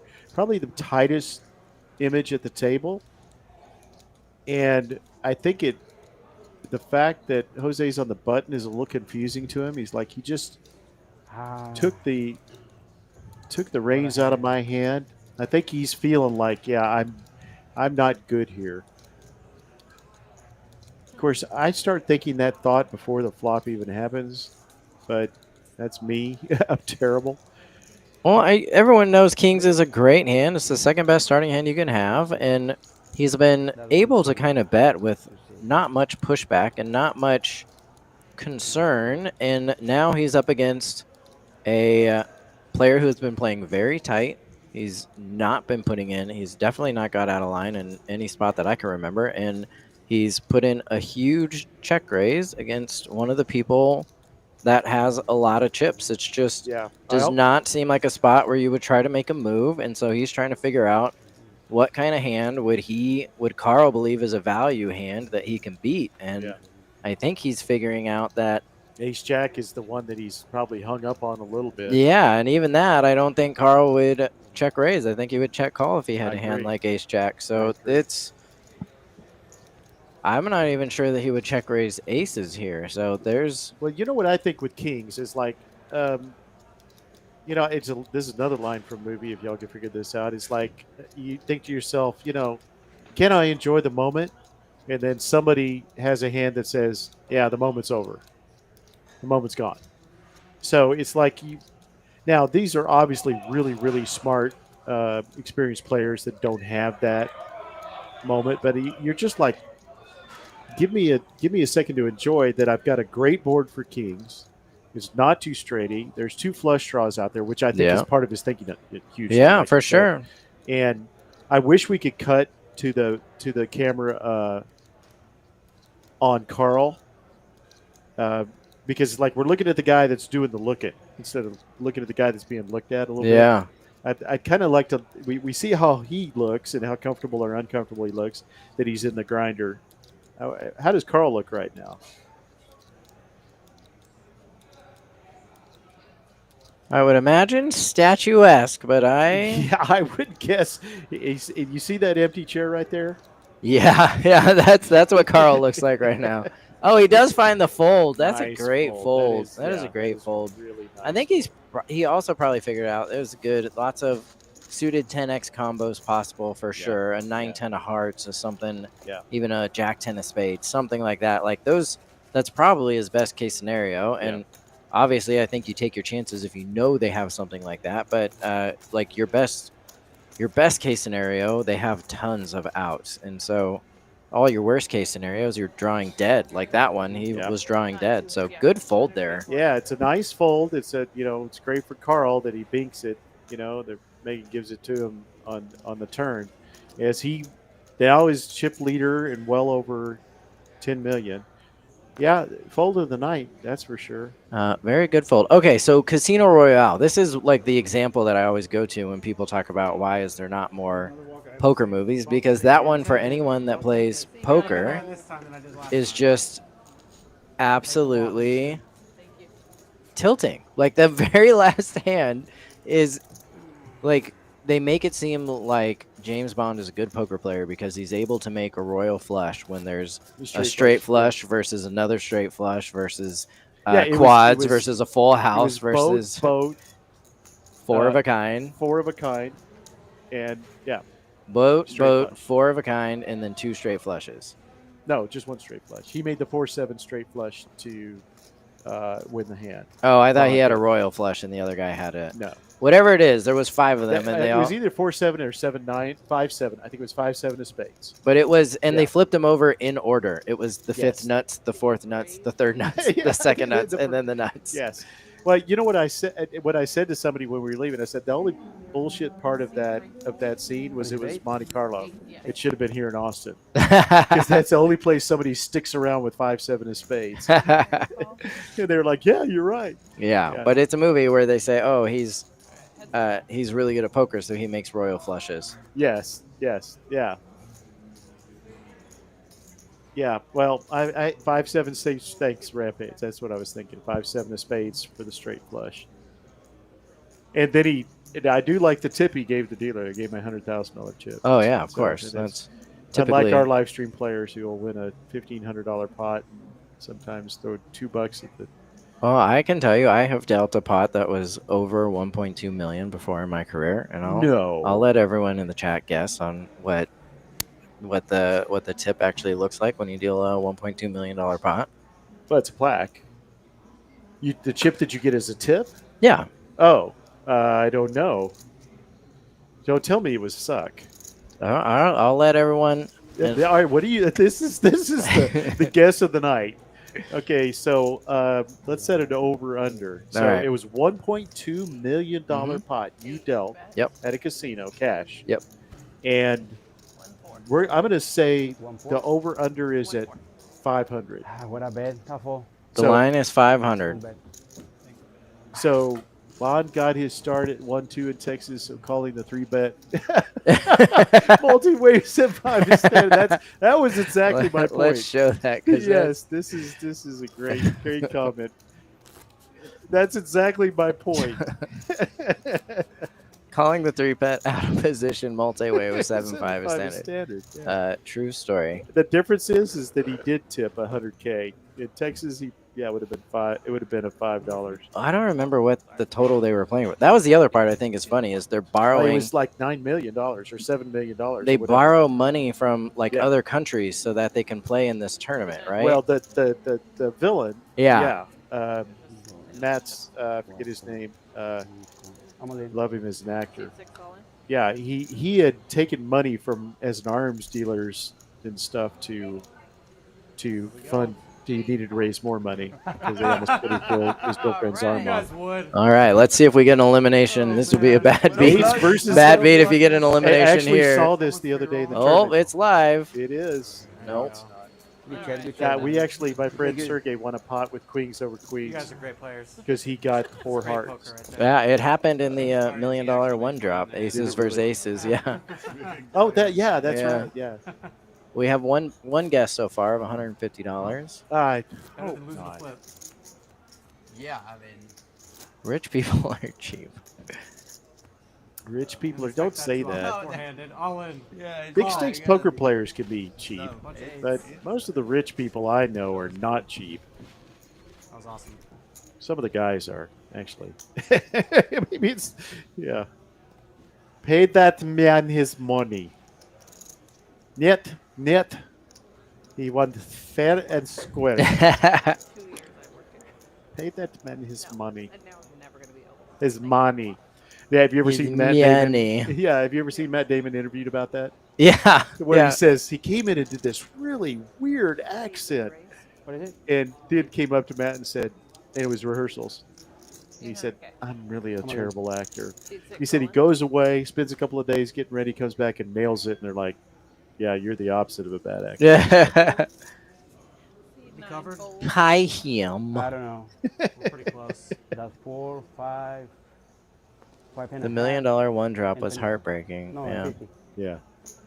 10s versus 8s, and it's all in again for Jose. Yeah. The 8s go in again. This time they are not chopping.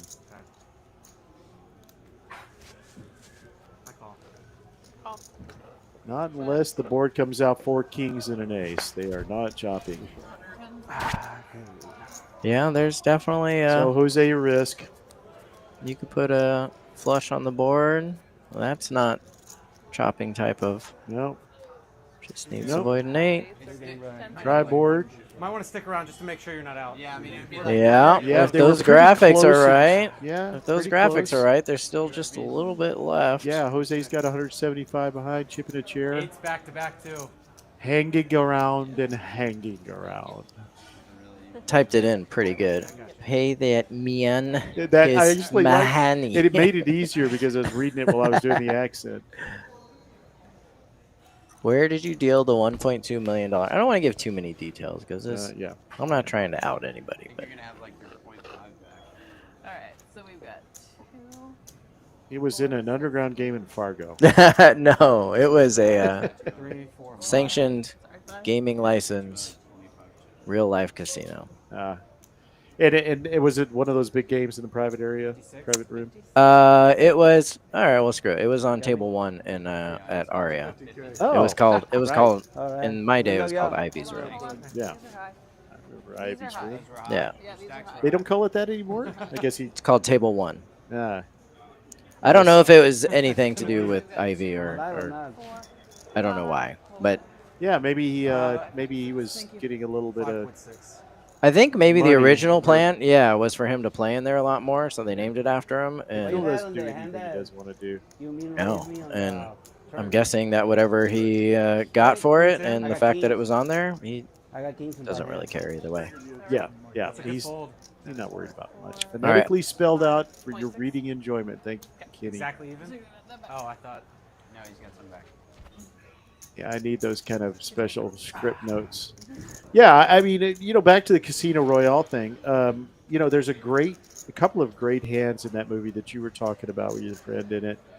But it's like NASCAR as well. When you're deeply into something, when it's your hobby. I grew up with NASCAR. My uncle was a race owner or car owner in the ARCA series, and I grew up with it.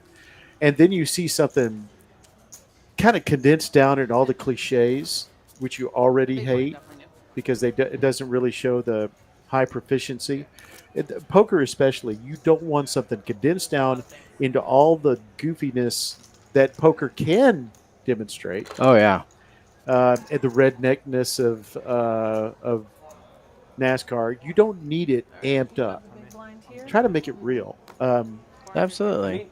Yes. There's actually a pretty good NASCAR movie called American Hero with Jeff Bridges and a very young Gary Busey, where he starts off as a bootleg driver, and it's after the Allison brothers. It's made about that. And Molly's Game, where they kind of took some real elements that make it much more legitimate. No, I don't want somebody to make a cartoon character out of this something that I love as much as Yeah, absolutely. And I don't even think it adds that much to the story in these movies where they do it. So it made for a cool scene, where but the best part was he got poisoned. Oh, we got it all in a call here. Yeah, oh, we because do. the few chips that he had Yeah, left. Jose just a few behind. Oh, wow! He gets to stick settle at the around. end. Yeah, I need to double up. Stick around. Alligator blood. I'm being summoned. I'll be right back. Yeah, take your time. Gotta keep it interesting, apparently. Congrats. 4-4, right?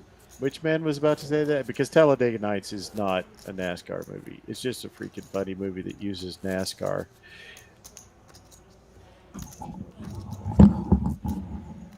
Best part of the movie is Chip. Poor Chip. Yeah, I love that movie. The commercials. Oh my gosh. So many good things about that movie. None of them involving Sacha Baron Cohen, but even that character was acceptable. Was okay. I'm just curious. Yeah, okay, so we got a guess at 100 and 150 and 300. So you're all going under. The fact that he's kind of, it's a little bit of a tell that Justin hasn't told us yet. And I can tell you by the look on his face, it probably is the under. But I just can't imagine $1.3 million. I want to show you one. I just can't. That is definitely not allowed. Nope. Really? I didn't know that. No, you cannot do that. Cannot flip a card over. That is, as we were saying earlier at the Walmart, that is a 1-round penalty. But Megan's like, Hold on. One hand. She's gonna find out. yeah, we're gonna have to get a ruling. Yes. Unfortunately, can't roll that card over, folks. Not in a tournament. Although we're never going to give you a whole round unless you do it more than once here at Texas Card House Social Club in Austin, where we're playing at the 200, 400, 400 big blind ante, 1,000 that is, not 400, but 400,000. I don't know. Is Josh? Josh is going to say. They already told me. I was 200 behind, less than a blind.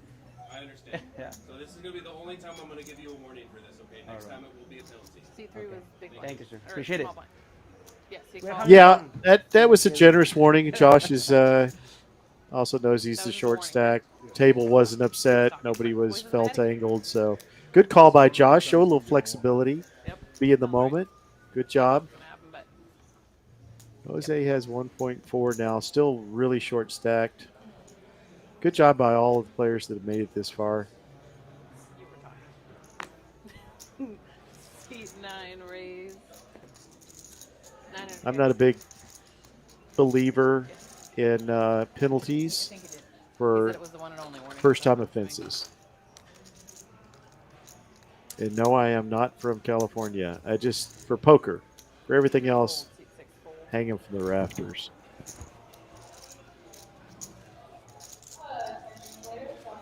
Sixes for Fleazy.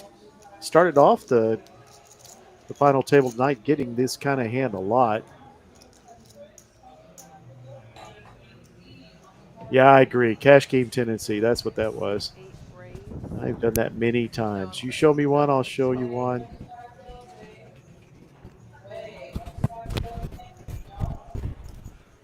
Perfect. Okay. No, that was not an option. Okay, got it. Okay, just pretend I know what's going on.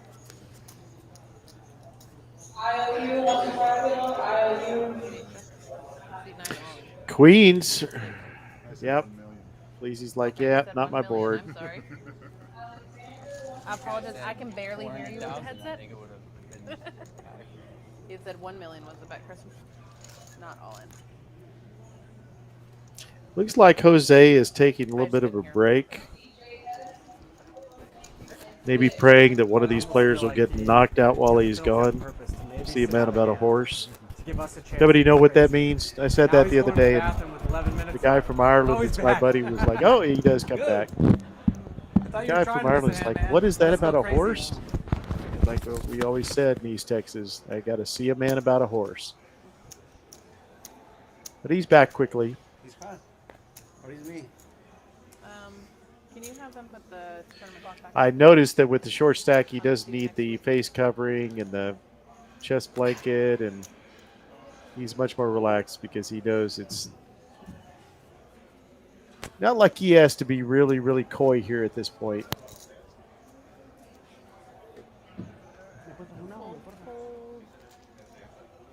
Yeah, mate.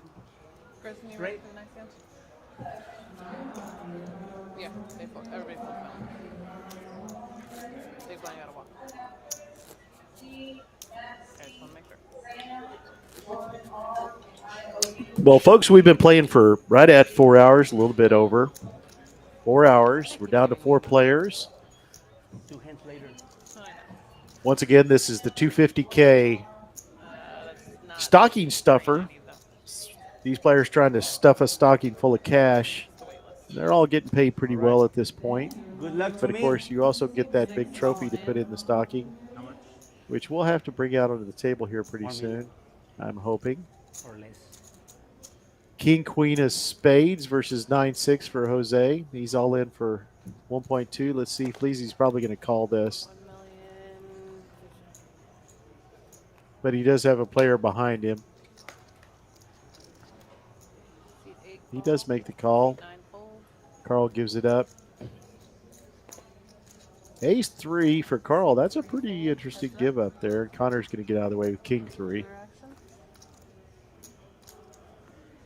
He just wants to see the player eliminated. Plus, it usually at this time in a tournament, if you get 2 other players in the hand, you're going to check it down anyway. Oh, yeah, it's over. Wow, not like losing to a boat.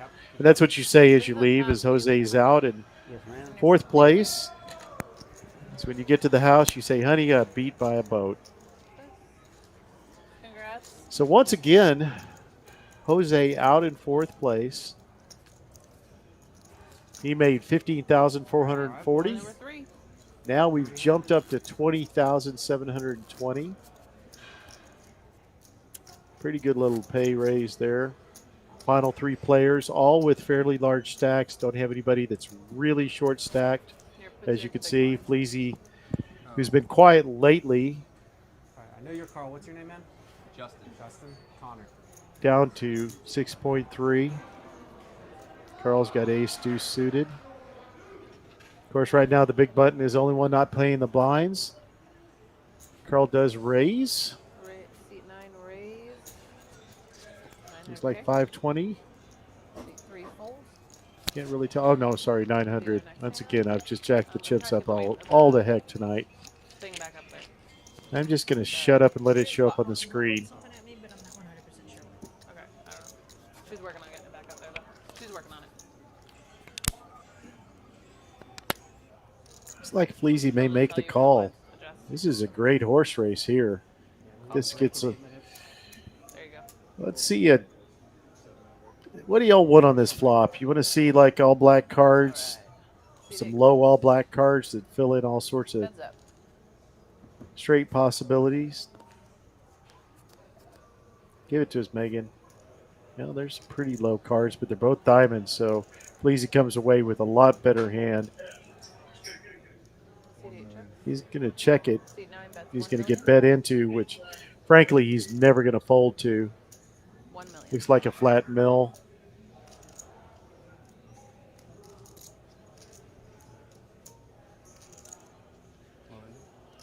Seat 8 goes all in. And this is going to be one that Carl has to fold. So he made an extra million with that check. Really great check. And then realizing exactly what he had. All right, that's my time, everybody. You got a new dealer coming in. Thank you. Thank y'all He's very much. always Good drawing luck and live. congrats. Thank you. Appreciate it. If Carl does have a jack there. So nice hand. Fleazy moves up a little bit on the other two. Connor the only one with 10 million. Connor went card dead for a long, long time. And so we get a new dealer on in the box.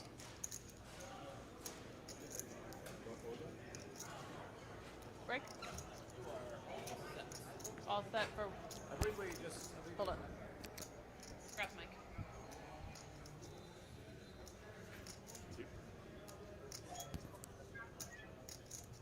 Putting the microphone on the dealers tonight. We hadn't done that in the past for some of our live games. It's good. It's good to hear the dealers talk as well. Have y'all been able to hear okay on the audio? I haven't asked because there just was no talk at the table for a long time. They've gotten a lot more talkative as we've gotten short. Hopefully you can hear them okay. Okay.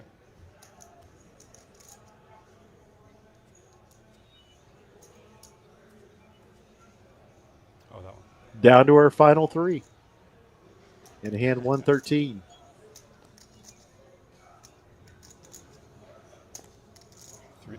C3 fold. C8 call. C9 check. Heads up.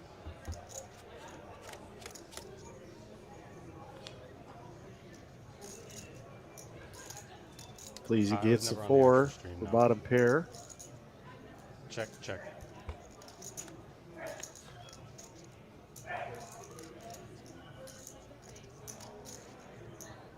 Okay. C8 check. C9 check.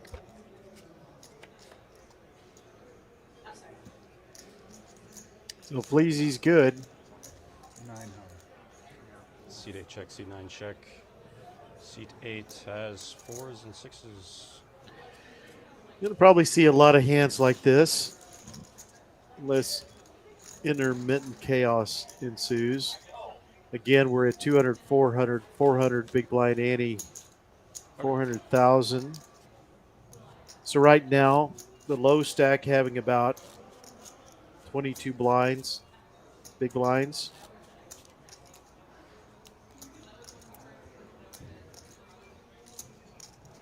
Next blind level will be in all likelihood, I'm assuming, 250, 500, 500 big blind ante.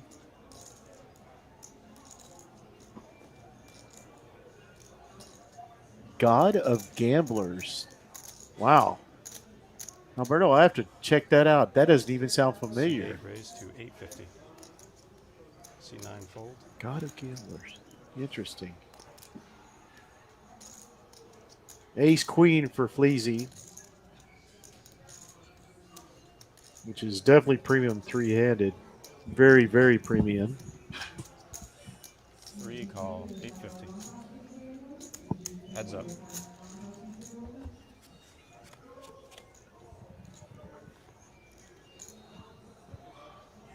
Not much for anybody. Ace Queen still way out in front. Backdoor gut. I'm sorry, backdoor wheel. Straight draw and clubs for Connor. Backdoor diamonds for Fleazy. Connor's going to take the betting lead here. Looks like he's thrown in 1,800,000. I'm going to write that down. God of Gamblers.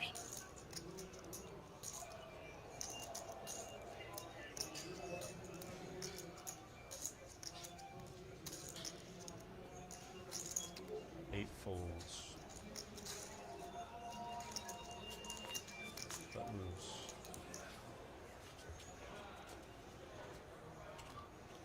So Connor takes it down, extends the chip lead a little bit.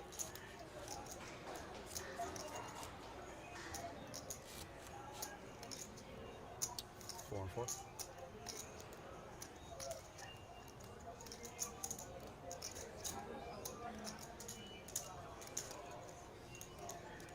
Well, folks, I'm not gonna. I don't know because this is live and we're 15 minutes delayed. But when the music gets loud in the card room, it makes me wonder if we're approaching 9 raises, 800,000. a culmination here. I don't know if it'll be a chop or if it'll be 3 folds. But we're 50-minute delay, and suddenly I'm hearing music outside. I'll let y'all speculate as to what that means. Jack 9 of clubs for Carl. 8 folds. It's hard to believe that we're going to have a double elimination here, but we've got 15 minutes. So I'm just speculating. I have no idea. I have not been out to the table. I've been sitting here with you. I'm not going to ruin it. I'm not going to be that guy that goes, oh my gosh, Bruce Willis is really dead, which happened to me in that movie. Yeah, it did. Somebody said that right in the middle of the theater. I'm not going to be that guy, but I do hear music outside. Yeah, I think you're right, Jay. I think it's probably that. Maybe there's a hand that draws them a little bit closer even. Walks to Or somebody says the right words, which are usually 3 initials or something. Maybe Connor wins a big enough hand to take a pretty sizable lead. Yeah, I'm a little surprised too. Maybe they just decided to play music more. I don't know. I really don't. I know that for these final tables, they usually like to keep the music at a minimum.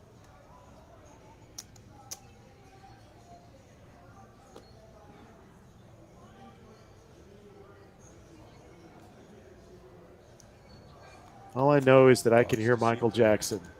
I think it's Michael Jackson. It's somebody whining. Well, I appreciate all. If we do wrap it up here, let me just say I appreciate. We've had about 300 people in the chat that are live this whole time. Really appreciate you hanging with us tonight. It's been a good table. Not really very crazy. Pretty guys, straight. You will be on a 7-minute break. A lot of good poker. A couple of bad beats. One or two rivers. The most significant one, Lang versus Jose. And deuces here for Connor. He's just going to flat call.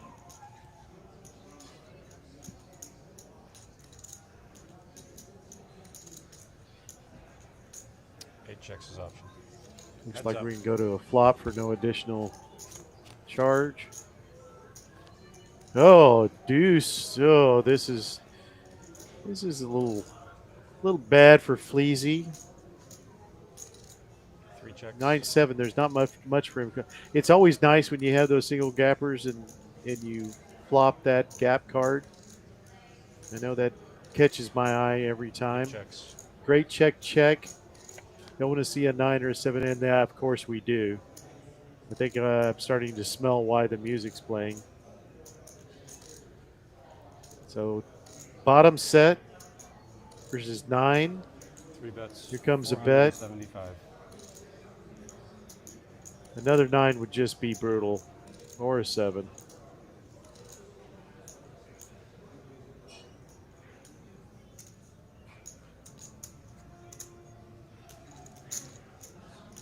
Understood. Yeah, 9's up now. 9s and 8s. 6.1 behind for Fleazy.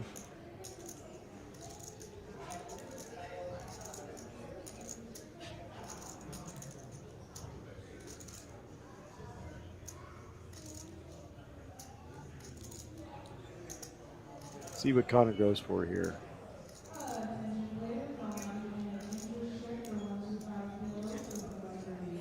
3 bets. 1.2 million. Oh, I really do feel like you had an 8 too. Ace deuce. Or any number of other things that we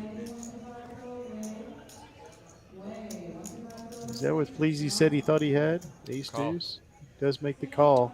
Ace deuce is full. Very good. Thanks. Well, that may take Fleazy down into range where he's willing to talk about chopping, but I don't know if he's not a chopper. I would never give up the ship, and we saw quite a comeback from Lang being down quite a bit. She said she thinks that's possible. Okay, great. Thank you.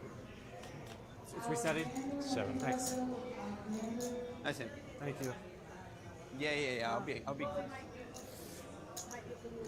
That was a nice juicy flop there. Yeah, and maybe taking a break. Yeah, it looks like we're taking a break. Gave him a third 8 on the river. If I'd known that, I would have bet way more. Maybe that's why the music's on. It was just a break. All right, well, folks, I'm going to take a break too because I've got a small bladder. No, actually, I've got a big Diet Coke habit. All right, so we'll be back in just a moment.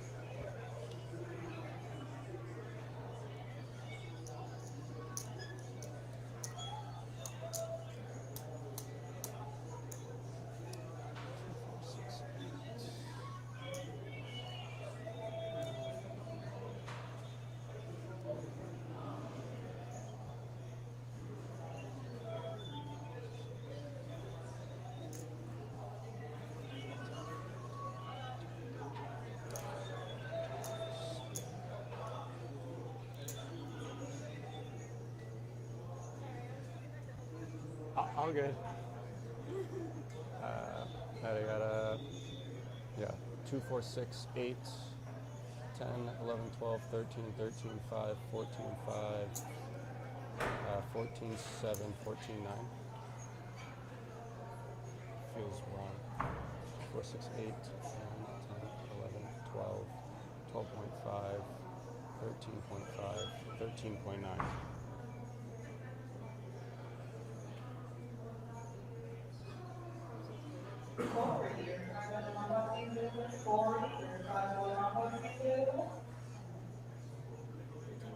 $13.9?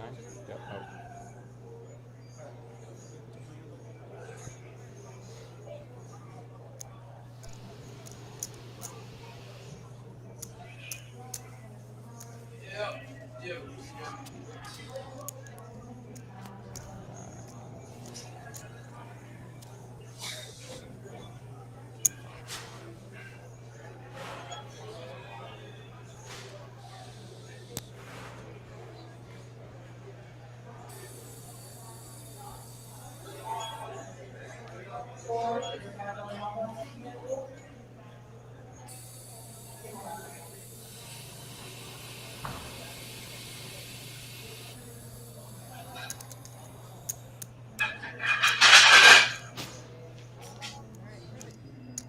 I haven't done this one yet.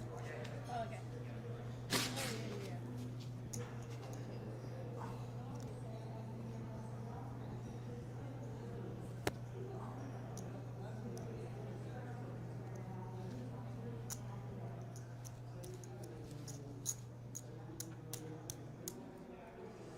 One, two, three, 3.5, 4.5,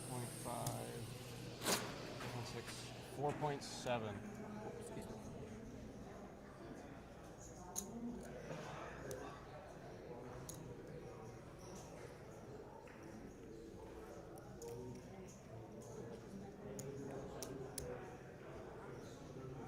There you go.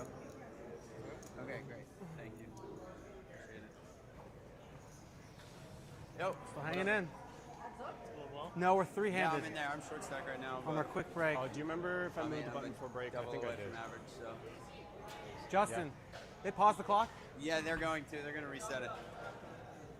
No, never that. No chops.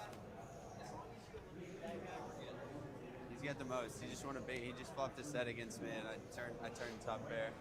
We just saw your ace 6. Dude, you know him. Now I know it. Bro, how are you? Doing good.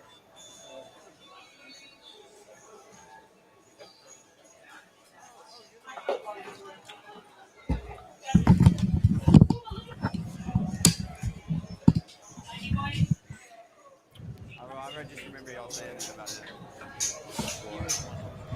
it. I'm telling you that Hispanic dude was a firecracker. I was like, dude, I swear to you, when I came to the final table, I was like, dude, I'm gonna have to watch that guy. He's thugging, dude. He's fearless. Yeah, he's You want to discuss the chop? Huh? I mean, not really. We can discuss the chop. No. I'm gonna play it out like a guy. We can give like 4, 5, 6. I'm the short stack. I'm the one who would do it. It was like 4, 5, 6. We basically asked for like a 3-minute extension because we played a hand into it, and they said yes. Yeah, I love it. It's tugging. It's very tugging. Oh, our dealer said, I thought she said maybe that it was approved, but I mean, they're both right there. I lost a pretty good amount. He fought the set and I turned top pair. So I would have liked to have not turned top pair. That would have been a lot cooler. I knew he had it. It's one of those weird spots where it's like, oh, I'm never supposed to fold the set. And I'm Brandon. I'm just like, yeah, but fold it. Around 14? He's never bluffed. Yeah, right around okay. there, yeah. I'm trying to remember. Thank you. Thank you. I want to say 13.7. Yeah, no, 13.9. Something like that. 13.9, yeah. Thanks. I was just telling the player in C3 his chip count.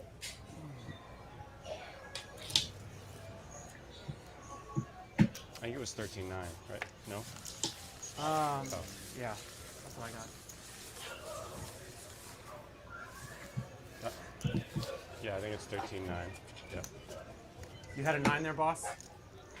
Did. Yeah. Better than having an 8. Yeah, you might have popped me on the river. Yeah.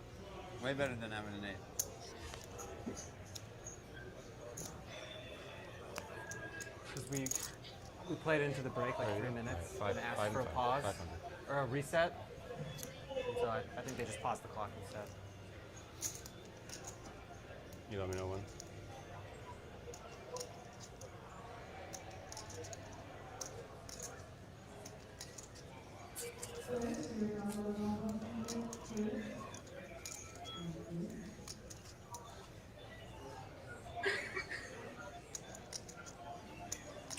All right, folks, we're back at it. Hopefully you can hear me okay.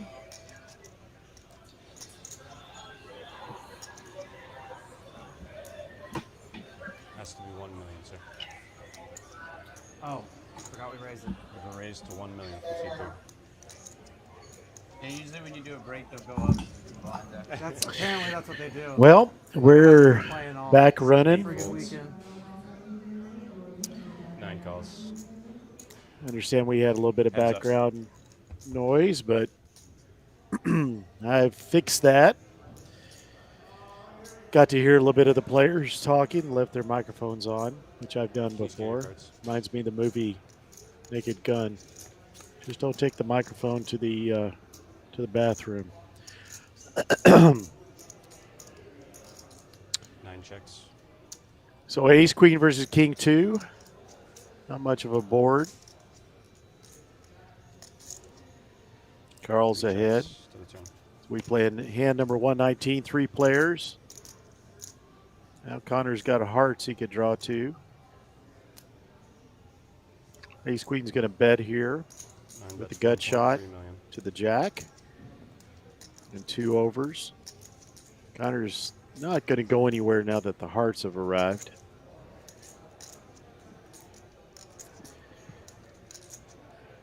He's also got position, so he's going to make the call. Hopefully. He's thinking he hits his heart. 4 million in the pot. 3 Now, calls, 1.3 million. now 5.3. Good size pot. Nobody gets anywhere. Ace is good. And he's going to push it out there.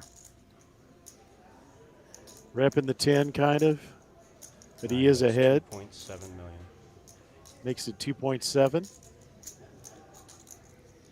This is going to make Connor fold. 3 folds. Rightfully so. That's Sam. Big pot going over to Carl. Carl's now step up to the chip lead, 12.38. As we roll into hand number 120.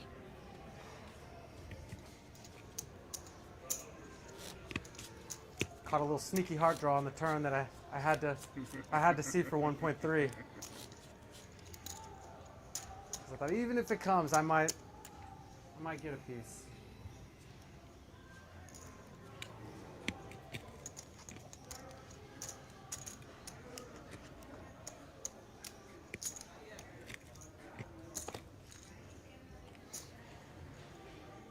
Eight folds.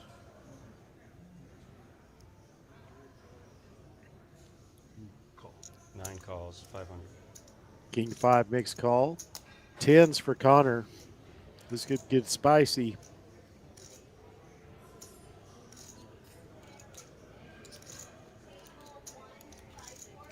Well, obviously the music was just music, folks.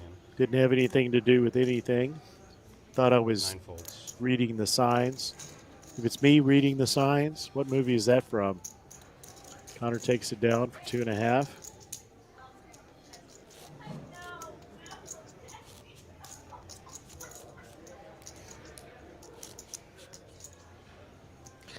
Well, my Cowboys lost, but I'm pretty sure that means that I won my Pick'em League.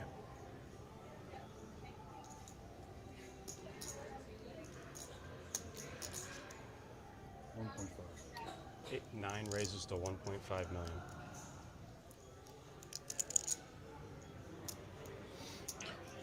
So I'm taking the positive with it. Ace King against 7s. This could get it spicy. Raised by the Ace King to 1.5. Let's see if Connor wants to play those 7s. 3 calls. Looks like he 1.5 does. million. Easy gets rid of his dirty diaper. Throws it out in the trash.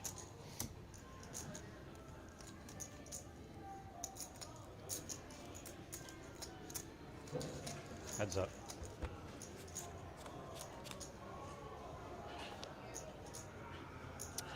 And that's going to be an easy fold for Connor. See, he's going to get bet into by Carl, unless he tries to rep the ace here. 3 checks. 3 million. 9 bets 3 million. Yep, that's going to be a fold. 3 million bet.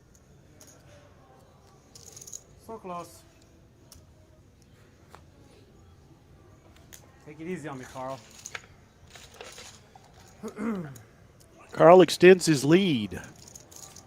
Very good, Jay Steve. Very, very good. Love that freaking movie. I don't go for romantic comedies, although that one's not classic in that sense. But that's, I didn't know Jennifer Lawrence. She was like, yeah, Hunger Games, whatever. Like I'm ever gonna watch that. But I fell in love with that girl in that movie. Oh my gosh, she was awesome.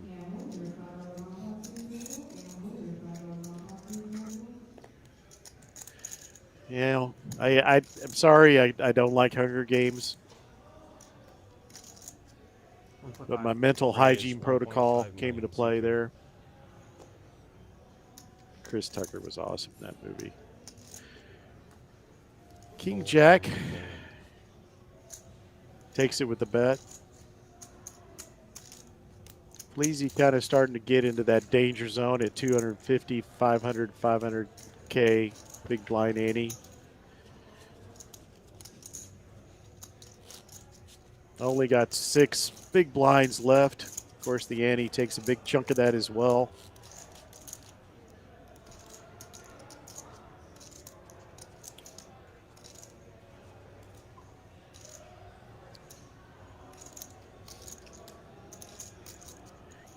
Good hand for the button. King 10 of clubs is going to probably bring in a raise, I'm guessing.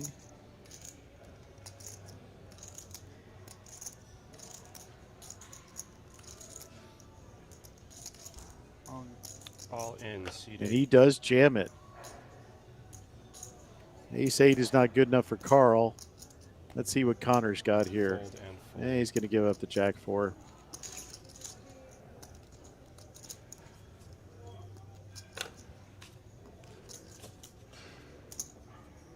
Google for the win. Can you really do that? Can you put it in if it's me reading the signs and the movie pops up? I've been no good at GTS myself. My boss used to say, GTS, Google that stuff. And we would really fast.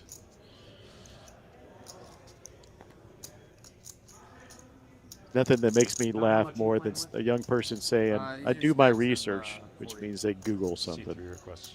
That would be. Ask how much. I believe in a flat earth. I do my research. Yeah, Or is okay. that a million a stack? Doesn't seem true. Yeah, I think Carl there didn't like being in the middle of Connor and Fleazy, so he was tightening it up a little bit. Yep. Kyle who? Is that the whammo that showed up at the end of the chat?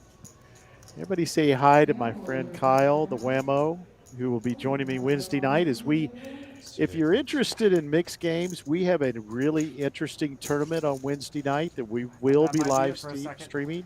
Triple, or just triple. Triple draw deuce to 7, triple draw ace to 5, and Badoogie. That will make a really, really painful commentary. Kyle and I are going to have books in front of us for that live stream. Kyle, I'm counting on you, buddy. You got to study for the next 2 days.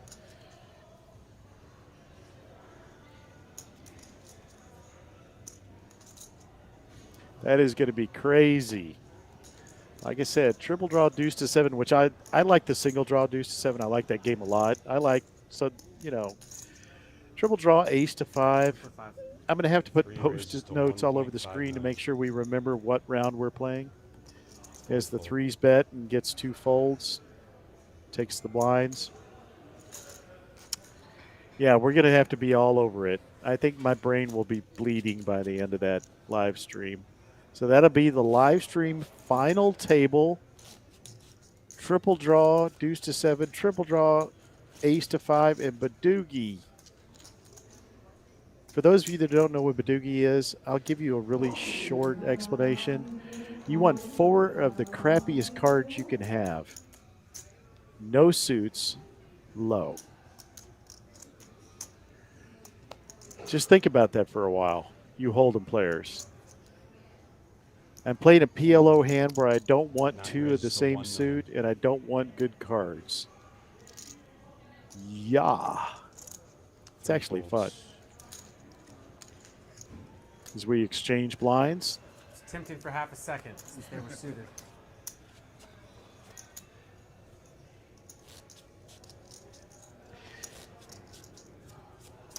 Fleazy again down to 6 big blinds. As he puts out another big blind for 500K. With the big blind ante, so he's down to 2.2. As the hand starts, he's going to have to pull the trigger here soon. I didn't see it, no. Mine kind of flipped too. Did y'all see it? Carl gets 10-3. He's not going to play it. Not for free. Queens for Connor. Yeah. Fleazy has a big hand. Even Jack 8 off. Something like that. It's going to be hard news. Queens are really, really in a perfect position here. And he does jam. Oh, no way. Gets an insta call by Fleazy. Oh, my gosh. Kings versus Queens. What a great cooler for Fleazy in the short stack. He just has to fade that queen. Yes. Clubs are in play, but he's got them. Oh, the queen hits the turn. Oh, my gosh. Oh, gut. Yeah, man, that's lucky. Right to the gut. Oh, this game is so cruel. Fleazy goes out in second place, getting absolutely sucked out on by the queens, who had his kings dominated. Or the queens were dominated by the kings. I don't even know what to say. We have not seen that happen all night. We had the short stack go all in and got an 8 on the river, but that was just cruel. Nasty, as Kyle says. It was nasty. You were just a small blind, correct? Great job tonight by Sleazy. Sleazy. He takes it to earlier, man. Heads up. third place finish. Good payout for him, but that was just brutal. He does take home 20,720 for third place. So close. Getting through all of that 945 other entries. Basically beats 942 players. And then absolutely gets crushed. His kings. So now I'm button, which is also getting crushed by queens. Is that correct? On the turn. Yeah, let me turn your mic up here. I had you turned down because of background noise. Yeah. Okay, so you were small. Queens versus kings. Queens versus kings. For all of a chip stack. And the queens bank the river. I'm sorry, the turn. Oh, sorry, I'm still like, whoa. That was brutal. Oh, I think they might be talking. Are they talking chop? They're talking about something, and I heard him just ask for a floor. Well, as so often happens when somebody's eliminated, I looked down at that and I was like, the chop talk starts immediately. Come to Papa. Nice red queen.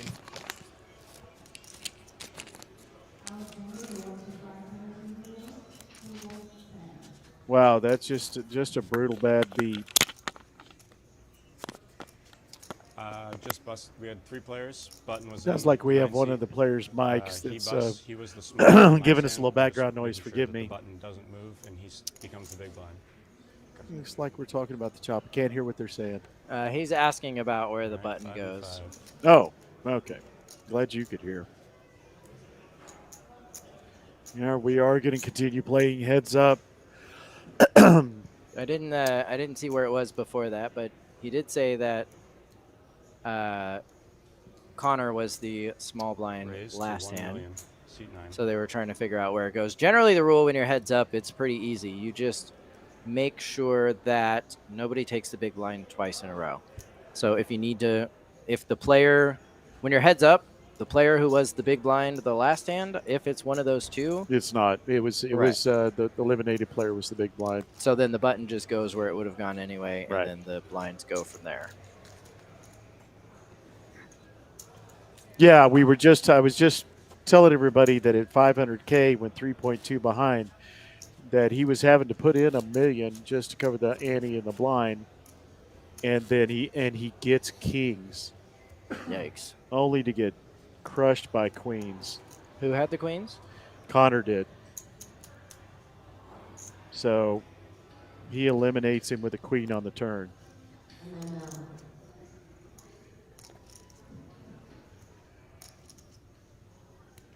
Heads up for 12K. Yep, that is super shallow, Kyle. That is.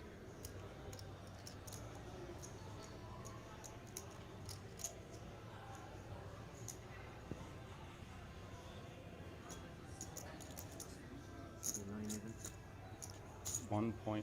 I felt bad. I had some TD responsibilities to go do. I never finished.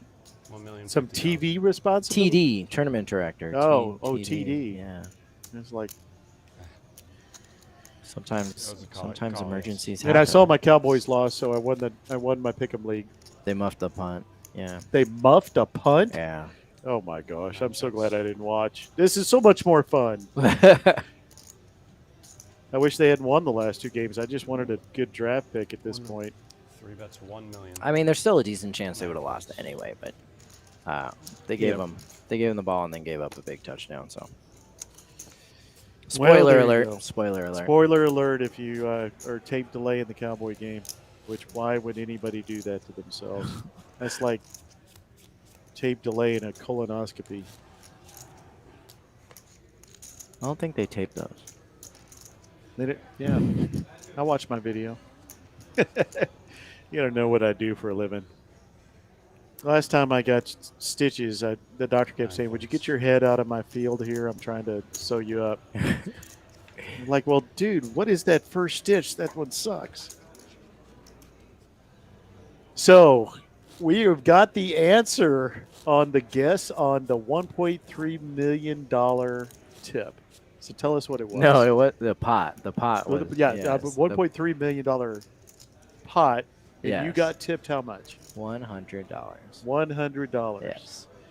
Now you're sitting in the box there. You shove this massive mound of chips over to somebody. Yeah. Knowing how much it is. They throw you the smallest chip, I guess. It was the smallest chip on the table, yeah. What is your first thought? You know, I am very much one of those you don't get too excited about the big ones. You don't get too upset about the small ones. Like it is, I'm grateful for anything that I get from anybody ever. Okay, even when I was in my dealing days, and you never know where somebody's at on the day. You never know how much they actually won. Oh, you never, that's a good thought. There's lots of things that it all averages out. All the good, all the bad, they all average out if you just keep putting in. My goal was just deal as many hands as possible, and it'll all. So you didn't have cheap bastard thought run through your head? No. You really didn't? I am not one of those. But you remembered it. Well, yeah, it's the biggest pot I ever dealt, so I remember it for that reason. And then, of course, the tip part stays with it. But A7 versus Queen Jack here. Looks like we're going to play and see a flop. Oh, okay. I guess I was wrong. Cowboys blocked a punt and then touched it beyond the line of scrimmage. New inventive way to lose. I was reading the updates. I didn't see the play. On the updates, it said muffed punt. So it sounds like it was a different version of a muffed punt. They blocked it, and then someone tried to grab it and turned it over. All I know is I needed a touchdown from Joe Burrow to win my fantasy league, and he threw one at the last minute to win. Nice. So we both did well. I am headed to the playoffs. Nice. The tip for that game, 1.3 Pleasure, was buddy. $100. Tip total was $100. Oh, total for the game? Like for the whole down? Yeah. It's probably like $300. Wow. It was a big game. It was. They started at 1,000, 2,000 no limit with a $500,000 minimum buy-in, and it escalated. By the end of the night, by the end of my down, they were playing 2-4, but I heard by the end of the night they were playing 5-10. Wow. Well, I always say that if you want to see good tips, go to the 1-2 table. It's true. I mean, it's absolutely true. I was kind of bent at a large pot that this one player in the live stream 5-2 game I was playing, a very large pot, threw $2 at the dealer. I have too many dealer friends in this house. Yeah. And I won the very next pot for $700, and I held a $25 green chip in front of his face, sitting next to me. Said, "This is what a tip chip looks like." Threw it to the dealer. He was not happy with me, and the dealer's like, "Thank you, but that's not necessary." And I said, "Yeah, I kind of was for me," and I was really tired of this player being that way. Made him angry, but he tipped better the rest of the night. Yeah. So if players want to tip shame, like reasonably, like that, like not harassing or constant or whatever, but if players want to tip shame other players, I support it. I think I think it's absolutely what you should do. I think there's lots of different kinds of etiquette at the table. Certainly that slow roll, asking for a chip count when you have king queen and the flop was king king queen. Oh yeah. That's another one where I'm gonna. You were already all in, or the player was all in. The player was action? in after the flop, and I never saw what they had. I think I had to guess it was like, I don't know, ace queen, or ace king maybe. They left so fast, and they must have rolled their hand over because they were all in, but I don't even remember what they had. Because when I saw the player to my left roll over the nuts after asking for a chip count heads up, and 3 raises to 1.2. also taking a little time and then calling, I was so bent. I have no problem shaming people when they have bad etiquette. And to me, when you win a big pot, and it was in the hand that I put that chip in front of the other player, it was all the dealer. It wasn't his good play that won him that pot. Yeah. He sucked out at the end. So 5 and 5. Sir. I'm like, I'm always going to be. I don't mind if somebody calls me an a-hole or whatever. I don't care. But again, I have a lot of friends that deal, and I have a lot of respect for the job. You know how difficult it is, how it can be mind-numbing and tough at times. So, yeah, absolutely. No, it wasn't. It was not who you think, Kyle. It was another player. I am a big fan of tipping your dealers well. It is highly encouraged. It is something I think you should do. Especially if the player is the type of person that would blame the dealer for a hand that they don't. Yeah, I think that is definitely true. If you blame the dealer for the bad hands, you have to give them credit for the good ones. But generally, when I'm playing poker, it is for fun. I make my living running poker tournaments, not playing poker. So when I'm there, I'm gambling. If I'm playing PAYOUTS, I'm gambling. If I'm pulling a Buffalo machine, if I am gambling, if I get a hand pay, then I take good care of the person bringing it to me. If I get pushed a big pot, take good care of the person who pushed it to me. But that's me, and that's not what should be expected from anybody by any stretch of the imagination. I think dealers should know very much that there are far more generous people in this industry than there are the other way. And if it ever gets to where that flips, then the industry probably won't exist for much longer after that because people will go find something else to do. Yep. But generally, unless you get to the end of a month and tell me that everyone was awful, then you just shake it off and you keep dealing. Get out as many hands as you can. Yeah. Everything will be good. And for players, just when you get good service, I recommend tipping well. Nothing is expected, but it's always appreciated. Yeah. 9 checks. Obviously, this hand is playing itself a little bit. Heads up. There's the trophy. I was calling it the big snow cone the other day. Yeah. Because I was seeing it only from the top. Yeah. It was like I didn't even see Atlas underneath there. Yeah. See, at the very bottom there, right underneath the TCH logo, that's the QR code where that's nice. You will see the Poker Atlas playback, TM, trademark, Poker Atlas playback.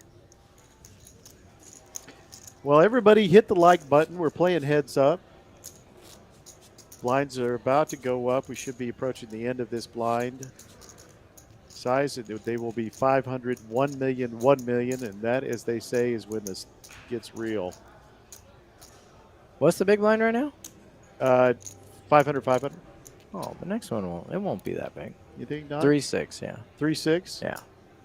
Okay, see that I've never been to this blind level, so I have no freaking clue.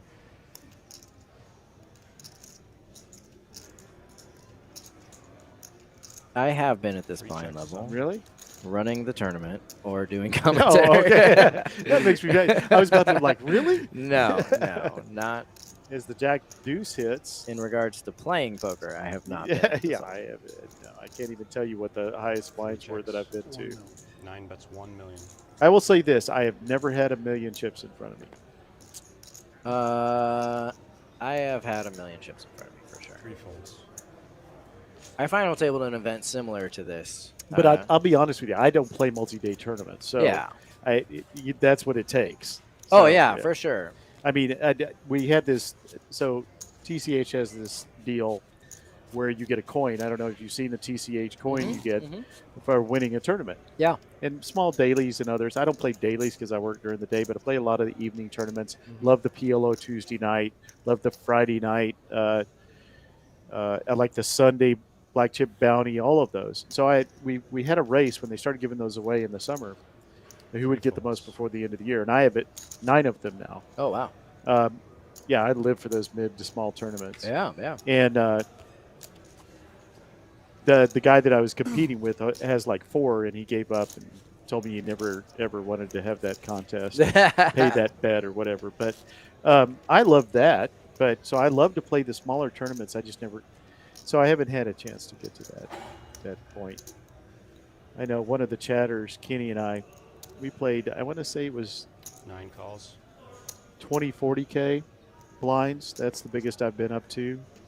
I think we played heads up at a small PLO tournament. We had a blast with playing heads up PLO.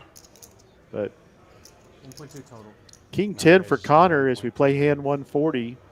There's a lot of love for Carl in the chat. Yeah, there is. You know, he's getting a lot of compliments that I'm not reading because I just let them speak for themselves. Oh, I'll read one. Carl's such an attractive, beautiful young man.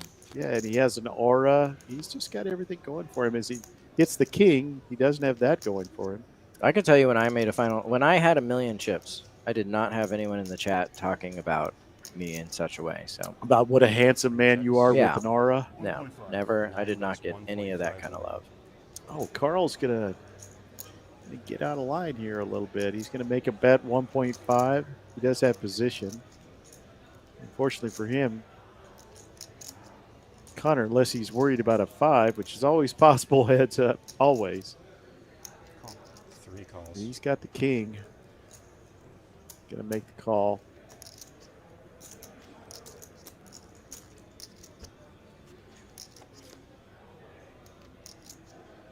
Pretty inconsequential card. You know, Nomadic, I don't even want to know. You asking if Carl likes to play stud? Probably. Probably. That's a good game, yeah. 3 bets 3 million. 9 folds.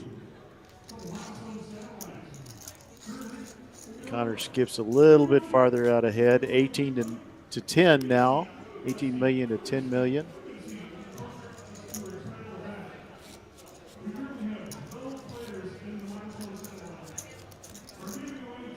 So many Carl fans. Team Connor. Okay. All right. We got some Connor fans in the chat.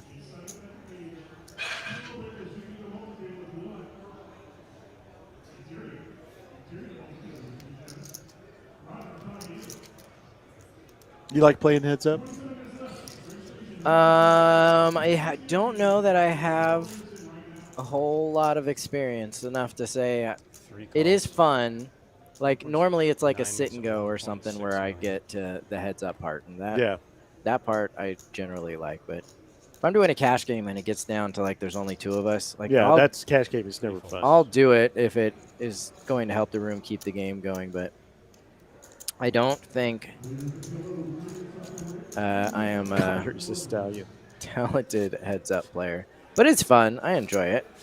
It means mostly because it means you're almost there. Like you've done enough good that you're almost there.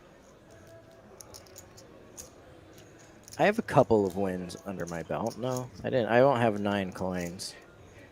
All right, y'all got to stop. Please. No, keep them coming. The Connor love is flowing in. I mean, Connor I thought we had, we had some nice little compliments to to Carl, such a beautiful young man. Yeah. From Cody, you know, Carl is a stud. You know, we're just loving it. And then all of a sudden we get the Connor group coming back at us. Connor is a stallion. You know, so I Connor appreciate is all daddy. of that. Oh, Poppy. Oh, Poppy. 9 bets 500,000.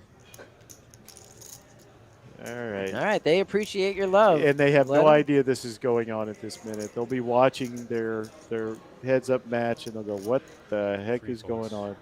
Oh yeah, I always forget that they usually go back and watch this. Yeah. I don't. Whenever I'm on a live stream, the last thing I want to do is watch myself play. Even if I do well, I don't want to watch it.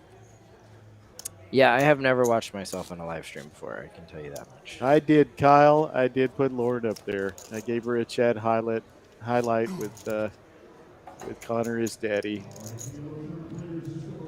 The winner should slide me like 15K. Good luck with that. Yeah.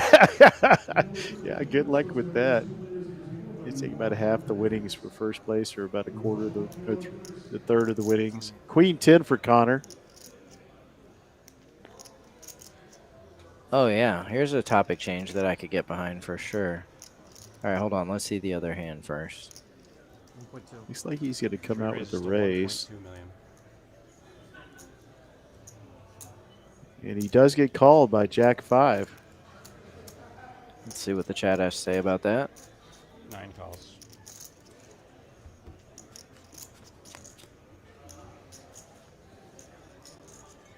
And there's the 10 for Connor. Checks. Backdoor straight for Carl. I don't think he's going to continue.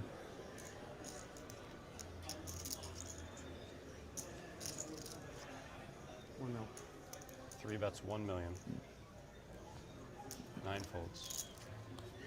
Yeah, here's a comment that we can speak about. Yeah, I got comments on this. Yeah, Ian from Rio Grande Valley to TCH Social, loved it. Salmon was amazing. Did you have the salmon? I have had the salmon 3 times since I've been here. It's every time they say, "Do you want something to eat?" I say, "Yes, I do." Yes, I would do. like the salmon, please. It is so good. It is. I got it once because to me it's like I want comfort foods while I'm playing poker. Yeah. The shepherd's pie and the salmon, though, you just get it. Yeah. Because it's too bleeding good. It's no so matter what good. you want. Shepherd's But I pie love is good. that fried chicken sandwich with the bread and butter pickles and coleslaw. Oh my You're gosh. making me hungry. I wasn't even hungry until we started talking about I know, and I'm like drooling all over the microphone at this point. We were talking about it earlier, and if you weren't here, you're welcome to go back and listen to it or not. But part of what we were saying is every time they build a new TCH, it gets a little bit better. Yes. Like, same is true for the kitchen. Like, Oh, that yeah? is something that is very important to them, and it went from no kitchen to their snack foods that they have because they know that people need to eat, and then it was like, okay, no, now we're gonna have a full kitchen to we're gonna make the full kitchen even better, and this is the last iteration of it, and so far so I talked to Chef Justin. Who have you met them? Yes. Him? Okay. Yeah, he's great. He and I talked. He actually came to me, because I just am always here, and happened to be standing there when he and Victor came in, and he introduced him to me, and he started asking me. This is a year, 6 months before this place was ready, and what would you like to see on the menu? And I'm like, oh, dude. I don't know, fried pickles. I was thinking it would be food. Yeah. And then he kind of started talking about what his menu choices were going to be. Okay. Yeah. Yeah, don't say it loud. And when he started rolling out what he thought he was going to serve, I'm like, oh my gosh. Yeah. I want to be able to get my daughter to show up at this place to eat a meal. Mm-hmm. And 3 raises to 1.2 million. it's just been, there's nothing bad on the menu. Yeah, they do a good job of, like, we want you to not need to leave for any reason. Like, there's plenty to do here. play poker. You can eat if you're hungry. You want to go play some pool or some shuffleboard. If you want to hang out and watch the game. Yeah. Watching the Texas game on Saturday, like it was a beautiful, ginormous screen TV. Yeah, I know. I was telling people you were gone, but I was telling them, or well, you might have been here. Largest TV in Austin. Yeah. And there's so many things about this place, like the restaurant. And that's what Justin told me. He said, I want people that will come here just to eat. Yeah, I think they do. Yeah, Krista says, rooting for my fellow veteran. Let's go, Carl. Carl? I'm good, thank you. Thank you for your service. I work with a lot of veterans, and it's good to see. Yeah, best salmon I've ever had. Yeah. Yeah, right? keep up the good work, guys. Yeah, guys, there's just nothing bad on the menu. I will come up here on Saturday morning. I got to do some extra work. I don't play typically during the day, even on the weekends. I come up here on Saturday morning with my computer, get the tater tot with eggs and some some of that gravy on the top of it for breakfast, and then I go home and take a nap. Yeah. It's like the tater tots. so good. They're so crispy. And they're revamping it. I don't know if they told you this. They're revamping Spring to have a bigger kitchen. Oh, nice. So Spring will have a better food. Yeah, I'm not thinking that's probably too rebel since I actually know who that is. Where's the game being held? Pretty cool to watch. This game is at TCH Social Austin, Texas. 9 moves all in. Call. Oh, he moved all in with 5 high and got called here with top pair. This may be it. You know, sometimes when you're playing heads up, like it just feels like as we watch this run out. He's got a 7 he could hit. 7 would Oh, chop that's it. Yeah. That is all, 10. folks. Just like that, it was over with probably the only out-of-line hand we've seen. Yeah, Carl and you play might all think that night. Carl's getting impatient, but Connor was betting most every flop. But if you go back and look, he hit top pair on most every hand that he played. So I could see why Carl would think, man, he must be getting out of line. I got to make a stand at some point. I can't just fold every time he bets. So we have a winner. Yeah. Connor takes it down. So the Connor crew, your Connor Daddy took it. Yeah, let's hear it Connor in the is the chat king. for Connor. There's lots of you who have been singing his praises. I want to know all of the things that you think about Connor. And Bring it. pieces on Carl tonight, crew. Yeah. So we're going to look at how much Connor won, and then we'll show a little bit of the picture session. We won't stay on too much longer. And then we'll end the stream. But he took down 42,000. They did not chop. God bless him. Made it more fun for us. 14,000. Carl took 28,140. So great job by both players getting that far. As Kristen comes in to take their microphones. Congratulations to all our players that made the final table. All of you in the chat, we thank you very much. So Connor's going to be taking home that beautiful Poker Atlas trophy for the 250K stocking stuffer. He outlasted 945 players, 944. Yes, because he was one of them. He was one of them. I'm sure he only spent one button. One bullet? Yeah, one bullet, one button. Probably. No, he's about to get tax paperwork. He fired 30, 40, 50. Yes, that's right. That's right. For the IRS purposes, he actually had to take a loan out to pay for all of his bullets. He was actually all 945 entries. So good job to everybody. Thank you so much for coming in and helping with me. I appreciate it so much. I had a blast. Can I do a few plugs real quick? Absolutely. Is that all right? Absolutely. So all the things we're talking about, the schedule, everything that's coming up. If you want to see players' chip counts, if you want to see what's coming up, you can download the Poker Atlas app. PokerAtlasTour.com is where you could see updates. You can follow me on Twitter at @TheJustinHammer. And, of course, the biggest thing we got coming up is the title event that starts tomorrow. And it has 9 flights, $600 buy-in, 500,000 guarantee. If the rest of these events are any indication, we will be adding some money to that. 1 week from today, we will be doing the same thing with the final table for that. So if you're not anywhere near Austin, and you want to see the same thing, just like you did here, come back. It might be the two of us again. I don't know. It might be. Whatever it is. Well, you're talking about next Monday? Next Monday, yeah. No, it's going to be Aaron. Aaron will be here, but Okay. I'm sure you come in and join Aaron. Oh, yeah. Aaron's probably he's our typically does the big tables.